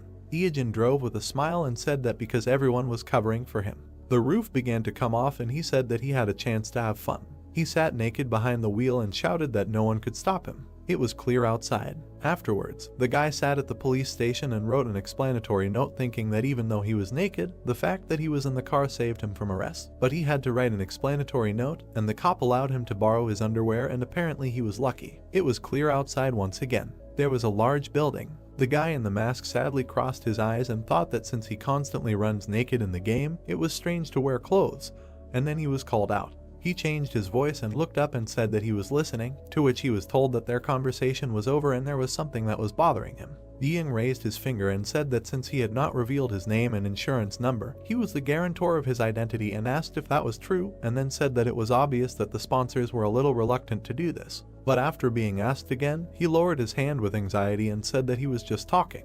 Then the hero thought that he was trying to gain the upper hand before the salary negotiations, and inside he was a well-worn 15-year-old noob, as well as an experienced member of society. The blonde man extended his hand with a gentle look, saying that then they should talk about his salary, to which he received a sharp refusal and an offer to discuss it after the league. The hidden one put his hands in his pockets and thought about how after the league his popularity would increase and the owners of the companies would crawl on their knees before him. A super newcomer, a new superstar, and thanks to him, the number of viewers would also be guaranteed to increase. He imagined himself in a suit and thought that, in other words, he would wait until he was worth even more. Then the brown-eyed man surprised his interlocutor by simply turning around and saying that he could even get a blank check if he went to China. And he asked with horror how he could say such a thing and asked if he thought that they could not offer the same as China, to which he said with regret that he heard him. The blonde looked at him with concern and wondered what was wrong with him, because he was only 21, and he was acting like a seasoned snake, and then said that in any case this would need to be discussed later and suggested moving on to the main thing. A map was placed on the table and he continued, saying that this was the upcoming league competition. He began to draw with a felt tip pen on the paper and said that there would be 10 city leagues, including Seoul and Incheon, and they would start as the league that chose to represent the capital, and the elite team was theirs, and K1 was the main enemy. The hard worker leaned over the table and said that they were also their first opponents and would now tell about the elite. Their coat of arms had 2 shields with blades, and they were an enemy professional team created at the same time as the national team, and they were sponsored by many large corporations, so they had a huge budget and a wide selection of players. The man in the shadows was hiding, and it was their leader, Storm, who was number 1 until Joseph passed him not long ago. There were 3 people of different classes, which made the lineup even more terrifying, and these 3 were a real thorn. The blonde looked down with concern and said that they synchronized their attacks, switching places, and it was a real art, as if you were fighting 3 at the same time. He imagined the gray-eyed man saying that he needed to deal with Gino, so they would use him as an ace in the hole. After the hard worker exhaled, handing over the sheet and said that he did not think anyone else could deal with them, which was what worried him, and he thought about the gold, silver, and bronze sister and had not seen them for a long time. The hero frowned and thought that although the decision had not yet been made, he already knew which teams would go against each other, and of course, he remembered the fight between the national and the elite. This was the hottest topic 15 years ago. He remembered himself in the crowd and thought about how this was a battle that would be remembered as a legend for decades to come. Now the brown-eyed man grinned with a smile and thought about something else. He remembered the Toto League and thought about 21 times. He imagined many flashes with a record price for bets. The voice of the host was heard shouting that they finally waited for 140 big and small national teams, and only 10 of them will reach the best league. The lights were shining in the background of the stage, and he continued, saying that now the confrontation that will determine the future of these players will begin here in the stadium for esports. The stands were noisy and shouted that the Otogi League is starting. During the flashes, words were heard that the event that will fill the front page of their giant league is today's conference match. Silhouettes appeared and he continued, saying that the players were on the Storm side and were not going to stop, and then asked to greet the elite. Gino appeared first and everyone was shouting his team's name. Then Hyung came out with a smile and was shouted to go forward. Behind them appeared 3 green-eyed beauties who delighted the crowd. The team proudly raised their fists up, but suddenly the blonde stopped. He embarrassed the others by raising his hand up and demanding not to gossip. The crowd also chanted after him. The special effects began again, under which they said that a team was coming out that would confront them, namely a group with the number 1 player in Korea. A man in a robe appeared, supported by the host. Several cunning faces of the guys appeared. Joseph looked at the crowd with a smile while his fans praised him. The dark-haired ones behind were completely confident in themselves and heard kind words addressed to them. Teagang walked onto the stage with a disgruntled face and they tried to praise him and wondered where he was from. Suddenly the last one showed up. The hero walked with his head bowed and everyone wondered who the hell was wearing the mask and who it was. The blonde guy from the enemy team looked at the screen and thought about how they didn't take a healer and wondered the same thing as everyone else. Then he thought about how he heard rumors that one lucky scoundrel from an underground league. He frowned looking in front of him and thought that this street thug who suddenly became a star in the sports arena was a common occurrence. But they were just puppets of the event creators who wanted a dynamic picture, and the professional ring was no place for a street dog. Then he looked at the enemy team again and thought that instead of an additional character, it was better to target a real threat. The host announced the start of the first battle. 2 emblems of the opposing teams appeared. Portraits of 2 players appeared and he continued, saying that the leader of the elite is Storm, and in K1, he is a super newbie. The capsules began to close and they began to wonder why they sent Gino right away. The man began to connect to the system. He began to be transferred to the system. A bright light came on. He immediately found himself in the desert. His opponent was a few meters away on the desert battle map. The events were broadcast on the screens. Ian folded his arms across his chest and watched with concern. Then he frowned and lowered his head. He recalled his dialogue with the protagonist when he asked about why they sent Teagang right away, to which he said that Yeonseok would not play and advised using another. But he asked about the choice and said that the recording was his job and asked not to get too carried away with it. Then the hero with a menacing look said that he shouldn't be like that and promised that he would have a powerful influence and asked if he knew about his skills, to which he was immediately told that he had no experience in competitions and there were many older participants. Suddenly, the red-haired man came up from behind, surprising the blonde, and said that he also recommended him. He smiled and said that, to be honest, in terms of energy, he was better than him and thought that it was high time for him to really take off. At that moment, the fighter was on the battlefield. Looking at him, his opponent thought that no one from K1 could compare with him now, and if he had to choose, he would say that he was a little worried about Joseph and Yeonseok, but everything became easier since they were not here. Continuing to look at the confident black-haired man, he thought that based on the research, this was his debut fight and he had been boxing before and such players would use weak jabs or kicks during skirmishes at the beginning, and he needed to strengthen his defense and save as much HP as possible. Suddenly, a leg rose from the floor. The fighter had already flown into the overconfident braggart with a fist. The spearman could hardly hold back the onslaught and, gritting his teeth, wondered how he had used a punch of such force from the very beginning.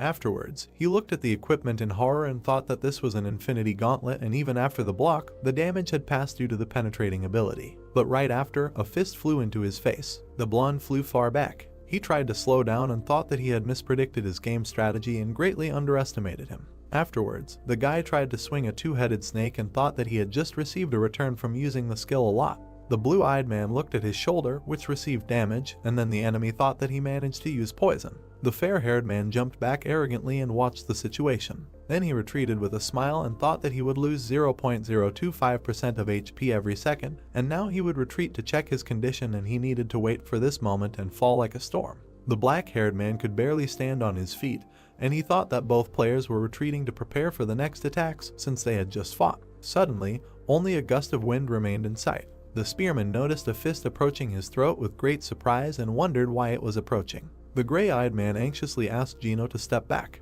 A bright flash lit up. The fighter was able to smash the armor into pieces with a punch. He looked on with an unperturbed expression, but the hero stood nearby and thought that he should not get cocky, because today he will not be the one in charge. He looked up and thought that it was a mistake to think that T-Gang was a checkpoint on the way to the fight with Joseph, and speed is a problem even for him, who has agility items for dodging, and comparing their strength, he is now superior to the handsome guy. The fighter logging out began to disintegrate, to which the host shouted that he can't believe that the storm was defeated by a super rookie and wondered who would have thought. Ian clenched his fist and said with a smile that he can't believe that he marinated him on the bench, and it seems that he is not such a qualified trainer. The protagonist looked at the screens and said that he saw the legendary 3-hit KO again, and he was wondering what to do with it since there is no way to prove the results from his past life.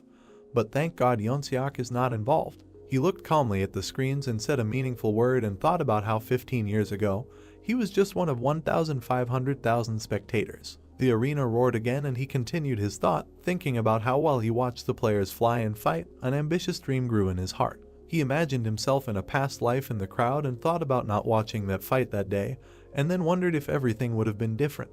Then the guy shook his head and thought about how useless this question was, and the question if it meant nothing in his life. The brown-eyed man looked menacingly in front of him and thought about how only the present makes sense, after which the host shouted about how the league has surprised them since the very first match and can't wait for the next fight, trying to hold out the pause with the announcement of the next fight. People were shouting joyfully, waiting for the performance. The young man thought that in life, nothing matters what will happen under certain conditions, because only the present matters. Joyful cries of the spectators were heard throughout the arena. The hero wondered what kind of person he was now, because he was now standing at the top of the stage where investors and their allies were fighting. Standing in a mask and hood, he bowed his head and decided that this was enough to make his heart pound, but there was something more important. The guy raised his head and decided that he had put all his savings on the line. He remembered the image of a blonde warrior. The young man thought that now the previous number 1 and a newcomer would fight. Then he imagined an image of his opponent and thought that the betting ratio on them was 7-1, which showed everyone's faith in Gino's victory. After which the young man remembered the moment of the newcomer's victory and decided that at that moment his money had grown 7-fold, but the truly incredible part had just begun. Clenching his fist tightly, the hero thought that now the predictions for the battle between K1 and the Elite. He smiled widely, anticipating the excitement, and thought that bets against the odds of 7 times, and then a team game that allows you to increase the bet to 3 times, and thus this legendary match can increase the initial contribution by 21 times. The voice of the commentator was heard throughout the arena, who said that in this battle, 5 players will form a team and go against the opposing team one-on-one. The player who wins will be able to fight the next opponent. Teagang adjusted his glove, hearing the commentator's words that he has low health points, and it is unclear whether he will be able to participate in the next battle. Suddenly the commentator exclaimed that the guy continues without replacement, because this rookie's confidence is as aggressive as his fighting style. The crowd started screaming again. The announcer announced the continuation of the fight and wondered who the elites would send to the battlefield. Junhyung came out with a weapon in his hands. The announcer said that he was number 11 in Korea, a monk with the ability to self-heal, as well as a huge reserve of health and defense. The young man looked at him sternly, preparing for a fight. The man beckoned him with his finger and with an evil smile asked if he wanted to dance, because he could just try to attack him, but the guy was greatly overestimating himself if he thought he could hurt him. After 10 minutes, the young man lifted his opponents into the air with one blow. The man looked at him in confusion and thought that the boy had predicted all his skills. Taking a stance, the young man thought that he was wondering how to break through his endless heal, but everything turned out to be easier than he thought. Having schematically imagined the enemy's healing, he thought that when he healed himself, the skill was not applied to him, because self-healing occurs due to the calculation of the position and area of effective healing magic. Then he imagined his attack and added that before the spell works, there is a small delay, about a tenth of a second. The young man imagined how he stood up under the influence of Aga and noted that if right before this moment he managed to push the healer away and stand in the place of the spell, then he could heal himself. Lost in his thoughts, the hero thought that the guy was able to do this thanks to amazing dexterity and insight. Teagang needed his hand and thought that thanks to this, he restored a lot of health points. Enthusiastic cries were heard throughout the stadium that now everyone understood how to kill a cockroach. However, it is easier said than done, but still incredible. The man pulled his hand to the side, clenched his teeth and said that he was going to die soon, then ordered the enemy to stay away from him, and began to ask for a replacement. The window that opened began to make the replacement process. The young man thought that this was a team match, so you can swap with a team member during a one-on-one fight, and there is no limit on the number of replacements. A girl appeared from the portal and said that instead of lowering the enemy's health, he literally healed him, so he is a pretty useless teammate. When she completely entered the arena, the commentator happily exclaimed and said that this is a new recruit of the elites, after which he wondered if this was the beginning of the teamwork of the three sisters. The girl rubbed her fingers lightly, showering some dust. She blew the particles off her palm, calling them seeds of confusion. Suddenly, strange plants began to grow from the ground. All the space under the guy's feet was captured by these sprouts. The hero frowned sternly, watching what was happening, and thought that these bloodthirsty plants can reduce the enemy's health if you just step on them, and the amount of HP taken away increases with each touch. Teagang frowned in confusion. The hero noted that if the first time a person loses 0.001% health, then the second time it is 0.002%, and the third 0.003%, and although the loss of health itself is already bad enough, but that's not all. The girl watched the growing plants and thought that she had prepared everything. Suddenly, the player change window appeared in the arena again. Yunbai ran out of the portal with a weapon in her hand. The hero swung his left hand, preparing for battle. Suddenly, he stopped, feeling the weight. He lifted his foot off the ground and saw that there was a sticky spear because the whole field was covered with white juice, which slows down the speed of movement. The girl took advantage of the moment and fired an arrow from her bow. The projectile hit the fighter's shoulder. With quick movements, the young man dodged and fought off several of her arrows. The girl grinned awkwardly, surprised by his talent. Teagang prepared for a strike with his right hand. Striking the ground, he created a powerful shockwave. His attack began to burn all the plants in its path. Junyoung looked at what was happening in surprise and said that although he was able to set fire to the plants under him, the young man would set himself on fire too. The guy rushed into battle. The man called him a real battering ram. Suddenly, several flashes appeared in the air. The girl closed the distance between them and used Iron Touch. The young man immediately covered himself from her attack with a glove. Having received another blow, the young man thought that the situation was bad because he did not have much health left, and this girl was quite fast and strong.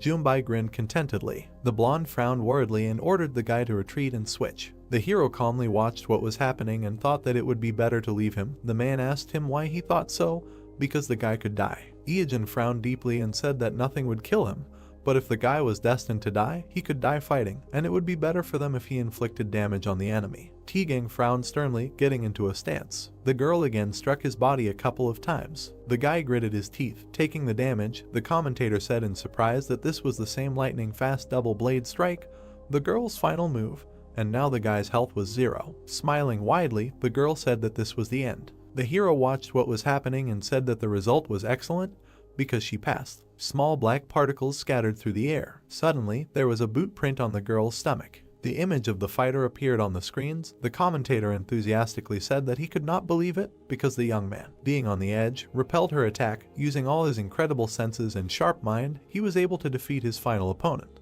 The girl, looking down in surprise, wondered when he managed to do this, after which she added that he was very annoying. Suddenly, the guy's capsule opened. The tired young man came out of it, exhaling heavily. The guys enthusiastically said that he was amazing and asked how he hit it all. The young man went on stage and was shocked to see that all the spectators were shouting his name. He looked down at the guy in the hood. Beads of sweat ran down his cheek, and the guy smiled slightly. Iejen gave him a thumbs up in approval. The heroes remembered the guy attacking Hongji and thought that now there are bets with odds of 7 times, and then a team game that allows you to increase the bet to 3 times, which later gives the opportunity to increase the initial contribution by 21 times, and in his past life, the elites won. Remembering the images of the fighters, the guy thought that although the match began with promising performances, K1 lost because of Joseph and weak performances, and although they had 3 times more support, the elite received the title of the representative of Seoul, and he thinks it will be difficult to defeat them. Crossing his arms over his chest, The guy also noted that if he bets on the elite and loses on purpose, he will definitely raise a lot, but since he is a member of K1, this determines the match, so he will just bet on his team. The young gun gritted his teeth. The guy thought that his disguise did not have much effect against the dirty field. Looking at the girl shooting at him, he thought that he had been struck by long-range attacks and had fallen tragically. Yun-ho frowned in surprise as he looked at the flash in front of his face, thinking that he had lost a one-on-one match against Dongbai in a magical fight and had fallen to his knees in front of her. And although the damage to the terrain had played a role, Yunbai had more variations in magical skills. He then remembered Joseph's fight and added that he had gotten stuck in some unknown hell of poison ivy and caltrop and had then been attacked by arrows and spells, but although he had survived, that was all he could do. The trio of girls gathered together. The commentator announced that it was a triple victory for the sisters and that the #1 ranked team in K1 and the top representatives of Korea had failed to stop them. The hero was shocked and thought that the match had become more serious than he had expected, as the odds had turned from 3-1 to 7 in their favor. His eyebrows rose even higher at the realization that the legendary match, which allowed you to increase your initial bet 21 times, could now increase it by a whopping 49 times. Ying looked around and said loudly that they were in a tight spot, and although he knew it was difficult, so he did not expect the guy to win, but at least asked for a draw. Suddenly, he noticed that the young man was shaking violently. The blonde was shocked, thinking that this was impossible because he was shaking as if he was scared, but he understood that it would be strange not to shake in such a situation. The hero clenched his fist in the fabric of his clothes and thought again about your stunning news. Beads of sweat were running down his face, and he thought about the fact that this was an unprecedented case in the history of betting, and this was reflected in the lack of a healer in K1. Suddenly, the man snapped him out of his trance by asking if he was okay. The boy replied that he was fine and that he was heading to the arena now, after which he thought that no one would bet on K1 to increase the bet by 7 times, since they almost lost, but at least one such person definitely exists. As he walked up the stairs, the boy decided that this was because he was sure to win at any cost. People watched him with skepticism, wondering who he was since they were seeing him for the first time, but the team was giving a chance to a newbie since they were going to lose anyway. The boy paused for a second,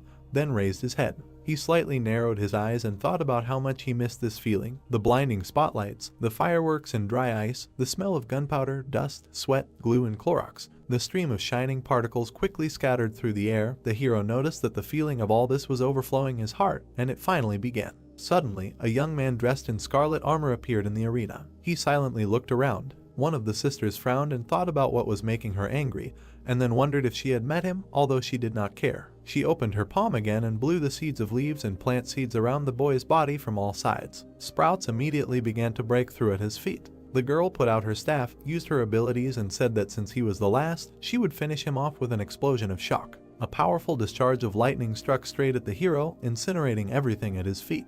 The young man did not utter a sound, being under the oppression of her attack. The discharges of electricity reached his heart. Suddenly, the magic of lightning caught up with the girl herself. She looked at what was happening in surprise, not understanding how the energy was reflected. Suddenly, lightning bolts struck her in the surrounding area. Yunbai watched in horror as her sister was being treated. The boy emerged from the flames and smoke. The girl wondered how he could reflect it, since he should have been paralyzed by the blow, and the plants should have slowed him down. The hero grinned smugly and decided that she was right, but now he is in the dead water equipment. Schematically imagining the cut of the armor on himself, he thought that the Mattingwing armor also has a special skill for disguising the player's equipment, and thus he is a fighter with dead water items. The girl's body literally incinerated and scattered through the air. The system reported that the mask turned red, and the boy received 1 pack of serial murder. Sternly looking at his opponents, the boy called the next girl. Yunbai immediately pulled back her bowstring and said that she would finish him off with 1 hit since he only had 1 health point left. The guy immediately swung his right hand and used Tigang's impersonation. Tigang watched in shock as he was copied. The hero hit the ground, creating a powerful explosion. The girl released her projectile and asked him if he thought his sparks could stop her arrows. The arrow flew at incredible speed and blew smoke to the sides. The girl suddenly noticed that the guy was nowhere to be found, after which she wondered where he had gone. Suddenly, she noticed that the young man had risen high into the sky above her head. The hero hung upside down in the air for a moment. Yunbai pulled back her bowstring again and said that although she did not know how he had risen up there, he had simply become the perfect target. Several arrows were quickly heading his way. Suddenly, with a supersonic clap, the young man changed his trajectory and dodged, surprising his opponent. The girl frowned in confusion and said that she thought he had no means of flight. Tigang smiled happily and said that he realized that the boy was using the heat from his boots to propel himself through the air. Suddenly, he remembered Ijin's past battles and said that it was incredible. The young man was pushing off the air at incredible speed, dodging arrows. In a matter of seconds, he approached the archer. Junbai looked at her sister in fear and ordered her to retreat and change. The boy swung his right hand and said that it was too late, Vidya should have run instead of shooting from his bow. Suddenly, a powerful explosion thundered in the arena. Streams of wind carried smoke and dust to the sides. People watched what was happening in shock. Ian was shocked and froze in place. He clenched his fist from nerves. Suddenly raising his hands, the man shouted joyfully and said that the guy was truly amazing. The image of the hero was shown on the screen. People could not understand what it was, and whether it was even possible to control your boots like that. But this is the best performance of the day we want, and it is unclear where this player came from. The young man continued to stand on one knee, bowing his head. The commentator said that he could not believe it, because this is an incredible turn of events. Two central players of the elite defeated in the blink of an eye from the moment the Dark Knight of K1 arrived. Streams of hot air blew on the guy's armor. The commentator noted that once again it was impossible to predict the outcome of this match. On a sunny day a week before the competition, the words of a man were heard from their mansion that the sisters were a real problem. The blonde raised his hand and added that they synchronized their attacks, constantly changing, and their fighting style was a work of art. So Joseph would have to deal with Jai-No, so he was an ace in the hole, but he still didn't know who to put against the sisters, and this worried him. The hero took the paper in his hand and thought about the fact that he hadn't seen the sisters for a long time. Looking closely at their photos, he noticed that after resigning, they immediately took the university entrance exams right after they announced that they were returning to high school. Suddenly, his voice rang out throughout the room. The guy turned to the principal. Looking at him sternly, he said that if he defeated them, he wanted $10,000 for each, and then asked if the man could arrange it. The blonde was speechless from what he heard and tried to ask him about how he would do it. After a second of silence, he thought about his offer. The guy looked at him carefully and thought that the amount equivalent to a salary of millions was about the best offer a professional player could get, and of course, it depended on how many games he played and how many of them he won. The blonde suddenly giggled and said that the guy was talking about it so confidently as if he could actually do it. Looking up at the young man, he asked if he was really a newbie. Smiling widely, the guy closed his eyes and confirmed his words, then asked about who else he could be and thought that everything was right, because he was a newbie playing for only a year, and this is because he is a well-worn constellation thanks to 15 years of his past life. The man leaned his elbows on the table, agreed with his proposal, and said that he would watch how the guy showed himself in the match, and then inform the authorities that they agreed to $10,000 for the victory, because they could be persuaded if the results were good, but the guy must understand that the results must be excellent. The man returned from his memories and looked at the powerful explosion that thundered in the arena. People watched what was happening in silent shock. The blonde clenched his fist joyfully, looking at the screens. The guy straightened his back, being in the epicenter of the explosion. He took a proud stance and looked ahead, calling the next opponent. The arena was filled with excited screams. People were saying that it was unbelievable and wondering where this player came from. The screen showed an image of the guy. The audience said that it was amazing because he took them out in just a few seconds. Junyoung stepped forward and said with a smile that the opponent was not that bad for someone from the lower league. The man stood on a small platform and said that he thought the guy was so arrogant because of his damage, but he would show him what a real wall looks like. The people were surprised that the cockroach came back and was not dead yet. The man smiled widely and thought that this guy had 1 health point left anyway, so he could just wait for an opportunity to finish him off while dodging his attacks and healing himself. With a sly smile, the man jumped down. The guy watched him silently. Suddenly, he swung his leg, throwing a piece of sand at the opponent. Small particles hit the man in the eye, disorienting him. The man fell to the floor with a loud thud. Suddenly, the sand underneath became white hot and the man screamed, not understanding how his opponent had turned the ground into magma. The young man closed the distance between them in an instant and swung his right hand. The man thought in fear that he needed to hurry up and heal. Suddenly, loud blows were heard throughout the arena. One of the allies nervously trembled, watching what was happening, and said that he had to experience it to understand.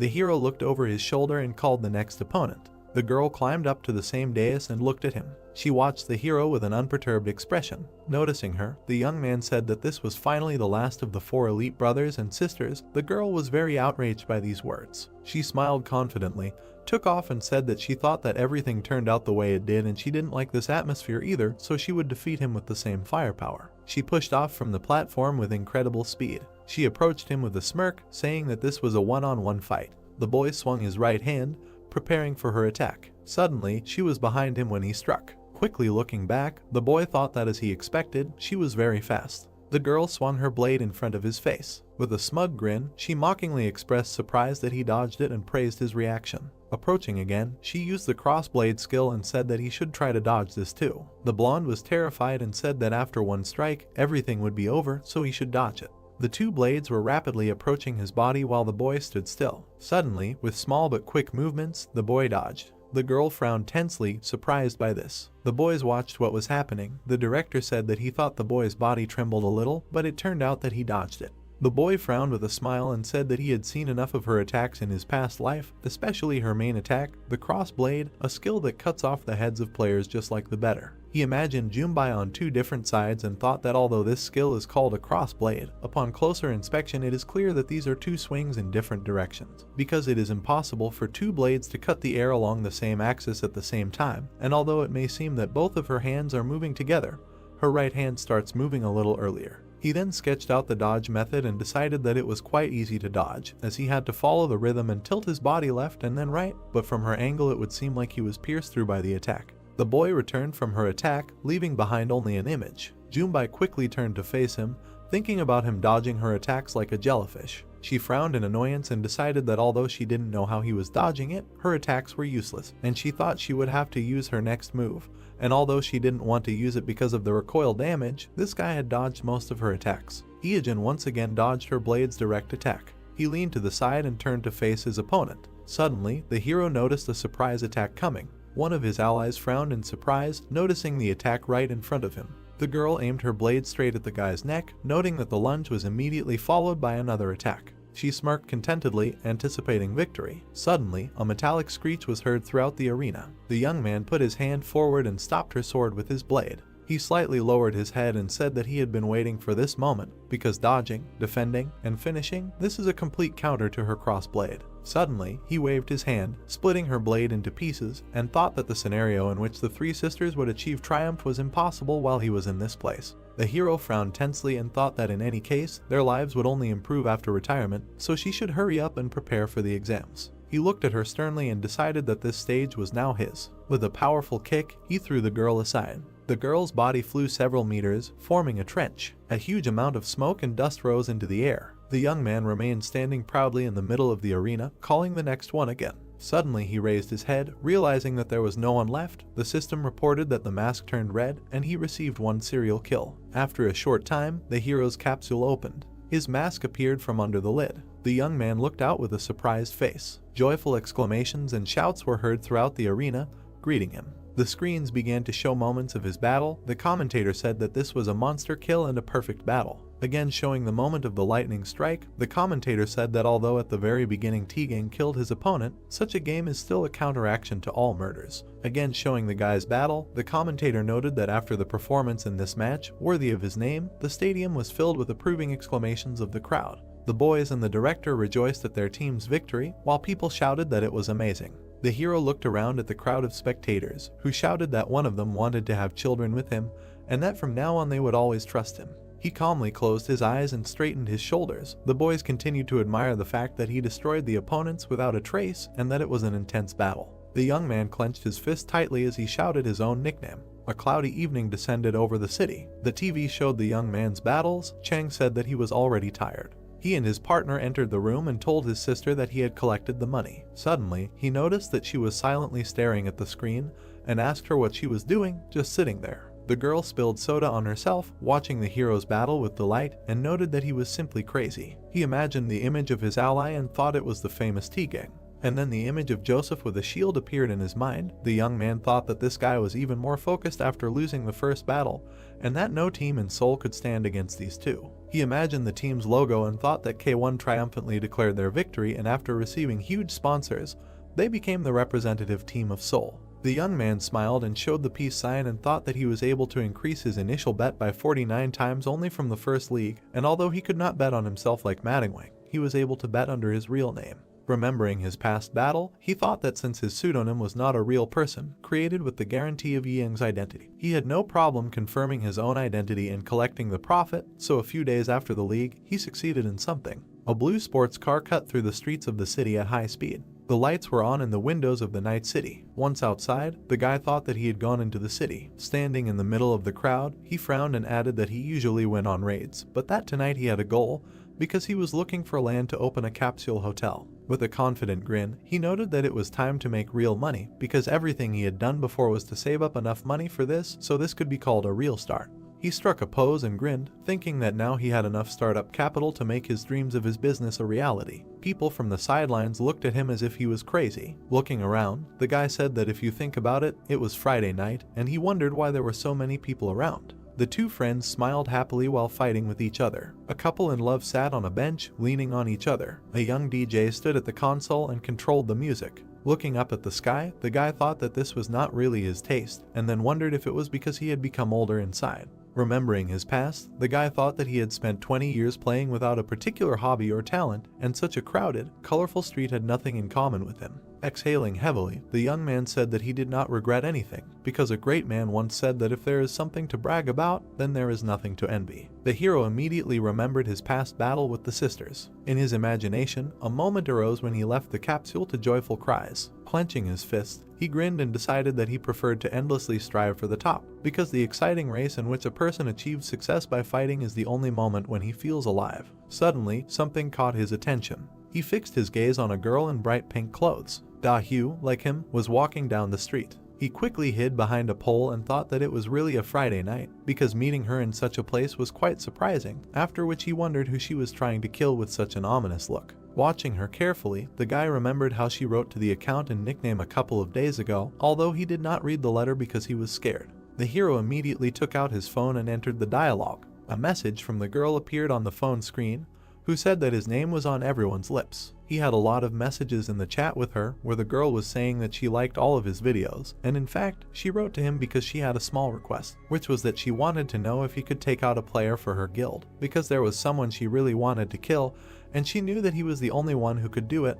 The boy said that she reeked of business. Raising one eyebrow, he looked at his screen. Suddenly, an idea popped into his head. The girl was walking down the street, annoyed, talking about how damn hard it was to drink on a dare because she wanted to show how much she could drink. She was wondering why the bar she usually went to was so crowded, but she forgot that it was Friday night. Frowning sadly, she thought about what she was doing outside at night. Suddenly remembering her battles, the girl thought that half a year ago, when she felt uncomfortable with something like this in a nightclub, she realized that such things really weren't for her because she preferred games filled with monsters and bloody raids. She stopped, exhaled heavily, and thought about the fact that she could be in a dungeon, but now she'd better go to the supermarket instead of a bar when her phone suddenly vibrated. The girl stopped her thoughts, paying attention to it. She took out her smartphone and said that she was sure that she had turned off social media notifications because there were too many of them, although she had turned them on for some accounts. Da-Hyu raised her eyebrows in surprise when she saw something on the screen. In the dialogue with Madingwing, she saw a message agreeing to her request. The streets became a little quieter. A bright red car stopped at one of the buildings. The girl threw off her coat and wondered why the young man answered her only now.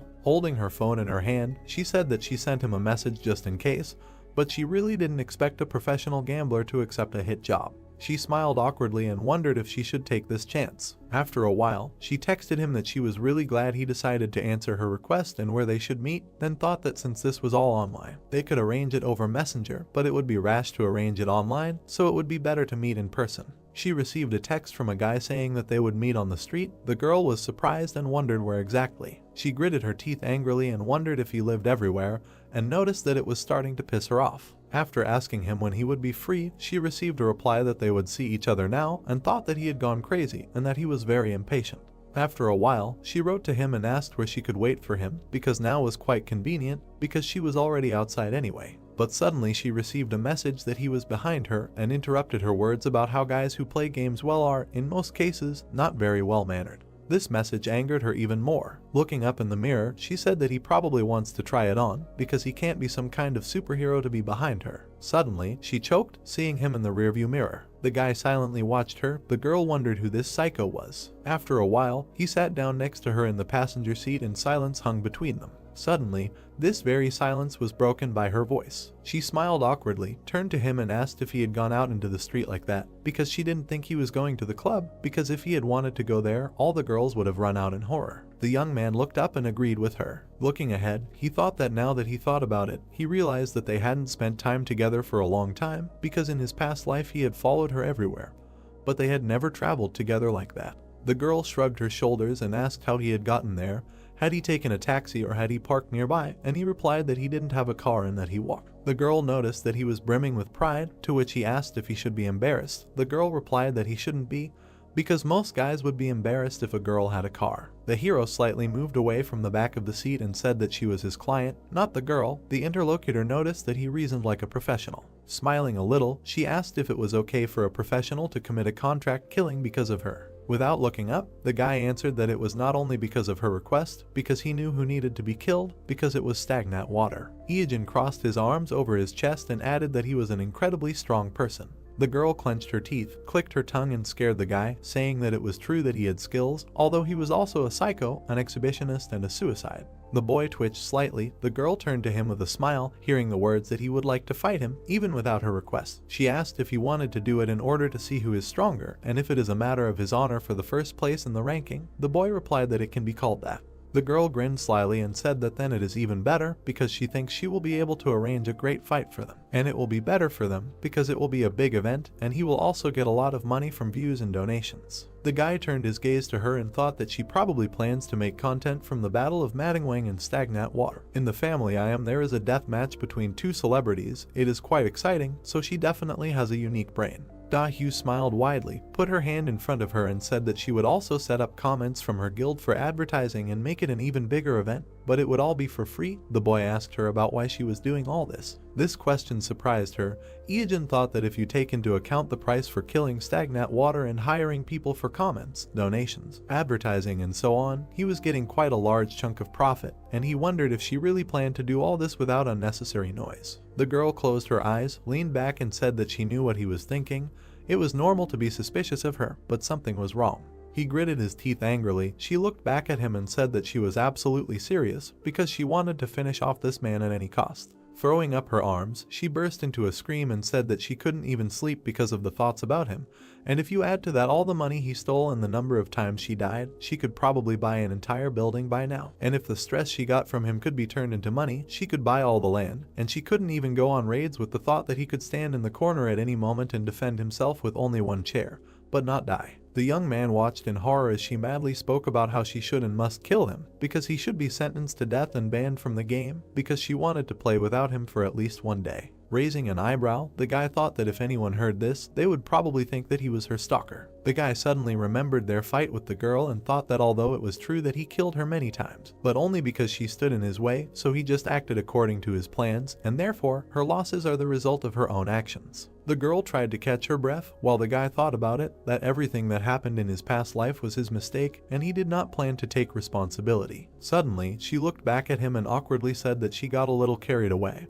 After which she apologized. The guy replied that there was nothing wrong with it, because she had the right to do this, and that she should be angry. The girl smiled awkwardly with her arms crossed and said that she wanted revenge, but she wasn't good enough to deal with him, so she couldn't do anything, but she was sure that she could beat him in real life, but she didn't know his address and all she could do was just leave angry comments on his streams. The guy was surprised that all she could do was leave 3021 angry comments. Touching her head, she also apologized for continuing to show her aggressive side on their first meeting. The guy replied that she could just pay him well, to which she replied yes. Looking away, the girl said that she felt better because of him because she hadn't been able to talk to anyone until now, so she was grateful that he listened to her. Slightly pursing her lip, she noted that she wanted to talk about it because since he was going to kill him anyway, she had an idea. She looked at him with a slight smile and offered to do it on behalf of her guild. Da-Hyu approached him with her shoulder. The boy looked back at her and thought that it was impossible for her to miss the opportunity to profit, because he wondered where she got so much enthusiasm from. But now he understood what she had in mind. If he joined her guild, they could gain great popularity and power at the same time. Looking at her satisfied smile, the boy thought about the fact that his nickname itself was an advertising billboard, but the range of his skills would be of great help to her in a large-scale guild war, so this year was nothing compared to the price she would pay for him to join.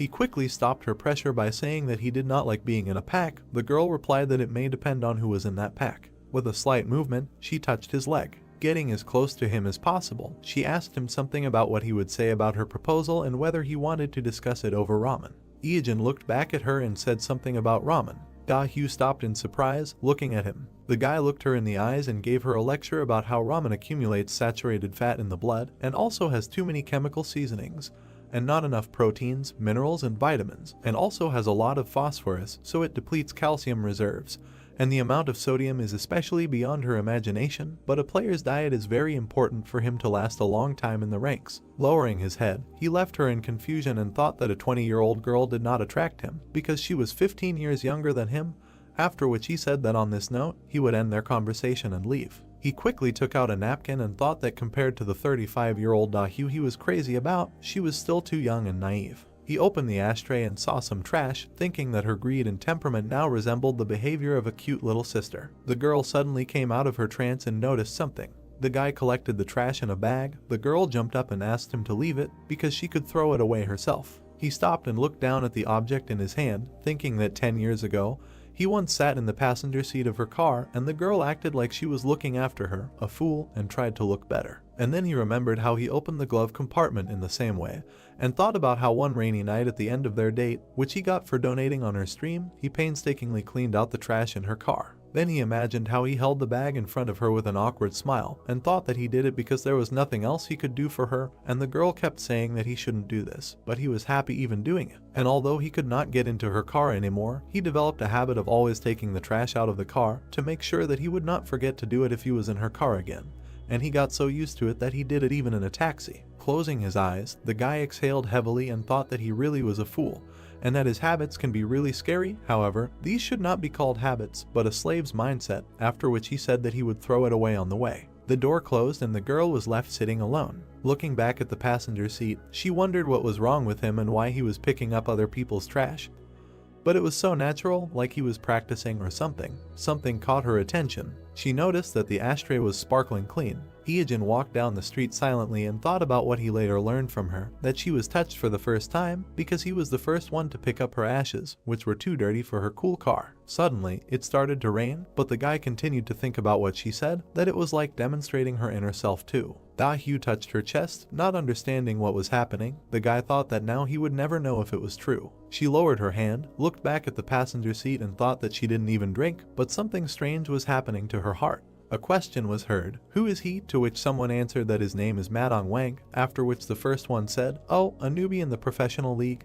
Those were great matches." Against the background of the blue abyss, the player said that enough foreplay, he is finished. The brunette looked at his opponent angrily. Then he picked his ear, smiled and asked what, is he going to kill him? The monster answered indifferently, yes, after which the red-eyed one, still smiling, continued to ask that he was crazy, to which he answered that he does not want to hear such things from an exhibitionist psychopath, and the guy asked another question, why would he kill an innocent person? Madong Wang extended his hand and answered to find out who is really stronger. The protagonist jumped. Hanging in the air, he sarcastically asked if a professional player can kill ordinary players. Iron Man looked at him and answered that his contract does not prohibit it. Suddenly the guy dodged the enemy's blow. Then he extended his hand with a weapon.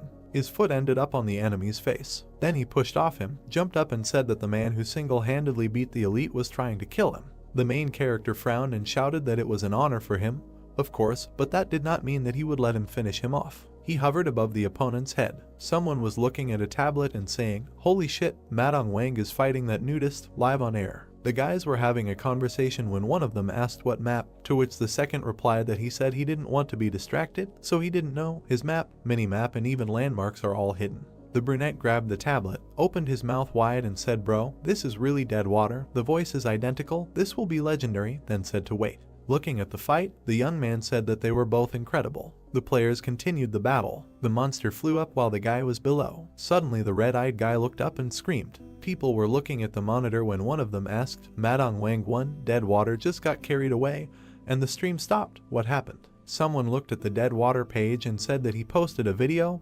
Let's take a look. The brunette opened his mouth wide and screamed that they already sent the link, to which the second one screamed to turn it on. The protagonist sadly said that he died from some weirdo. Then he clenched his fist, gritted his teeth and continued that he was sorry, but today's stream ended because of a death penalty.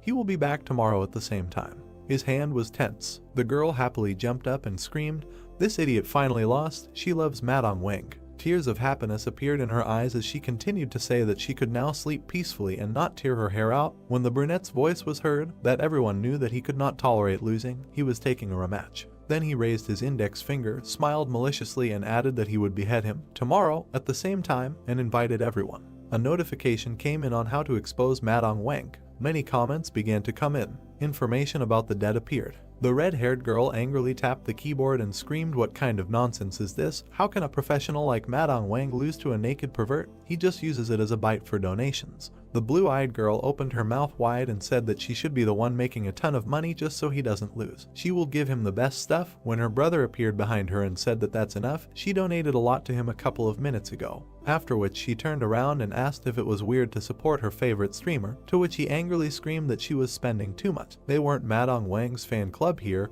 at least she knew how much she had thrown at him last time. Suddenly, right before the match, thanks were given to Painkiller for the donation, after which the girl enthusiastically shouted that he called her nickname. And the guy, looking at her, thought that judging by how much she donated, what kind of creature would not call her nickname after that? Then the blue-eyed guy looked away and said that she had already seen how the naked pervert died. It was over. Who cares if Madong Wang dies or not? The sister looked at the guy with her big eyes and asked, "Really?" Suddenly she went into her thoughts and thought that this was an incomprehensible feeling to her. In the building sat a brunette who thought that Madong Wang and Deadwater must be the same person. After that league, he had only met him a couple of times. Then he looked at the screen and continued the thought that, then, who is Madong Wang? He remembered what happened 6 months ago. There was a battle. The protagonist was fending off the blows. After which he narrowed his eyes, looked ahead and told the worthless mammoths, who had no drop, to step aside. Then he turned his head and said that he had some business with the guy behind the blue people. The monsters looked at him strangely. A double hero of unknown rank appeared. The protagonist made a dash and said that there were 3 of them. It was said that if he saw 3 at once, then he would be finished. Then he went to one of the rivals and said that he would check if the rumors were true. Suddenly, the enemy swung. The protagonist wounded one of them with his weapon, after which a second one appeared behind him. The guy turned around abruptly. Then he looked seriously at the enemy and asked if he really thought he could attack him. Since he copied him 33.3%, it seemed he was trying to think, but he failed. The brunette began to attack and asked, "They don't have such a thing as a brain." The doubles looked at him. Suddenly, there was an explosion. The protagonist stopped and asked, did he kill them all in one go? If they copied him, then he is really weak. The blue people were approaching. When the guy looked ahead and thought, is approaching, he was waiting for it. A blue monster rose in front of him.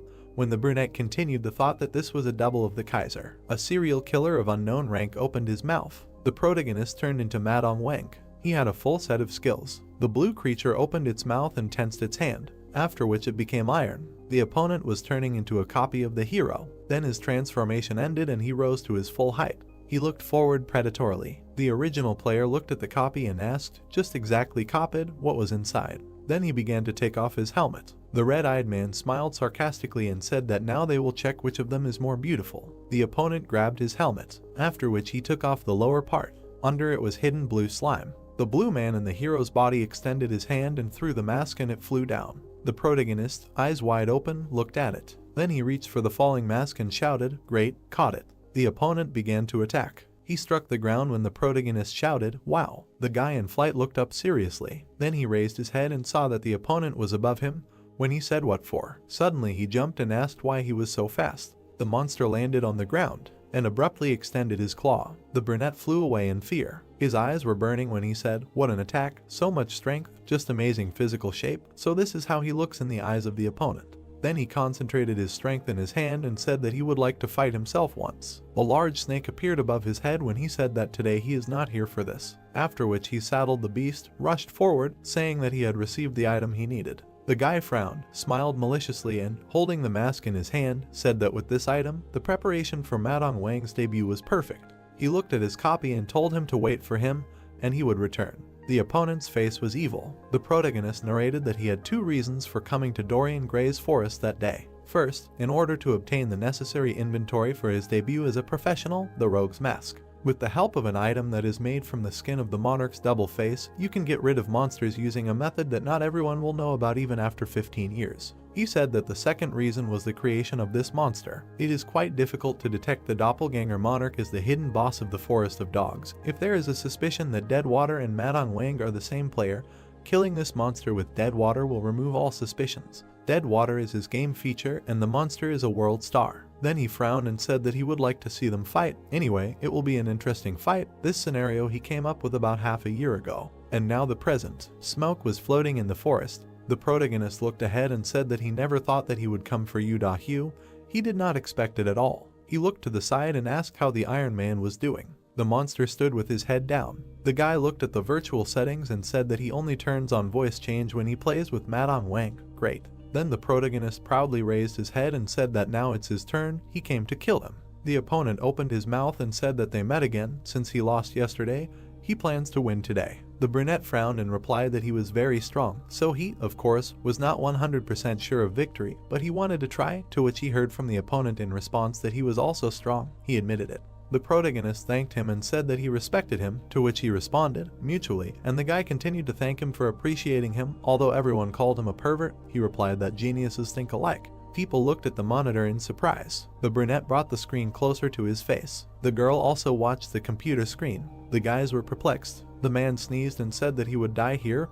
Oh, Jin is just something. The protagonist smiled and said that they would start. Today would not be easy. The opponent, looking at the guy, replied that he had never lost. Then he put out a claw and told him to attack. The monster used a special skill of the claw of the ghost ant whirlwind. The red-eyed man looked up and asked, was he serious from the start? Absurd. The brunette concentrated his power in his fist. Then, in response, he launched his power. People watching this shouted that the whirlwind at the same time as the summoning of the sea serpent was incredible. A beast appeared. The protagonist jumped above the opponent. Lightning emanated from the opponent's hand. An explosion occurred between them. The protagonist frowned and asked, it seems he has become stronger, has increased his level. Lightning scattered across the guy's body. Then he launched a special skill, the heart of an immoral person, vice. The fog spread through the forest. The protagonist said that he came to kill him. The monster replied that they met again and asked if he could win today. They stood opposite each other, and the protagonist said that the monster was very strong, so he was not 100% sure of victory, but he wanted to try. Today would not be easy. The monster replied that he had no defeats on his account and offered to attack. Iijin jumped on him from above. The entire space was engulfed in fire. It was blazing brightly. The opponents flew in different directions. The monster began to attack. He struck one after another, but the protagonist dodged them all. Then he grinned and asked if his claws were heavy and if his hands hurt from frequent use. The monster began to form a whirlwind in his hand and replied that when calling a whirlwind, his hands go numb for 0.02 of a second, and now he was going to strike with his right hand. The brunette looked at him and decided that now was the time to use the earthquake skill. The ground under his feet began to break into pieces. The opponent's hands rose into the air, stones flew in different directions. People looked at this in surprise, arguing that 40 minutes had already passed, and they were still continuing. Besides, no one had struck a strong blow. The guys, looking at the monitor, said that the battlefield had turned to ashes. It was not even clear what happened before the regeneration. Iijin put his hand in front of him, heading towards the monster. Then he clenched his fingers. The monster didn't understand what happened, but blood splashes appeared. The special skill of the King of Darkness is blood predators. The whole battlefield was covered in blood, and the brunette asked how it felt. Did it feel like his blood was being sucked out?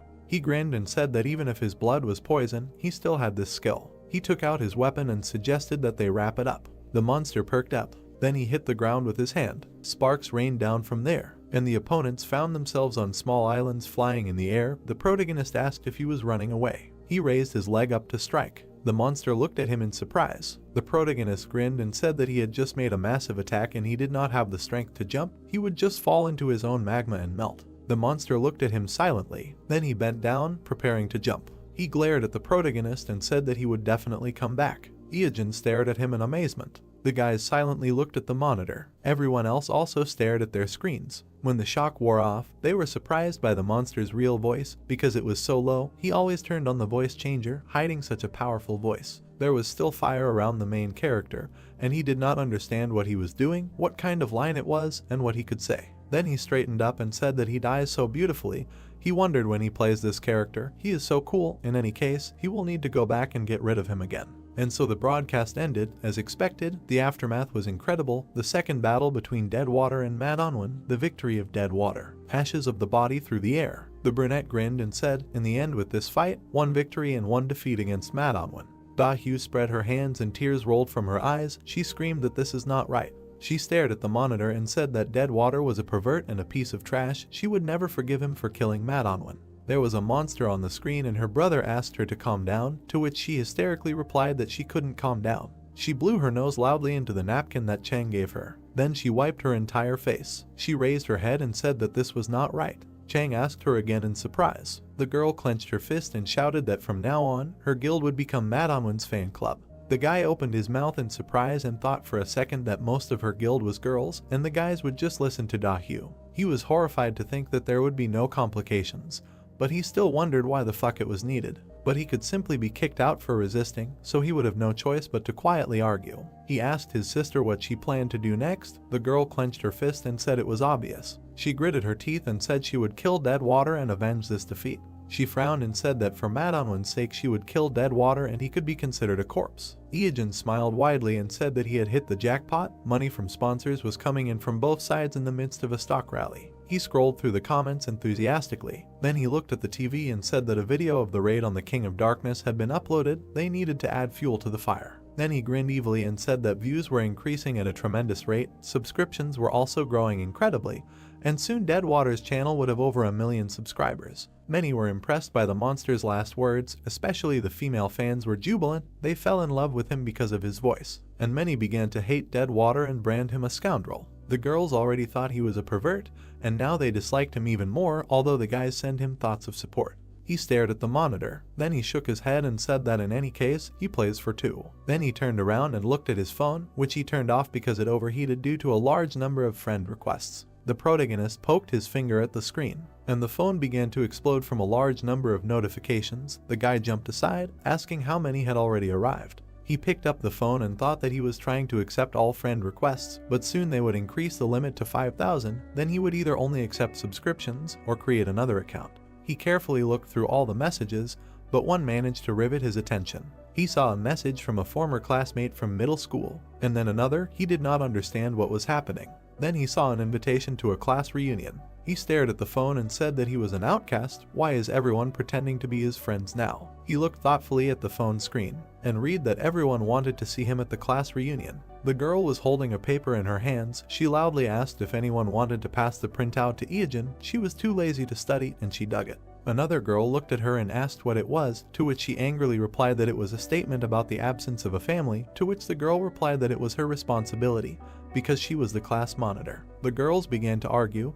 The class monitor said that she did not want to do this because he stunk. Another girl asked why she had agreed to become a class monitor at all, to which she replied that she wanted to enter a vocational school with a good character reference. The class monitor opened her mouth and shouted that they should decide on a place. The class monitor said that she would seat the class monitor next to someone who did not have a deskmate. Another girl extended her hand and said that she would pass it on. The class monitor asked again. The girl with glasses turned to her and said that she still needed to sign her name, like Rebecca from a single-parent family, and she would hand in his application at the same time. The class monitor handed her a piece of paper. The boy was lying on his desk. When his name was called, he raised his head from his desk. The girl handed him the piece of paper. Iajin suddenly jumped up with a scream. He looked around and realized that he was sitting in a car. Then she realized that he had fallen asleep and he was very tired. He wiped the drool from his face and sighed heavily. The protagonist held the phone to his ear and listened to congratulations on 1 million subscribers from the YouTube content manager. He said that at the end of the year they were holding an event in the hotel party room and they would be glad if he came. They sent an invitation to his email. The guy said that they only invite exclusive or regular streamers, to which the manager replied that he was an exception and that he would do them a great honor if he came.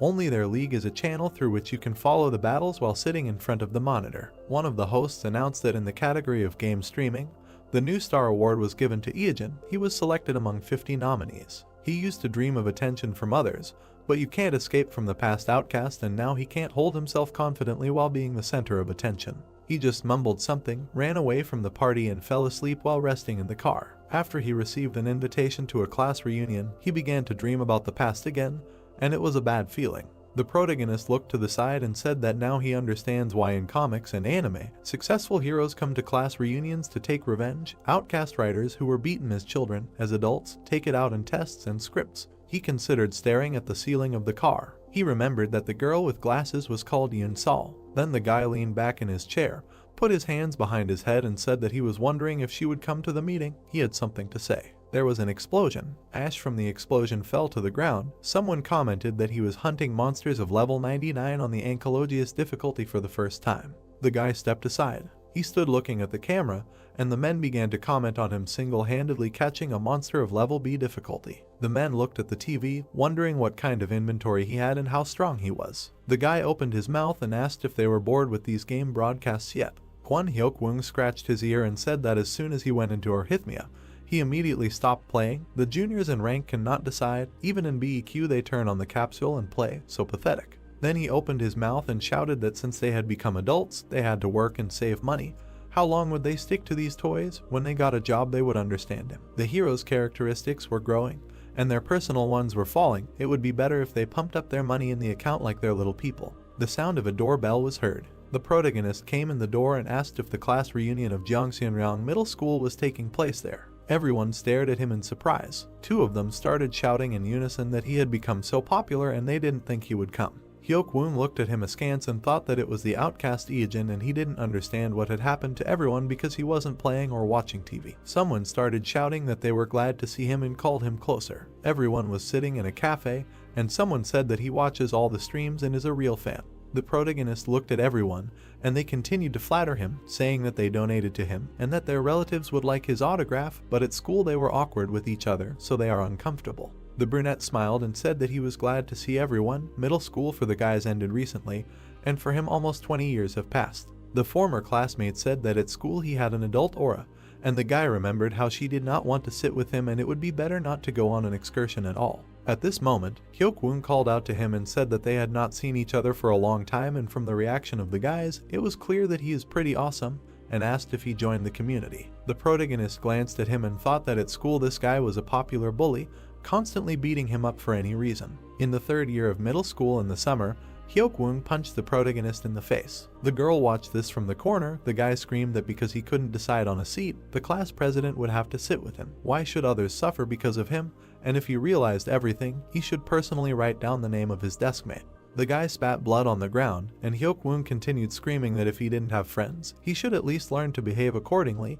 He should pass him the game to that level. He would check after school. Then he looked at him and said that he was a freak. He didn't study or study. He didn't play sports. Why go to school at all? He was sick of such people. The protagonist looked at him with an exhausted look. Hyuk-woon grinned and asked what he was doing, studying or working. When he heard the word games in response, he asked again, and the brunette answered that he played games, wrote reviews on social networks, something like that.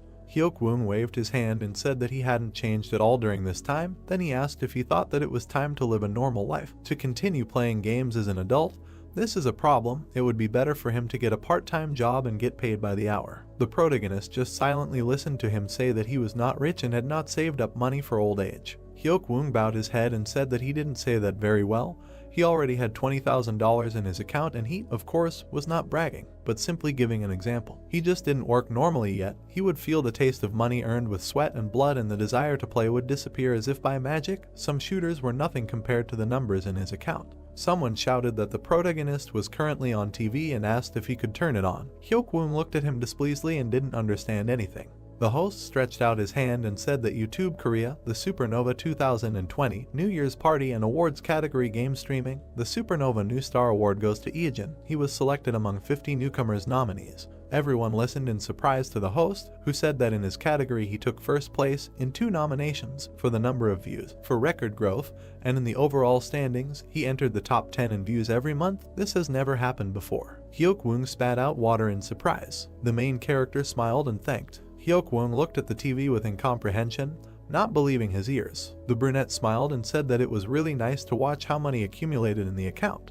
Conversations were heard in the cafe. Someone said that he opened an online store, but it is not going very well. Could he say a few words about it in the stream? Various sounds were heard. The guy said meat, and someone said that he would not remain in debt. The protagonist looked at everyone. Someone said that his parents retired and opened a restaurant. Would he be able to advertise them? And how much does advertising cost him? Someone asked if it was possible to take a joint photo. The protagonist looked into his glass and thought that this was too tiring. At 36 years old, coming to a meeting of classmates who are barely in their 20s, they do not even have common topics of conversation. He completely forgot the brands of 15 years ago.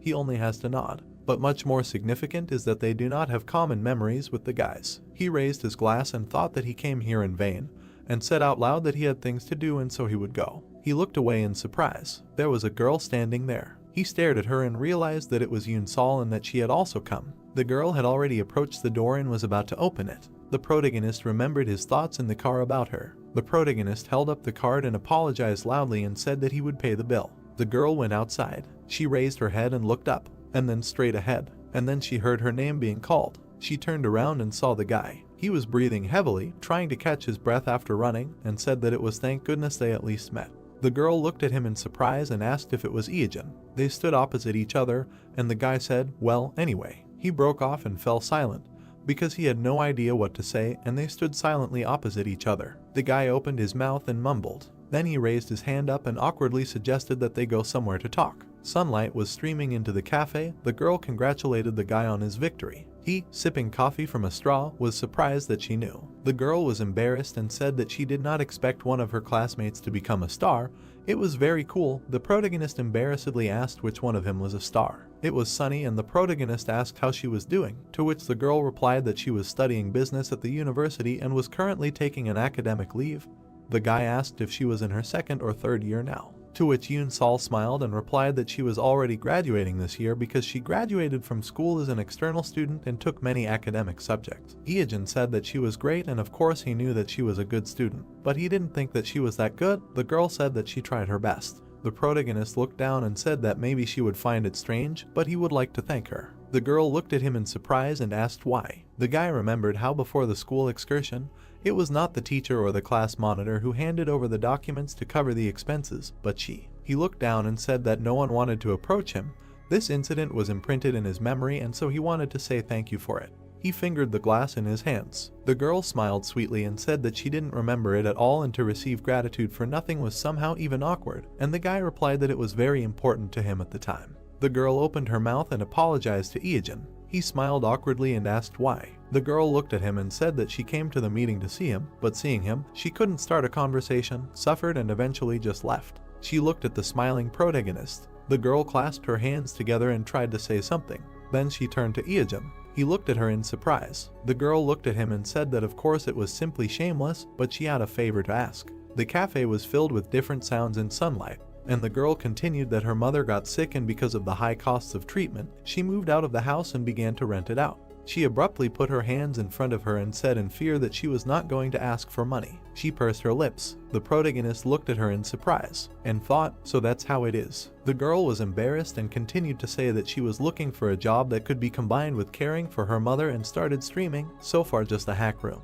The brunette smiled and began to ask about the streams, on what platform, on what topic. The girl answered that in the beauty industry. Then she adjusted her glasses and said that she works in a cosmetic store and therefore knows a lot of things. She began to ask if he could. But at that moment, tears began to flow. The protagonist looked at her in horror. The girl began to cry with her sleeve, saying that she should not have started all this at all, a disgrace. They sat in silence for some time. But suddenly the girl jumped up from her seat and started running away, apologizing for wasting so much of his time and asking him to forget about what she said. The guy didn't understand what a waste, and the girl said that she would pay for the coffee and said goodbye. Iijin jumped up once and grabbed her hand, stopping her. He smiled and asked if she wanted to invite him as a guest and said that he would do it without any problems, and at the same time thank her for her kindness. The girl looked at him in surprise, and the guy continued to say that it was probably hard for her to do everything alone, and if he could help, then she should let him do it. It was obvious. She probably never admitted to anyone in her entire life that she was dead tired and needed help, and now she was forced to spit on her pride, forget about her reputation, and turn to him with a request. How could he even ignore her? The next day, the city was illuminated by the bright sun. Iijin drove up in a car. The girl ran out to him and was surprised that he brought something with him, to which the guy replied that these were the remains of the equipment for the stream, and since everything was so urgent, they could use it. The girl was surprised, saying that it was expensive, and asked if he was lending it to her, to which the guy replied that he was giving it to her. The girl ran after him up the stairs, saying that he didn't have to give it back, to which the main character replied that since he was helping, he should do everything at the highest level, and then, when she starts earning a lot, they would settle accounts. Yoon Sol's mother greeted them warmly, surprised that her daughter had brought home one of her friends, and asked if he was her boyfriend. The girl irritably answered no, and Iijin said hello and said that they were friends. Mom wished them a good time. She felt awkward meeting guests when everything was so messy, to which she was told that everything was fine and she could go and relax. The main character was setting up the lights and asked why the beauty industry, why not something related to school, although it was not necessary to start streaming for this. For example, she could tutor, she was a good student, to which the girl replied that she did not know how to teach. The girl smiled and said that understanding the leak and explaining to others were different things, and she would not be able to devote much time to her mother for such a job. Well, yes, even if a lecturer from a Seoul university were to give a lecture, he would not understand anything due to his stupidity, the guy thought, and finished setting up the equipment. He turned to Yoon Sol and said that this was something that could be tried. The girl replied that it was cool. She looked around and said that it looked like a streaming studio, to which the guy said that she only used a fluorescent lamp and a phone. Newbies don't think about it at all, and in fact, hack rooms are not gaining popularity precisely because of the lack of equipment. The girl, looking at the equipment, asked if this was true, to which the brunette replied that even one lamp can change the atmosphere of the broadcast and the appearance of the streamer. The protagonist looked at the girl and asked how she streamed alone. The girl replied that she just took a tester, applied it to her hand and talked about the properties. The guy asked what the reaction was from the viewers. Yoon Sol was embarrassed and replied that no one even came to her. Now about 15 people are watching. The protagonist glanced around the room and thought that there was a lot of work to do. But still, how amazing that those 15 years he spent playing the game can help others. He looked up and thought that for the first time he became a support for someone. They turned on the lights and the guy shouted that everything was ready and the guest announcement was made in advance. He showed a heart to the camera and said, "Streamer Deputy Headman feet dead water, the broadcast goes out." At the same time, clouds were swirling over the brave man's tower. Explosions were happening. Drake was shooting back at the monsters. The monster fell. A notification came about the victory over the guardian monster gate armor on the 46th floor of Torment. The guy stood on top of him and said that as he thought, after the 30th floor it becomes more and more difficult. He wiped his sweat and sighed heavily. He grinned and said that Eugene seemed to have reached the 47th floor. This time he would definitely set a new record. Then he was surprised that he had received a notification. He read it with a thoughtful look, "Eliminate dead water." He silently stared at the screen, and then he opened his mouth and asked again. He was wondering what he was doing there. The lamps were brightly lit. Yoon Sol said that sunscreen was next. Many people don't know that sunscreen doesn't work for the first 30 minutes after applying it, so you shouldn't go outside right away. Eugene sat with his eyes closed. He raised his head up, and the girl said that you need to avoid the skin around your eyes and carefully apply the cream to your cheekbones and protruding areas of your nose. And this isn't an advertisement, and all the products are specially selected for the male audience. These are the most popular products in the last few years, and at a very reasonable price. The protagonist opened his eyes, looked at the camera and thought how he got to this point. This is not at all what he imagined. She was brushing his collarbones. The guy looked at her embarrassedly and asked, "Isn't it too much to compete with your collarbones? It looks quite sensational." The girl calmly replied that this is part of the stage makeup. You need to use dark shadows for contouring first.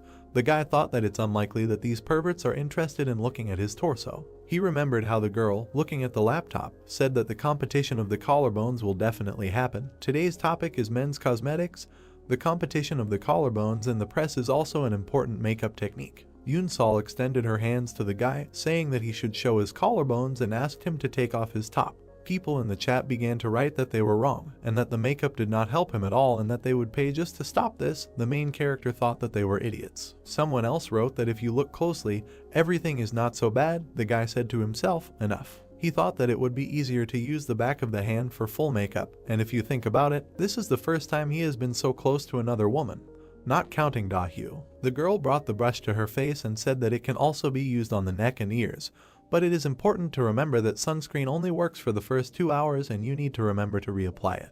The girl looked surprised. The protagonist smiled sweetly and asked what happened. She abruptly took the headband off his head and ruffled his hair. The brunette asked what she was doing. The girl looked at him admiringly and said, "Wow." The guy reached out to fix his bangs, and the brunette said that he was so handsome with his bangs down. People in the chat began to write that he was quite handsome and that he looked much better this way. The protagonist began to abruptly comb his hair back, saying that it was terrible and that if his hair was down, it would look strange, to which the girl objected that on the contrary, it was very good and that he should walk like that. He abruptly reached out his hands to Yoon Sol's head. He took off her glasses and ruffled her hair, telling her not to hide her face either and to lift her bangs. The girl with the headband on her head looked at him innocently and said that she was shy. The protagonist looked at her in surprise. There was emptiness in his head. She looked at her, thinking that it was all a scam, and the girl, fixing her hair, said that today was a broadcast of humiliation. She also showed her real face. The comments were different. Someone wrote that she was ugly as a nuclear war, and someone that she was a beauty. The protagonist looked at the camera and said that she was such a liar and he did not even suspect that she was such a beauty. The girl asked in surprise what he was talking about.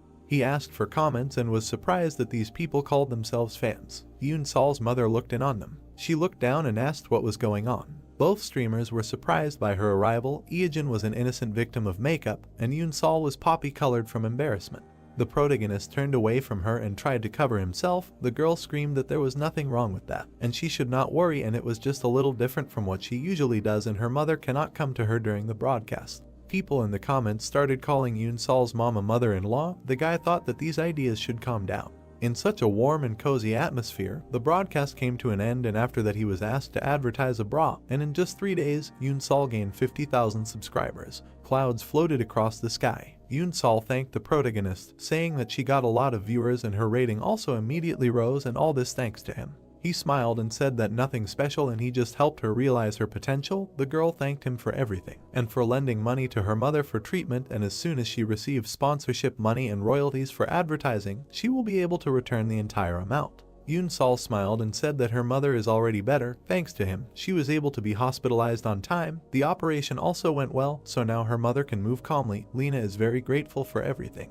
The girl opened her mouth and suggested to come sometime when her mother was going to cook dinner. The brunette said that he would wait for an invitation. She tries to focus on YouTube. He is sure that she will not have problems with this because she is really very capable. She has only a bright future ahead. The protagonist looked around and said that it was time for him to take care of his own life. Shortly after the merger, Drake received a message that said that the expert had reappeared. He frowned and thought that he had collected information to find the guys who had been killing him for the last few days. He heard a question from behind asking if he was an expert. He turned around. A girl was standing behind him. She looked at Eugene in surprise when he asked that he was now known by ordinary users. He adjusted his hair, asking what he could be, but did not finish because the girl asked that he would hardly refuse to be an exhibitionist. The protagonist looked at her in surprise, and she swung some strange object. A set of random colored perfumes flew right into the protagonist's face. He grabbed his nose in pain. The action of the set of random colored perfumes is activated. The character's appearance will change for the next 24 hours. Neutralization is impossible. The pink spirit turned his attention to him. The protagonist looked at his hands and screamed. The bald spirit showed interest in him. The girl, running away, screamed that it was great that this was happening and wished him death. The guy looked after her, thinking that he wanted to catch up with her right now and kill her. She did not read him any real damage, so he cannot risk energy. He looked around and realized that everything was lost. He was just going to pass through the Central Continental Beginner Village in the north, but now he would attract too much attention when they broke through the siege. He turned around when he heard his name being called. He turned around, saved his eyes, and turned to Drake. Seeing each other, the pair and they began to laugh at the fact that the two of them were pink and bald. Pan remembered that recently a girl with pink hair threw a random set of colored perfumes at him and asked where this crazy woman came from. Was she an NPC by any chance? Drake opened his mouth and asked what the hell was going on and what kind of sneak attacks were these. Who was behind this? The protagonist shook his head and said that it was a long story. He looked sideways and thought that exterminating experts was different from using ordinary users as bait to catch sandworms. This was definitely not part of his plans. Eugene stared at the monitor and began to reason that their current level could reach 20 at most, and the average equipment rating would be around C+B. In this situation, there would be only one way to close the gap, and with it, he focused on the newly created giant groups instead of the main thing, so to speak, destroying the backbone. Looking at the monitor, he thought that this was a sudden incident, a fairly high level, and some shady group. Soon he managed to find a suspicious guild. Its name was Maggio. He opened his eyes in surprise and asked if this was some kind of martial arts role-playing game. He searched the internet thoroughly and found something. He looked at the splash screen from the site. The guys looked at each other silently. The protagonist lowered his head on his hand and said that what he loves is what he will destroy. This is such a fatal contradiction. He was just fighting with himself. Drake suggested not to bother because this thing only works 24 hours and suggested logging out of the system for today. The protagonist smiled and said that it was not necessary and that he had just come up with a good idea. Drake asked if he had a plan. Eugene clutched his weapon and said that there was no need to waste time and that he would show something interesting. The man raised his fist, saying that he would strike the expert with a bolt of justice for killing their king. People raised their hands, shouting that they would destroy the expert and wash away all the pain and resentment with his blood. A crowd of people shouted that they would kill him as soon as they saw him.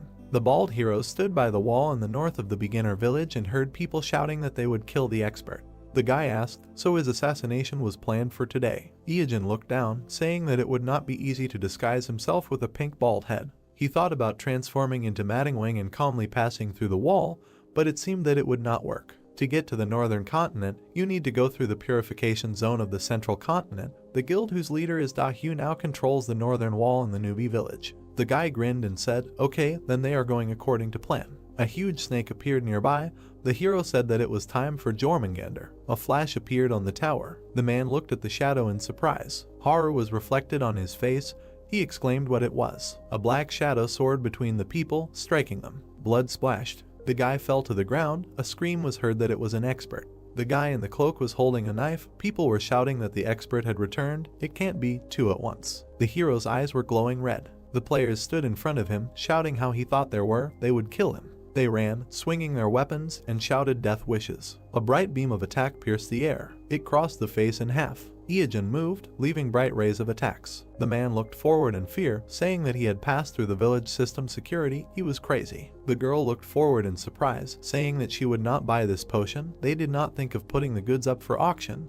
They could not even repair it. The man asked, "What do you mean? It does not matter if every player treats them like a monster." Iajin held a knife with a smile. The girl looked back tensely. She raised her hand up, shouting that she would give her life for the guild. A bright flash appeared above the houses. The girl with blue hair stood in front of him, saying that his death was only a matter of time. Soon, if they united with the reserve, more than 2,000 players would gather here. She smirked, saying that he would end. The girl looked to the side in surprise. There were red flashes above the buildings. Words were heard that this was the southwest. The 11th security zone was asking for reinforcements. The blue-haired girl opened her mouth in surprise, listening to the words that they need people. They can't cope here either. The guy with red eyes approached her. Blood splashed. Words about the first security zone were heard. Target detected. Backup requested. Second security zone.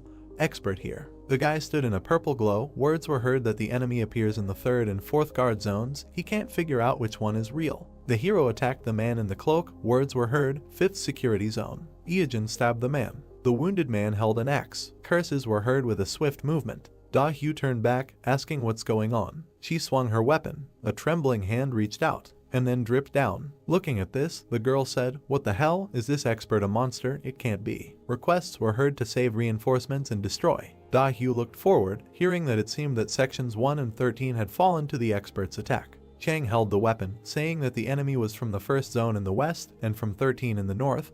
The reserve arrived too late. Most of them were killed. They suffered enormous losses. What should they do? The girl gritted her teeth and told them to gather. Could they have infiltrated somewhere else? She waved her hand and ordered the troops to be spread out in two, 500 to the west, 500 to the north. She would lead the second group.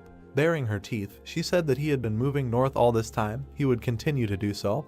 They had seen the attack on the northern wall. She would never give up and make him pay for killing the king of Manhwa. There were cracks on the ground. Drake ran forward, saying what kind of monster was there. He used all of this to fight Manhwa. Thanks to this, the power of these fans was halved. It was a great relief. There were many trees in the forest. Before facing the ambush, he went to the Dorian Grey forest and caught 12 doubles. The dark creatures glowed even before they had time to see another person and change. The snake bit the double's head. The hero thought that Jormungandr had swallowed them. After the creature fell out of his mouth, one of the snake's abilities is a bite. The monster can lock the enemy in its own stomach, preventing the use of HP. The eyes of the identical guys in the cloak were glowing. The guy continued that he could release the person back when needed, and so 12 of his clones appeared, a total of 13 experts. He rushed to attack and eventually succeeded in escaping. Running next to his comrade, the guy said that Da-Hyu had most likely already come to her senses and rushed in pursuit. "We need to hurry." On the run, Drake said that he would ask only once. The bald guy turned to him and heard that he knew he was heading north. Jumping forward, the guy said that this was an uncharted area where no one had ever been because of the harsh climate and high-level monsters. Not that he was against it, but he didn't want to get into a raid. He was going to get there within a month. Iajin smiled and said that this was not the final goal, but just one of the points to achieve it. Turned around and heard that this was a disaster. His eyes widened. Standing in front of him, the hero said that this would not end with just discovering an unknown continent. It would cause many catastrophic changes. He was going to turn this game upside down. With a satisfied grin, the guy continued to create a huge patch and update. First, they must target the northern continent. The bald guys stood opposite each other, and then they couldn't hold back their laughter. The heroes laughed until they cried. Drake said that he was laughing. Iajin said that the pink bald heads with serious faces were discussing issues of a universal scale. What a laugh. The guy with yellow eyes smiled and said thank you for the unexpected answer, to which he heard a question. Will he block it and ask again? About what? Will his heart burst with delight now? Iajin grinned and said that he knew it would be like this. He quickly ran forward, and his comrade asked when 24 hours would pass, and heard that first they needed to get out of the central continent. Da-Hyu ran ahead of the people, thinking that they could finally start. Now it was a different race, where the prize was the northern continent. It was snowing in the mountains. They left the central continent and headed towards a harsh snowy mountain. A silhouette was visible behind the snow. The snowfall was heavy. The mountains were hidden by snow. The system reported that the hero entered the forest of misfortune. The name of the first one to enter is recorded in the Akashic records. He is covered by a snowstorm. The snowstorm takes away 0.01% of the maximum HP per second. Snowflakes were flying. The heroes were standing next to a tree-like monster called the Ent of Misfortune. Bald Eogen looked at him, saying that this guy's HP is divided into the body and branches. It will be easier to first destroy each of the parts. Drake grinned and said that he would then deal with these annoying branches, and heard that his comrade would deal with the left leg. Sitting on the knees of the fallen Ent, the hero told him to smear himself with this liquid from it. It will protect against the storm. His comrade noted that it is poisonous and heard that usually poison takes no more than 0.0025% of the maximum HP, and the storm 0.01%, which means that by choosing poison, they reduce the damage by 4 times. It was snowing in the mountains. The snow-capped mountains are a miniature representation of the entire northern continent, a location covered in snow and ice, plus a snowstorm that takes away HP. This place has long gained fame as impassable due to various monsters and natural phenomena. The guys ran forward. Drake asked how long the blizzard would last. Eogen replied that it was random. If you were lucky, then a minute. If not, maybe a few days, to which he heard that everything was as in reality. The guy in the cloak said that it seemed that this time it would last a lot. They could not just wait until the storm ended, so he would use the Ent of Misfortune liquid. Hearing the question, why did he assume that it would not stop right now, the guy replied that he should watch the change in the nature of the storm. The comrade looked to the side and asked for a change. Eogen waved his hand and replied that they say it's random. The longer she continues with it, the easier her movements are.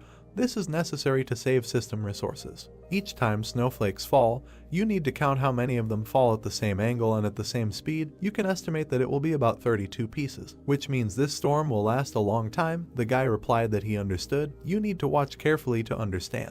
Among the snowstorm, words were heard that they had just entered, but it was already quite difficult to resist monsters, and that the tree monster they had just met, although level B+, turned out to be unexpectedly strong, and they say that it appears in the easiest places of these mountains, which means it is the weakest. Walking behind, the guy asked, "Is the level here so high?" Eogen replied that there are things even scarier. The comrade looked at him, hearing that if possible he would like to avoid meeting someone. With a slight smile, the yellow-eyed man thought that it was the first time he saw him speak like a coward, and asked out loud who made him fear meeting him. Without turning around, Eogen answered that it was someone. He did not have time to finish, because a notification appeared that they had invaded someone else's territory. The frozen boss opened his eyes and expressed displeasure. Looking back, the bald man asked that it was some kind of boss mob. The system reported that the frozen boss wanted them to turn around. The snowfall intensified. Eogen gritted his teeth in displeasure, saying that they were noticed. Drake silently looked away. A dark silhouette appeared among the snow. It was getting closer. Drake pointed his finger and asked what was there, and the hero shouted, calling for them to run before they were caught. A black something ran through the snow. With her, he accidentally grinned upward. With his mouth wide open, a black level Yahello was rushing towards them. The guy froze in front of him in fear. His eyes wide open, he screamed in fear. His hand was clutching a knife. Drake slashed diagonally. The monster grabbed his leg. The leg froze where he touched it. The guy asked in shock, "Is he freezing?" He quickly shot down, saying that his body was gradually freezing. In the end, he froze with the crossbow in his hand. The monster touched him with a long black tongue. A swift movement. Eogen approached, driving away the monster. From his hand, Drake's body began to melt. Standing behind him, he asked what it was. The guy in the cloak answered that it was a cold tag, a monster feature called aching. It fascinates the enemy. Bodies can only be melted if a teammate touches the player. A swift movement and words that if there is no touch, then eventually he will die due to damage from the snowstorm. Eogen screamed when a monster touched him behind the shoulder. Drake shot him with a crossbow. The frozen guy looked at the flying arrows, and then he warmed up again. With a smile, turning to his comrade, he said that this is great. Shots and magic are also considered touches. In extreme cases you can spit or throw a stone. He did not even receive damage from freezing. Cool, isn't it? He understood it the first time. Snow was falling in the mountains. Words were heard that therefore he cannot come here alone. He heard the sound of this laughter again. The guys went forward. Drake said that this monster is quite persistent. It may be better to kill it here. It can be defeated even alone. If you are careful enough with the feature, the hero replied that since they were noticed, they will pursue to the end. Eogen looked ahead, saying that even if they defeat him. Instead of continuing, he touched his chin and thought, is there any other way to solve everything by simply defeating? Smiling, putting his hand on his hip, the bald man asked where the guys from Maggio had gone. His comrade thought that he was up to something again. The player screamed from the attack of the frosty wolf. Da-Hyu chopped another one with an axe. Chang turned to her, saying that this is an ordinary mob. Where does such power come from? The girl said discontentedly how they annoy her, attack, get, run away, and as soon as they forget about them, attack again. The girl glanced sideways at the penguin and invited everyone to look at him. She reached out with her hand, saying how cute. Blood splashed. The feathers on the penguin's head folded into a horn. This is a pointed-headed penguin. Spreading his wings, he rushed to attack Da-Hyu. She hit him with an axe. The penguin jumped back, and the girl thought that he didn't look too strong, but it was very difficult to deal with him. He had already sent hundreds of people to the grave. Putting his wings forward, the monster rushed to attack. The red-haired girl clenched her teeth, hearing someone call out. Ijin stood among the snowdrifts and asked if everything was okay, if they were tired. Da-Hyu stared at him in surprise. Having recognized him, she screamed angrily. A black shadow of a bird darted in front of the hero. A bright flame blew it away. The beam crossed out the guy's silhouette. The guy grinned, saying that it was a great hit. Da-Hyu looked at him with wide eyes. Raising his hand, the hero thanked him for unfreezing him. The girl looked at him with displeasure, asking what it was. It was a direct hit. Looking ahead in surprise, the red-haired girl asked what those sounds were, giving her goosebumps. The guild members froze tensely. A smiling black monster was crawling across the snow. The players' bodies were covered in ice. The system reported that this ice could not be destroyed by normal means. The frozen guy clenched his teeth, saying that this was it. He could not move. Ice floes flew in the air, and words were heard about how cold and scary it was. Someone shouted that if you touch the ice, it will break. Let them touch each other. Da-Hyu looked ahead, shouting that judging by its appearance, its characteristics include darkness, ice, and undead, which means that with the onset of daylight it will become 4 times weaker. If you use flame or steel, you can inflict 8 times more damage. Ahead was a black monster. The girl said with a smile that dawn was coming. You just need to hold out until sunrise. It was snowing heavily. There were frozen people lying on the snow. The guild leader thought that the pursuit squad of 500 people had lost 100 in just a few moments. She gritted her teeth and said, stagnant water, that they would still have a look. Running forward, Da-Hyu resolutely shouted that she would definitely find and kill him. They would reach the end. Laughter was heard in the snowy mountains. Ijin ran forward, saying how nice it was to pass on the work of Yahello to someone else. Drake, running behind, said that this time it was possible to deal with the monster and the guild at the same time. The guy in the cloak turned around and said that it was impossible. They could still be used. He smiled, saying how could he break away from the guys who wanted to cut his throat to avenge his death. Snow lay on the roofs of the frozen village of the hidden level. The man froze, stretching out his arms. Drake stood next to the counter, saying how scared he was. They were all frozen, because all the NPCs here were frozen by a monster. A comrade looked into the chest, saying that there was a potion, 1 can of whale oil, radishes, carrots, frostbite. Can all this be taken so easily? Looking down, he said that what was here was some kind of reward for the first finder, but unlike items bought in a regular shop, they cannot be restored. The guy with the scarf said that he felt like a looter, and the hero returns. Other people's things are not the main feature of most RPGs, and some even break jugs. There were objects and vegetables in front of him. A question was heard. Is this a potion that cures decompression sickness? Where did he get it from? He had been looking for so long. The guy replied that he simply brought everything that caught his eye. The system reported that they had entered a frozen cave with a black floor. The name of the first person to enter was recorded in the Akashic records. Drake raised his leg in surprise, asking what it was. Was there a black floor under the snow? The answer was heard that it was black because the floor was a deep sea, the bottom of which was not visible. Looking ahead in shock, he said, "What do you mean? They are walking on the surface of a frozen sea." Holding a bag, Ijin told him to be careful. If the floor cracked, he would immediately end up underwater. Swinging, he threw the bag forward, hearing a question. Is this by any chance the blood of the wolves they had recently given away? What is he going to do? On the ice lay a bag with the blood of a frosted wolf. There was a black haze in the darkness. The hero smiled, saying that it was great. He caught it. A white pillar rose up ahead. A blue monster appeared. A huge ice shark broke the ice. Notifications appeared among the blue water that they had opened a hidden quest, a nightmare of the deep sea, with the goal of getting 28 teeth of an ice shark. Looking ahead, Drake said, "Do they really want them to count the teeth of this fish?" A friend asked, "Is it cool?" The shark opened its mouth. The guy raised his hand, saying that they can't ignore the quest. In any case, they will have to fight. A huge shark rushed forward. Shards flew near the guy. He shot forward with a crossbow. The ice floe broke into pieces. The shark jumped out behind the surprised guy. He jumped back from the attack, cursing. The crossbow shot sparked. Drake shouted that it was not for nothing that he was a level A.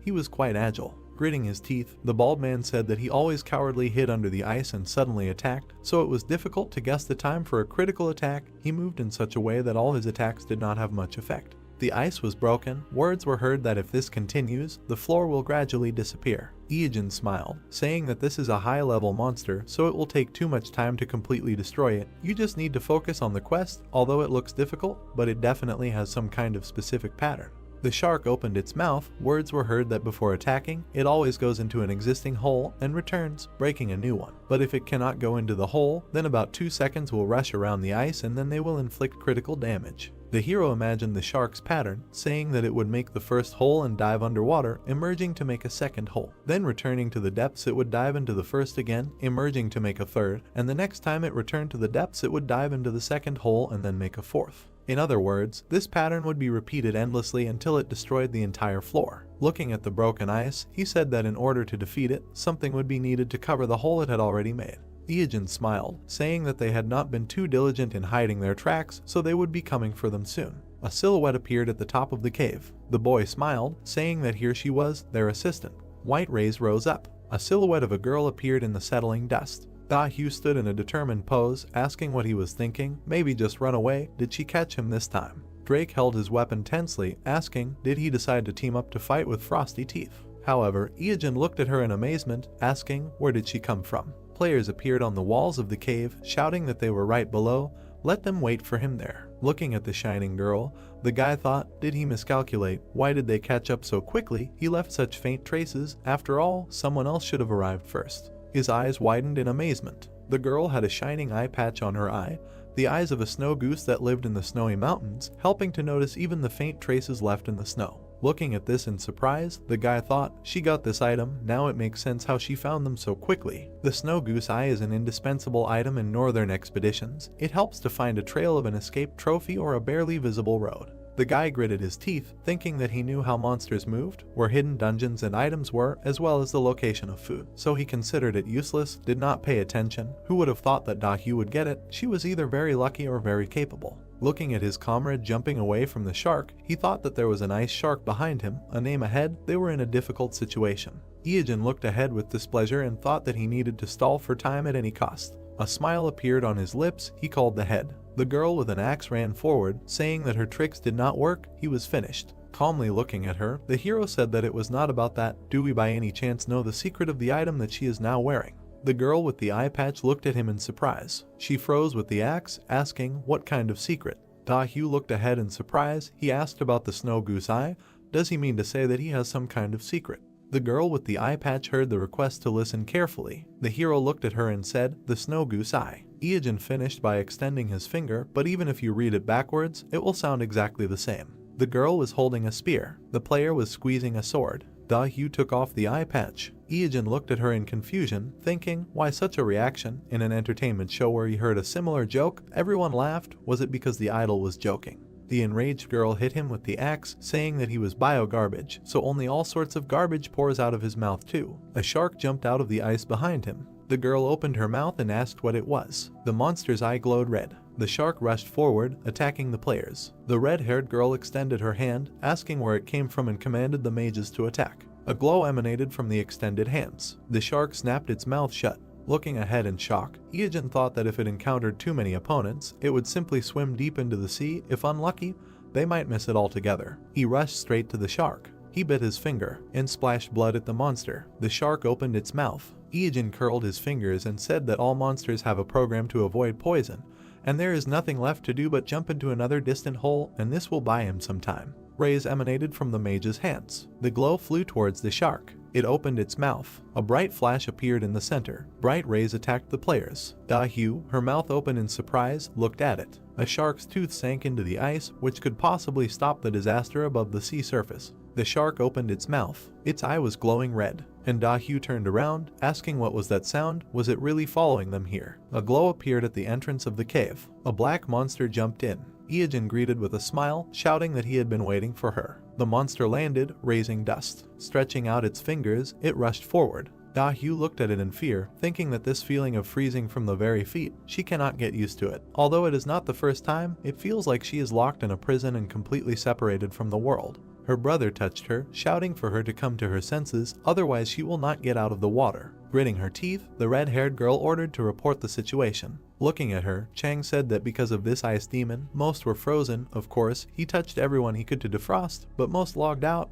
About 20 people remained. In the rapid movement, a question was heard: what about stagnant water? A system notification appeared about the completion of the quest of the Nightmare of the Deep Sea. The teeth of the ice shark were 28 out of 28. Smiling, Iojin ran forward, saying that this was a victory. To complete the quest, it was enough to collect the teeth that remained after the attack. A tooth stuck out of the ice. A black monster was in the mouth of the shark. The hand touched, freezing the monster. Ice rose from the shark's body, and words were heard that the frosted teeth would probably use their escape ability and try to swim further into the depths through the new hole. But the name has the ability of a driver, which means that this hole will be frozen tightly again.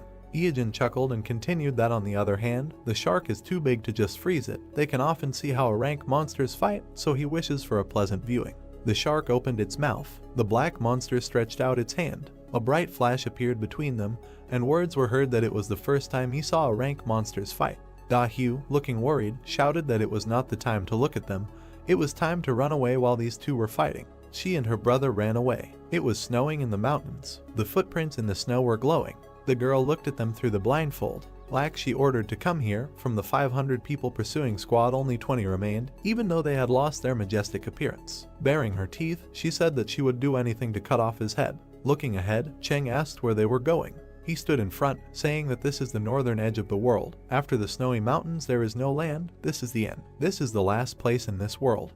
But there are no users who have seen it with their own eyes yet, so no one knows what the real edge looks like. Frowning slightly, he said that he does not want to admit it, but now this guy can be called a real discoverer. There was a black mark on the snow. Words were heard that this is nonsense. The girl's hair fluttered. She angrily shouted that she did not admit it. How could such a bad person be a discoverer? She would never admit it. Looking ahead carefully, she said that she found it. There was a figure in a cloak at the edge of the cliff. She said what was on that side. Staring ahead, the guy continued. The wind ruffled Iojin's cloak. Looking with red eyes, he asked, did they get here too? Clenching her fist, Da-Hyu screamed that this was the end. He had nowhere else to run. The foot was standing on the cliff. The girl stood by the blue sea. In ancient times, people thought that the earth was flat. They believed that if you reached the end of the world, you could see a bottomless abyss of nothingness. The game was made according to the type of such an ancient world. The system quoted Georg Lukács' words, how happy was the time when you could look at the blue sky full of stars and go on the right path, reading their message. With a grin, the brunette greeted them at the edge of the world.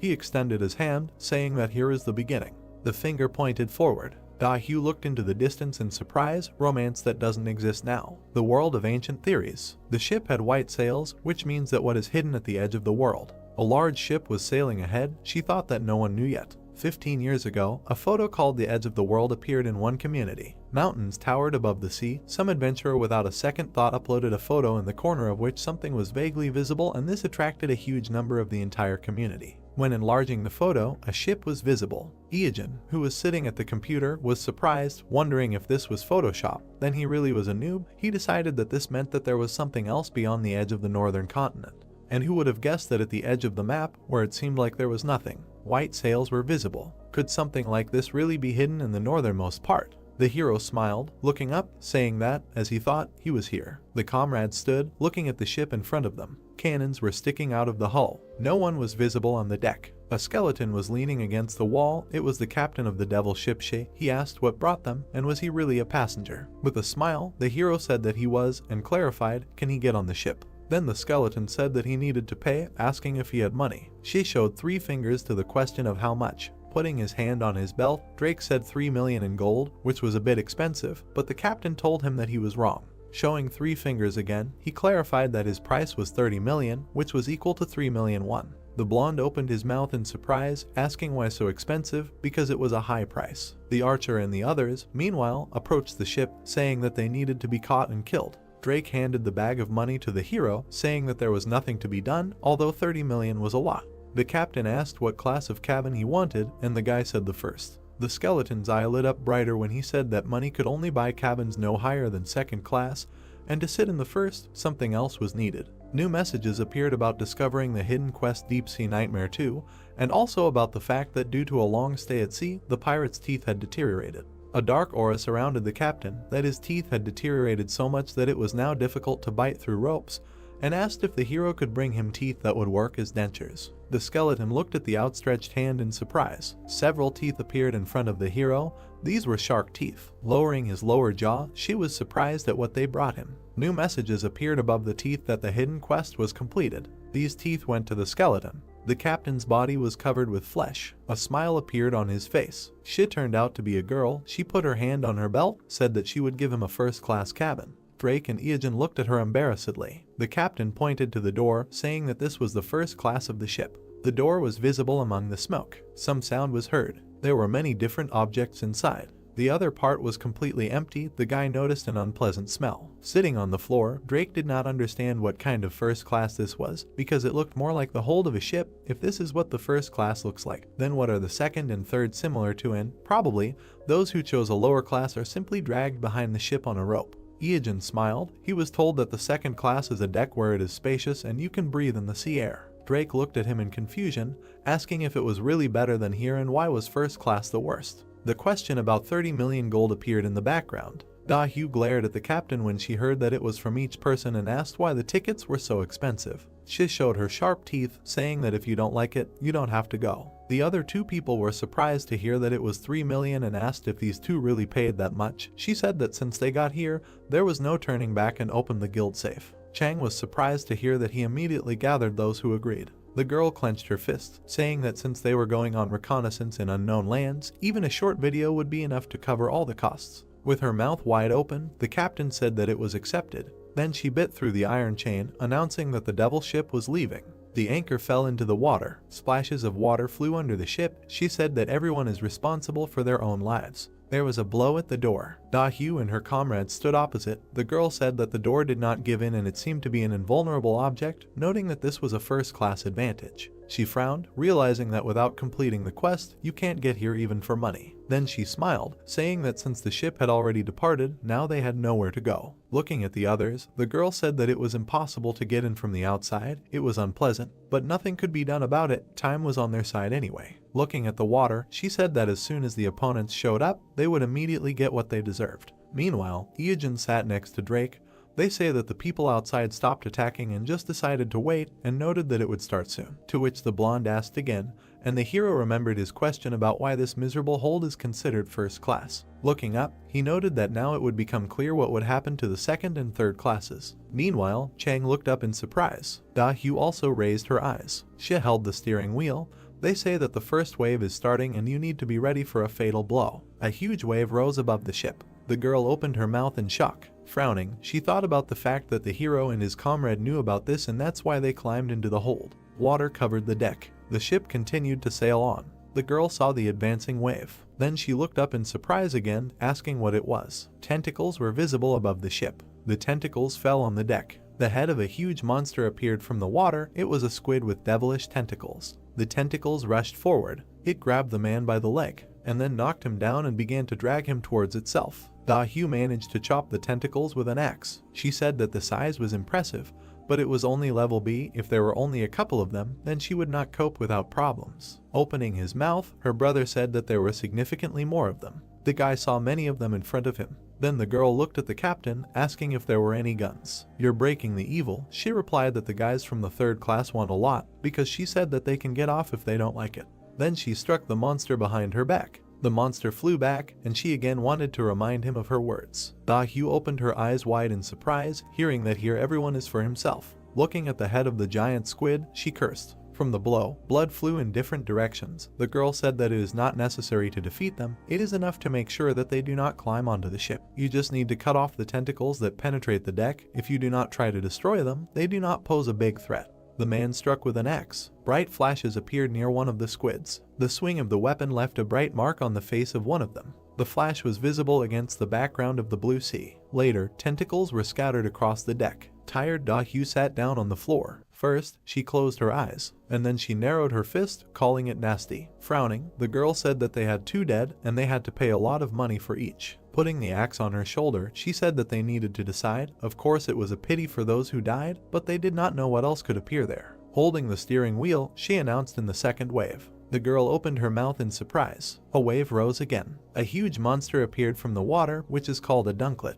The monster began to climb onto the ship. Da-hyu put her hand forward. They say that it has steel scales, which means that physical damage is not terrible for it, and demanded that the magicians attack it with weakening or shock it. Electric discharges appeared right in front of the monster, but the monster struck. Then the girl tried to attack it with an axe. There was a glint in the monster's eyes. Dodging its attack, Da-hyu said that she would distract it. Frowning, she told the others to deal maximum damage to it from afar at this time. They needed to hold out until the monster ran out of steam and left the ship. The magicians began to attack. Sparks were visible, after which there were fewer of them. Tired Chang and Da-hyu tried to come to their senses. The guy looked at the girl, saying that 2 more had died. She clenched her teeth in anger. The girl looked at the captain. Looking at her, she asked where those 2 were and she answered that the guys from the first class were sitting in the hold. Then Da-hyu asked why the monsters did not attack them, and heard the answer because they were in the first class. Then the girl opened her mouth in surprise, asking what the captain would do if the ship fell apart at this rate. To which she, smiling ominously, replied that brave pirates are not afraid of such nonsense. Da-hyu bit her lip, thinking that it was impossible to come to an agreement with her. Turning away, the girl did not understand what she was hoping for. Was it really a highly moral dialogue with artificial intelligence? She again turned around in confusion, hearing about the beginning of the 3rd wave, and asked to be slower, to which she was told that this was the last one. She needed to gather strength. A column of water rose next to the ship. Something landed next to her. Someone's dark silhouette was visible. The shell reflected the light. A monster with many tentacles appeared in front of them. It was a deep-sea demon. Da-hyu looked ahead in confusion, noting that this was a monster of level A+.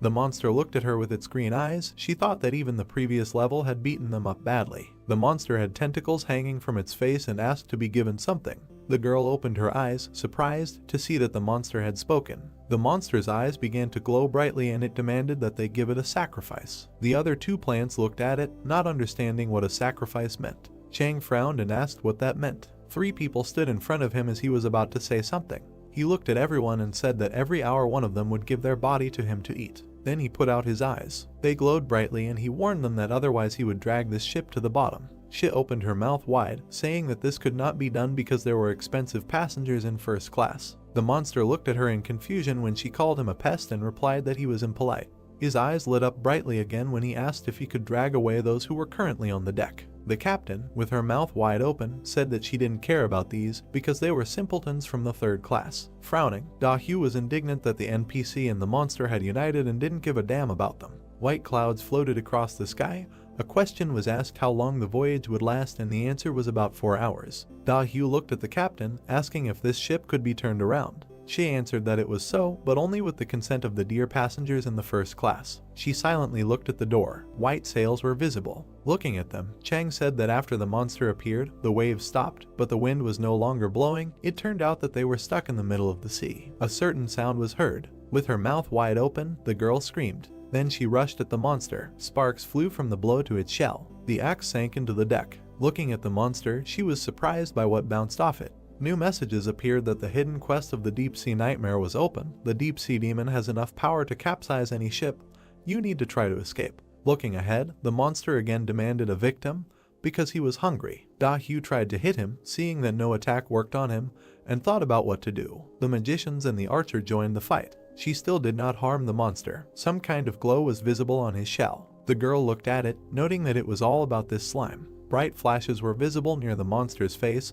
He said that he was very hungry. Against the background of the fog, he repeated about hunger again. The girl and her brother tried to regain their strength. She thought that this was a disaster. Looking at the monster, the girl was indignant. She understood that almost an hour had passed, and he could not be stopped. She frowned and cursed. Someone raised their hand. The girl in yellow said that she would become its victim. With a smile on her face, she said that she had no items or mana right now, so it would be better to die here, becoming a victim, trying to help somehow. Da-hyu looked at her with annoyance. The monster surrounded by a blue aura asked if they had chosen a victim. The girl in the yellow cloak raised her hand, saying that they must definitely avenge Madamada. A red spot appeared in the place of the monster. It said again that it was hungry. Tentacles reached out to the girl. In an instant, she disappeared from her place. It was visible how it swallowed her. Da-hyu watched this with wide open eyes. Chang was also shocked. The monster jumped overboard. Splashes of water were visible below. Holding onto the steering wheel, she said that they could continue sailing since this parasite had fallen behind for a while. The girl lowered the axe to the deck, not understanding what kind of situation this was. The ship was rushing forward. Now only 5 survived. In the oppressive atmosphere, they discussed what to do and decided that the girl who volunteered to become a victim should be given the reward for the quest, the income from the video, etc. Hugh and Chang looked up. However, in addition to the question of how to thank the victim, there was a problem that needed to be taken care of first. Against the background of the fog, there were thoughts that they had not decided anything. In the end, they returned to the same thing again. That monster appeared in front of them again. The guy in the green suit clenched his fist, saying that this time he would go and wish them to avenge Madingwing, because what he could not complete, his fans will bring to life and leave a memory. Hugh looked at him in confusion. The guy awkwardly put his hand on his head, saying that he really just had to go to work, and if he turned off the pain function, it shouldn't be that scary, and also hoped that he would get something too. Sounds were heard, and just like that, there were 4 survivors left. Hugh was standing next to Chang and another guy. Chang looked at him, asking where he came from, and he replied that he had been here since they entered the village. The girl with pink hair silently looked forward, confused, her mouth open, saying that she was against it.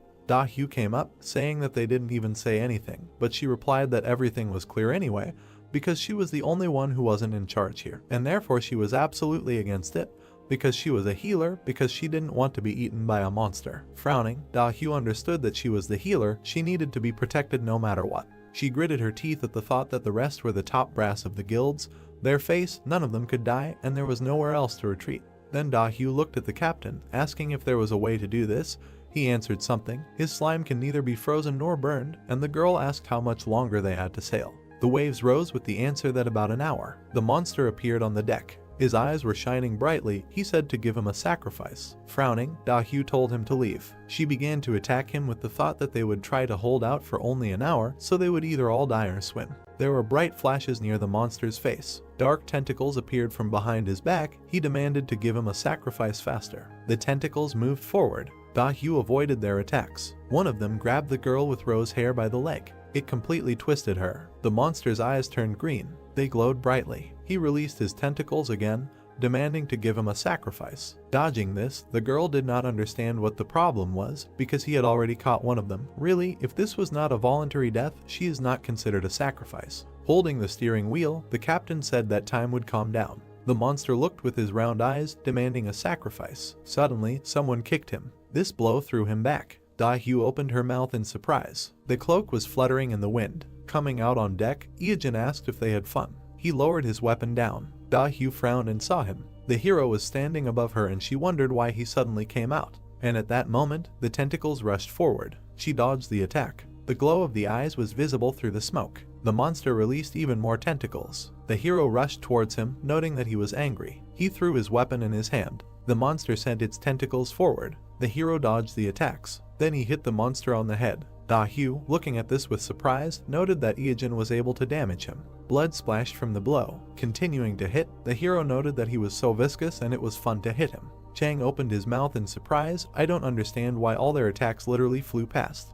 Hugh also stood with his mouth open, thinking about how just recently the slime reduced friction to 0. Someone's voice demanded to move away. The girl looked behind her in confusion. Drake fired a crossbow. The arrow hit the monster's head. Ijin that it was an excellent shot. A dark trace was visible in the air. The girl raised her hand, not understanding what it was on the arrow. Seeing the dark dot, she realized that it was evil. With realization, she opened her eyes wide, realizing that this was a way to increase friction. Imagining the slime on the shell, she noted that the deep sea demon also has the ability to reduce friction, and because of this, attacks simply slip.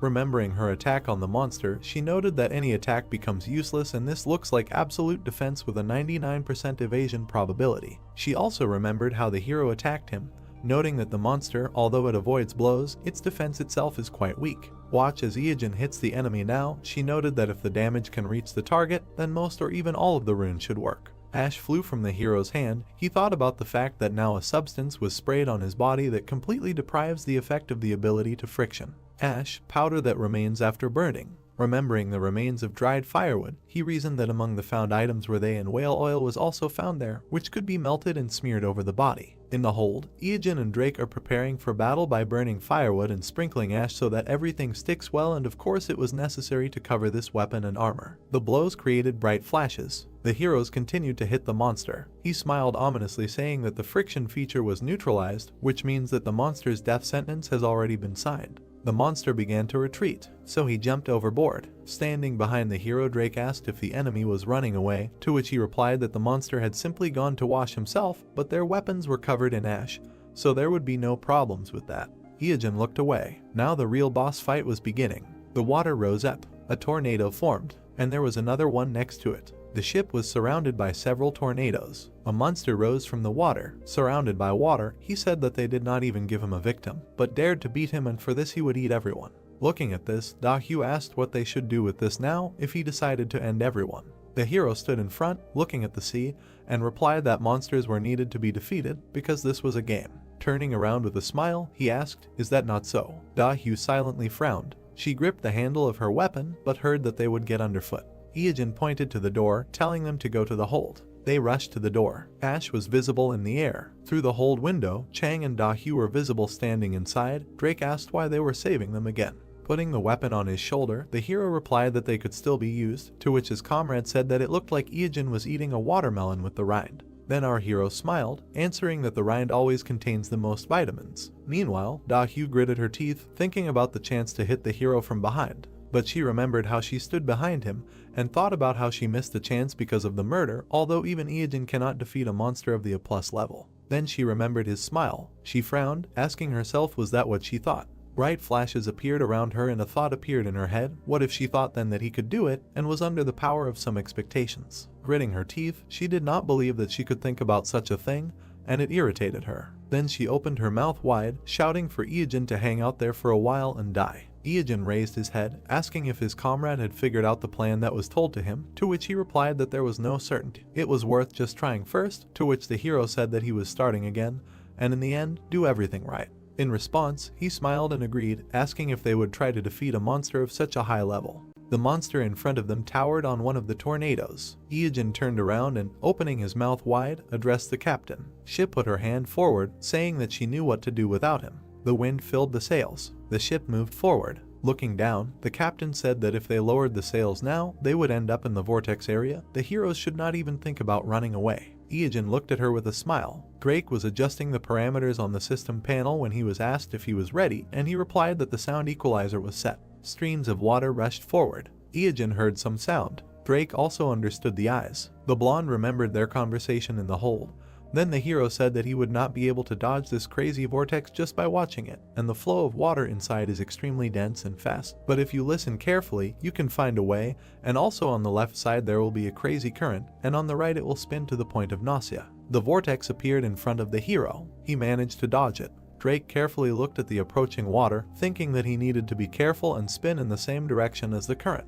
Iijin deftly avoided the water. Together they avoided the whirlwinds. He thought that no matter what happened, they couldn't make a mistake and collide, because if it happened, it would simply crush them. Dahyu looked at what was happening in shock, seeing how he moved, and not understanding how this was even possible. The monster was surrounded by an aura. He raised his hand above his head. A ball of water appeared above him. Iijin looked up. The ball of water was getting bigger. In a moment, there were many such water spheres. Frowning, the hero said that this was the second phase. The water sphere began to glow brightly. Bright projectiles burst out of it. Drake, opening his mouth in surprise, said that it was somewhere. Iijin smiled, answering that this was the second phase, and it was devoid of any patterns. He just shoots in all directions. The two comrades looked at the approaching danger. The projectiles were getting closer. Looking ahead, Drake noted that there were a lot of them and asked what they would do, to which Iijin replied that they needed to follow the basic plan, because in shooting games you just need to watch and avoid the bullets. Seeing the bright charges, he also said that at first glance it seemed like they had no chance,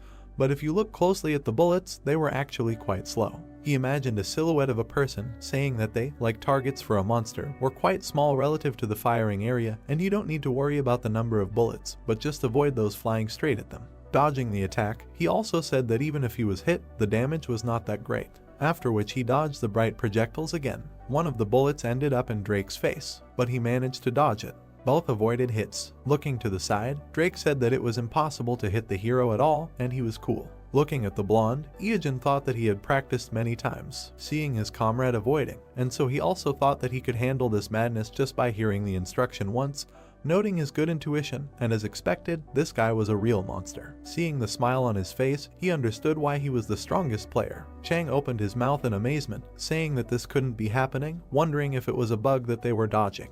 His foot hit the deck. Iogen and Drake stood next to each other. The monster was surrounded by a stream of water. The water rose higher, so a huge wave appeared in front of the ship. The hero looked up in surprise, saying that this was a good time to call on the boss's ultimate ability. The comrades looked at the huge wave approaching. Drake asked if they could avoid it, to which the hero answered no, saying that it was a tsunami 15 meters high, 445 kilometers wide. When Iogen looked ahead, the blonde asked what to do, saying that this ship would not be destroyed anyway, so they could hide in the corner, but the hero said that staying on the deck was useless. He grabbed his comrade by the clothes. Then he jumped overboard with him, saying that the calculation must be correct. The monster, not understanding, moved his eyes forward. To Da-Hyu's surprise, she opened her mouth, asking if they really decided to jump into the sea, and so decided to escape the tsunami. The wave rose higher, and then even higher. It almost caught up with the ship. Holding a bottle in her hand, she said that it would really end with them being swallowed by the waves.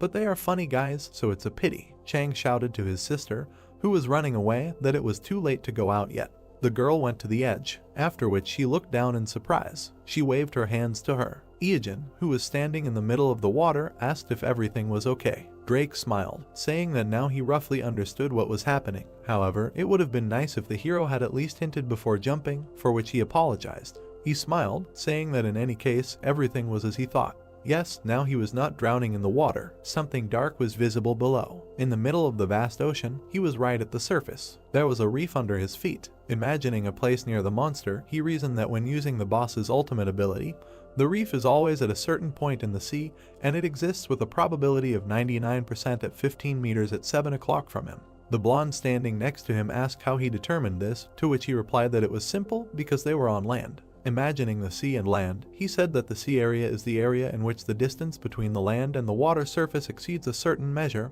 and therefore, of course, everything around them is the sea. Iogen, who was standing on the reef, said that since the gap between its top and the water surface is too small, it is recognized as land relief according to the system rules of the world map. That is, the damage from the tsunami, which was caused only from the sea area, does not cause any damage to the reef. The hero rushed towards the monster, saying that now it is time to end this. The monster was surrounded by a dark aura. It falls into a stupor for about 1 minute. Such a stun in a one-on-one fight, like death, because the pinpoint strike dealt before must have accumulated. A bright glow appeared in Iogen's hand. A bright light appeared in the water. The hero stood on the head of the snake. They say that it is necessary to end all this. Above was the monster itself. Iogen pushed off the head of the snake. Holding the weapon in his hand, he went to the monster. The swing left a bright trace. A message appeared about the completion of a hidden quest. Splashes were visible in the water. The sea around the ship became calm. A system message notified that one of the quest conditions was fulfilled. Chang looked up in surprise, saying that the sea had calmed down and the fog was dissipating. An ice block was visible ahead.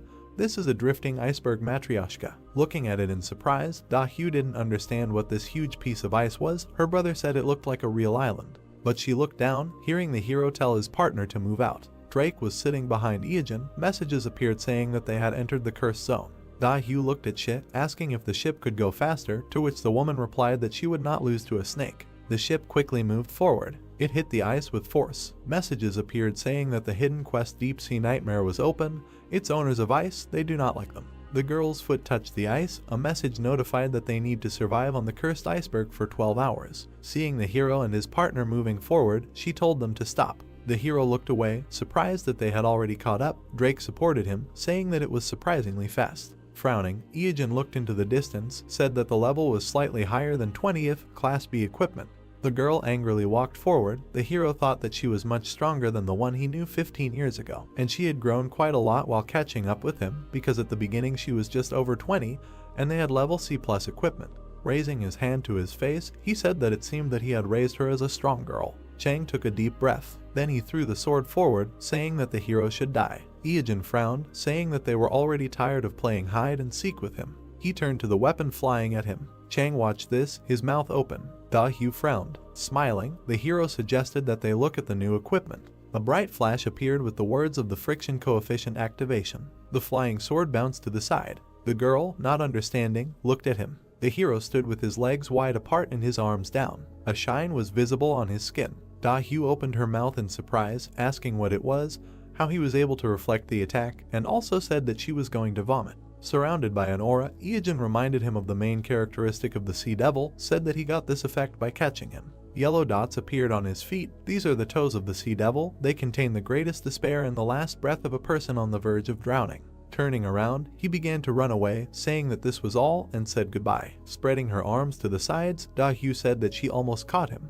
but her foot slipped on something. She and her brother fell to the ground. Turning around, Drake asked what that slippery substance was, to which the hero replied that it was the slime from his body and that they needed to hurry up and widen the road. The girl raised her head and tried to stop them. In the distance, the top of the mountain was visible, and she heard the girl curse. She was standing next to her brother, not understanding where those two had gone again. Chang lowered his head, looking at the system message, telling her to calm down because Iijin was still an idiot, but now the main thing is to complete the quest. They need to survive for 12 hours, and the time is almost up, but no one knows what might pop up before it's over. Da-hyu looked at Taek standing next to him, who asked what if someone like a demon appeared again, to which she replied that she didn't think that monster was alive because she had the eye of a snow goose. Frowning, she said that she had looked at the map, there was no sign of monsters, and even if one appeared, they would be able to escape from it somehow. Chang at this point looked away, asking if she thought something was going on.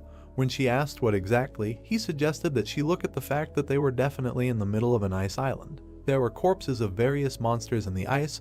He wondered why there were so many dead sea creatures here. Under the ice, he saw the head of a squid. They said that there were devil tentacles that they had seen, and there were even people, starfish, urchins, and shrimp that did not come out onto land. The guy frowned, seeing something else. There was a wrecked ship ahead, and he did not understand how it could be sharpened in the middle of an iceberg. It was very strange. Raising her head, Da-hyu thought that perhaps it had flown up during a storm, although it was probably washed up by the current. Gritting her teeth, she suddenly realized that maybe there was something, and then wondered where the hero went. Unexpectedly, Taek began to fall. Chang lowered his eyes. The girl looked down. Opening her mouth wide, she said that they were falling through. The water began to rise. Then a large wave appeared. Da-hyu and Chang watched it approach. A message appeared describing the task and the end time in 1 minute. Lowering her hands, the girl picked up where they were. Remembering the monsters in the ice, Da-hyu thought about the reason why the ships froze outside the water. Imagining the ship, she realized that the moment the ice fell, they were forced to rise.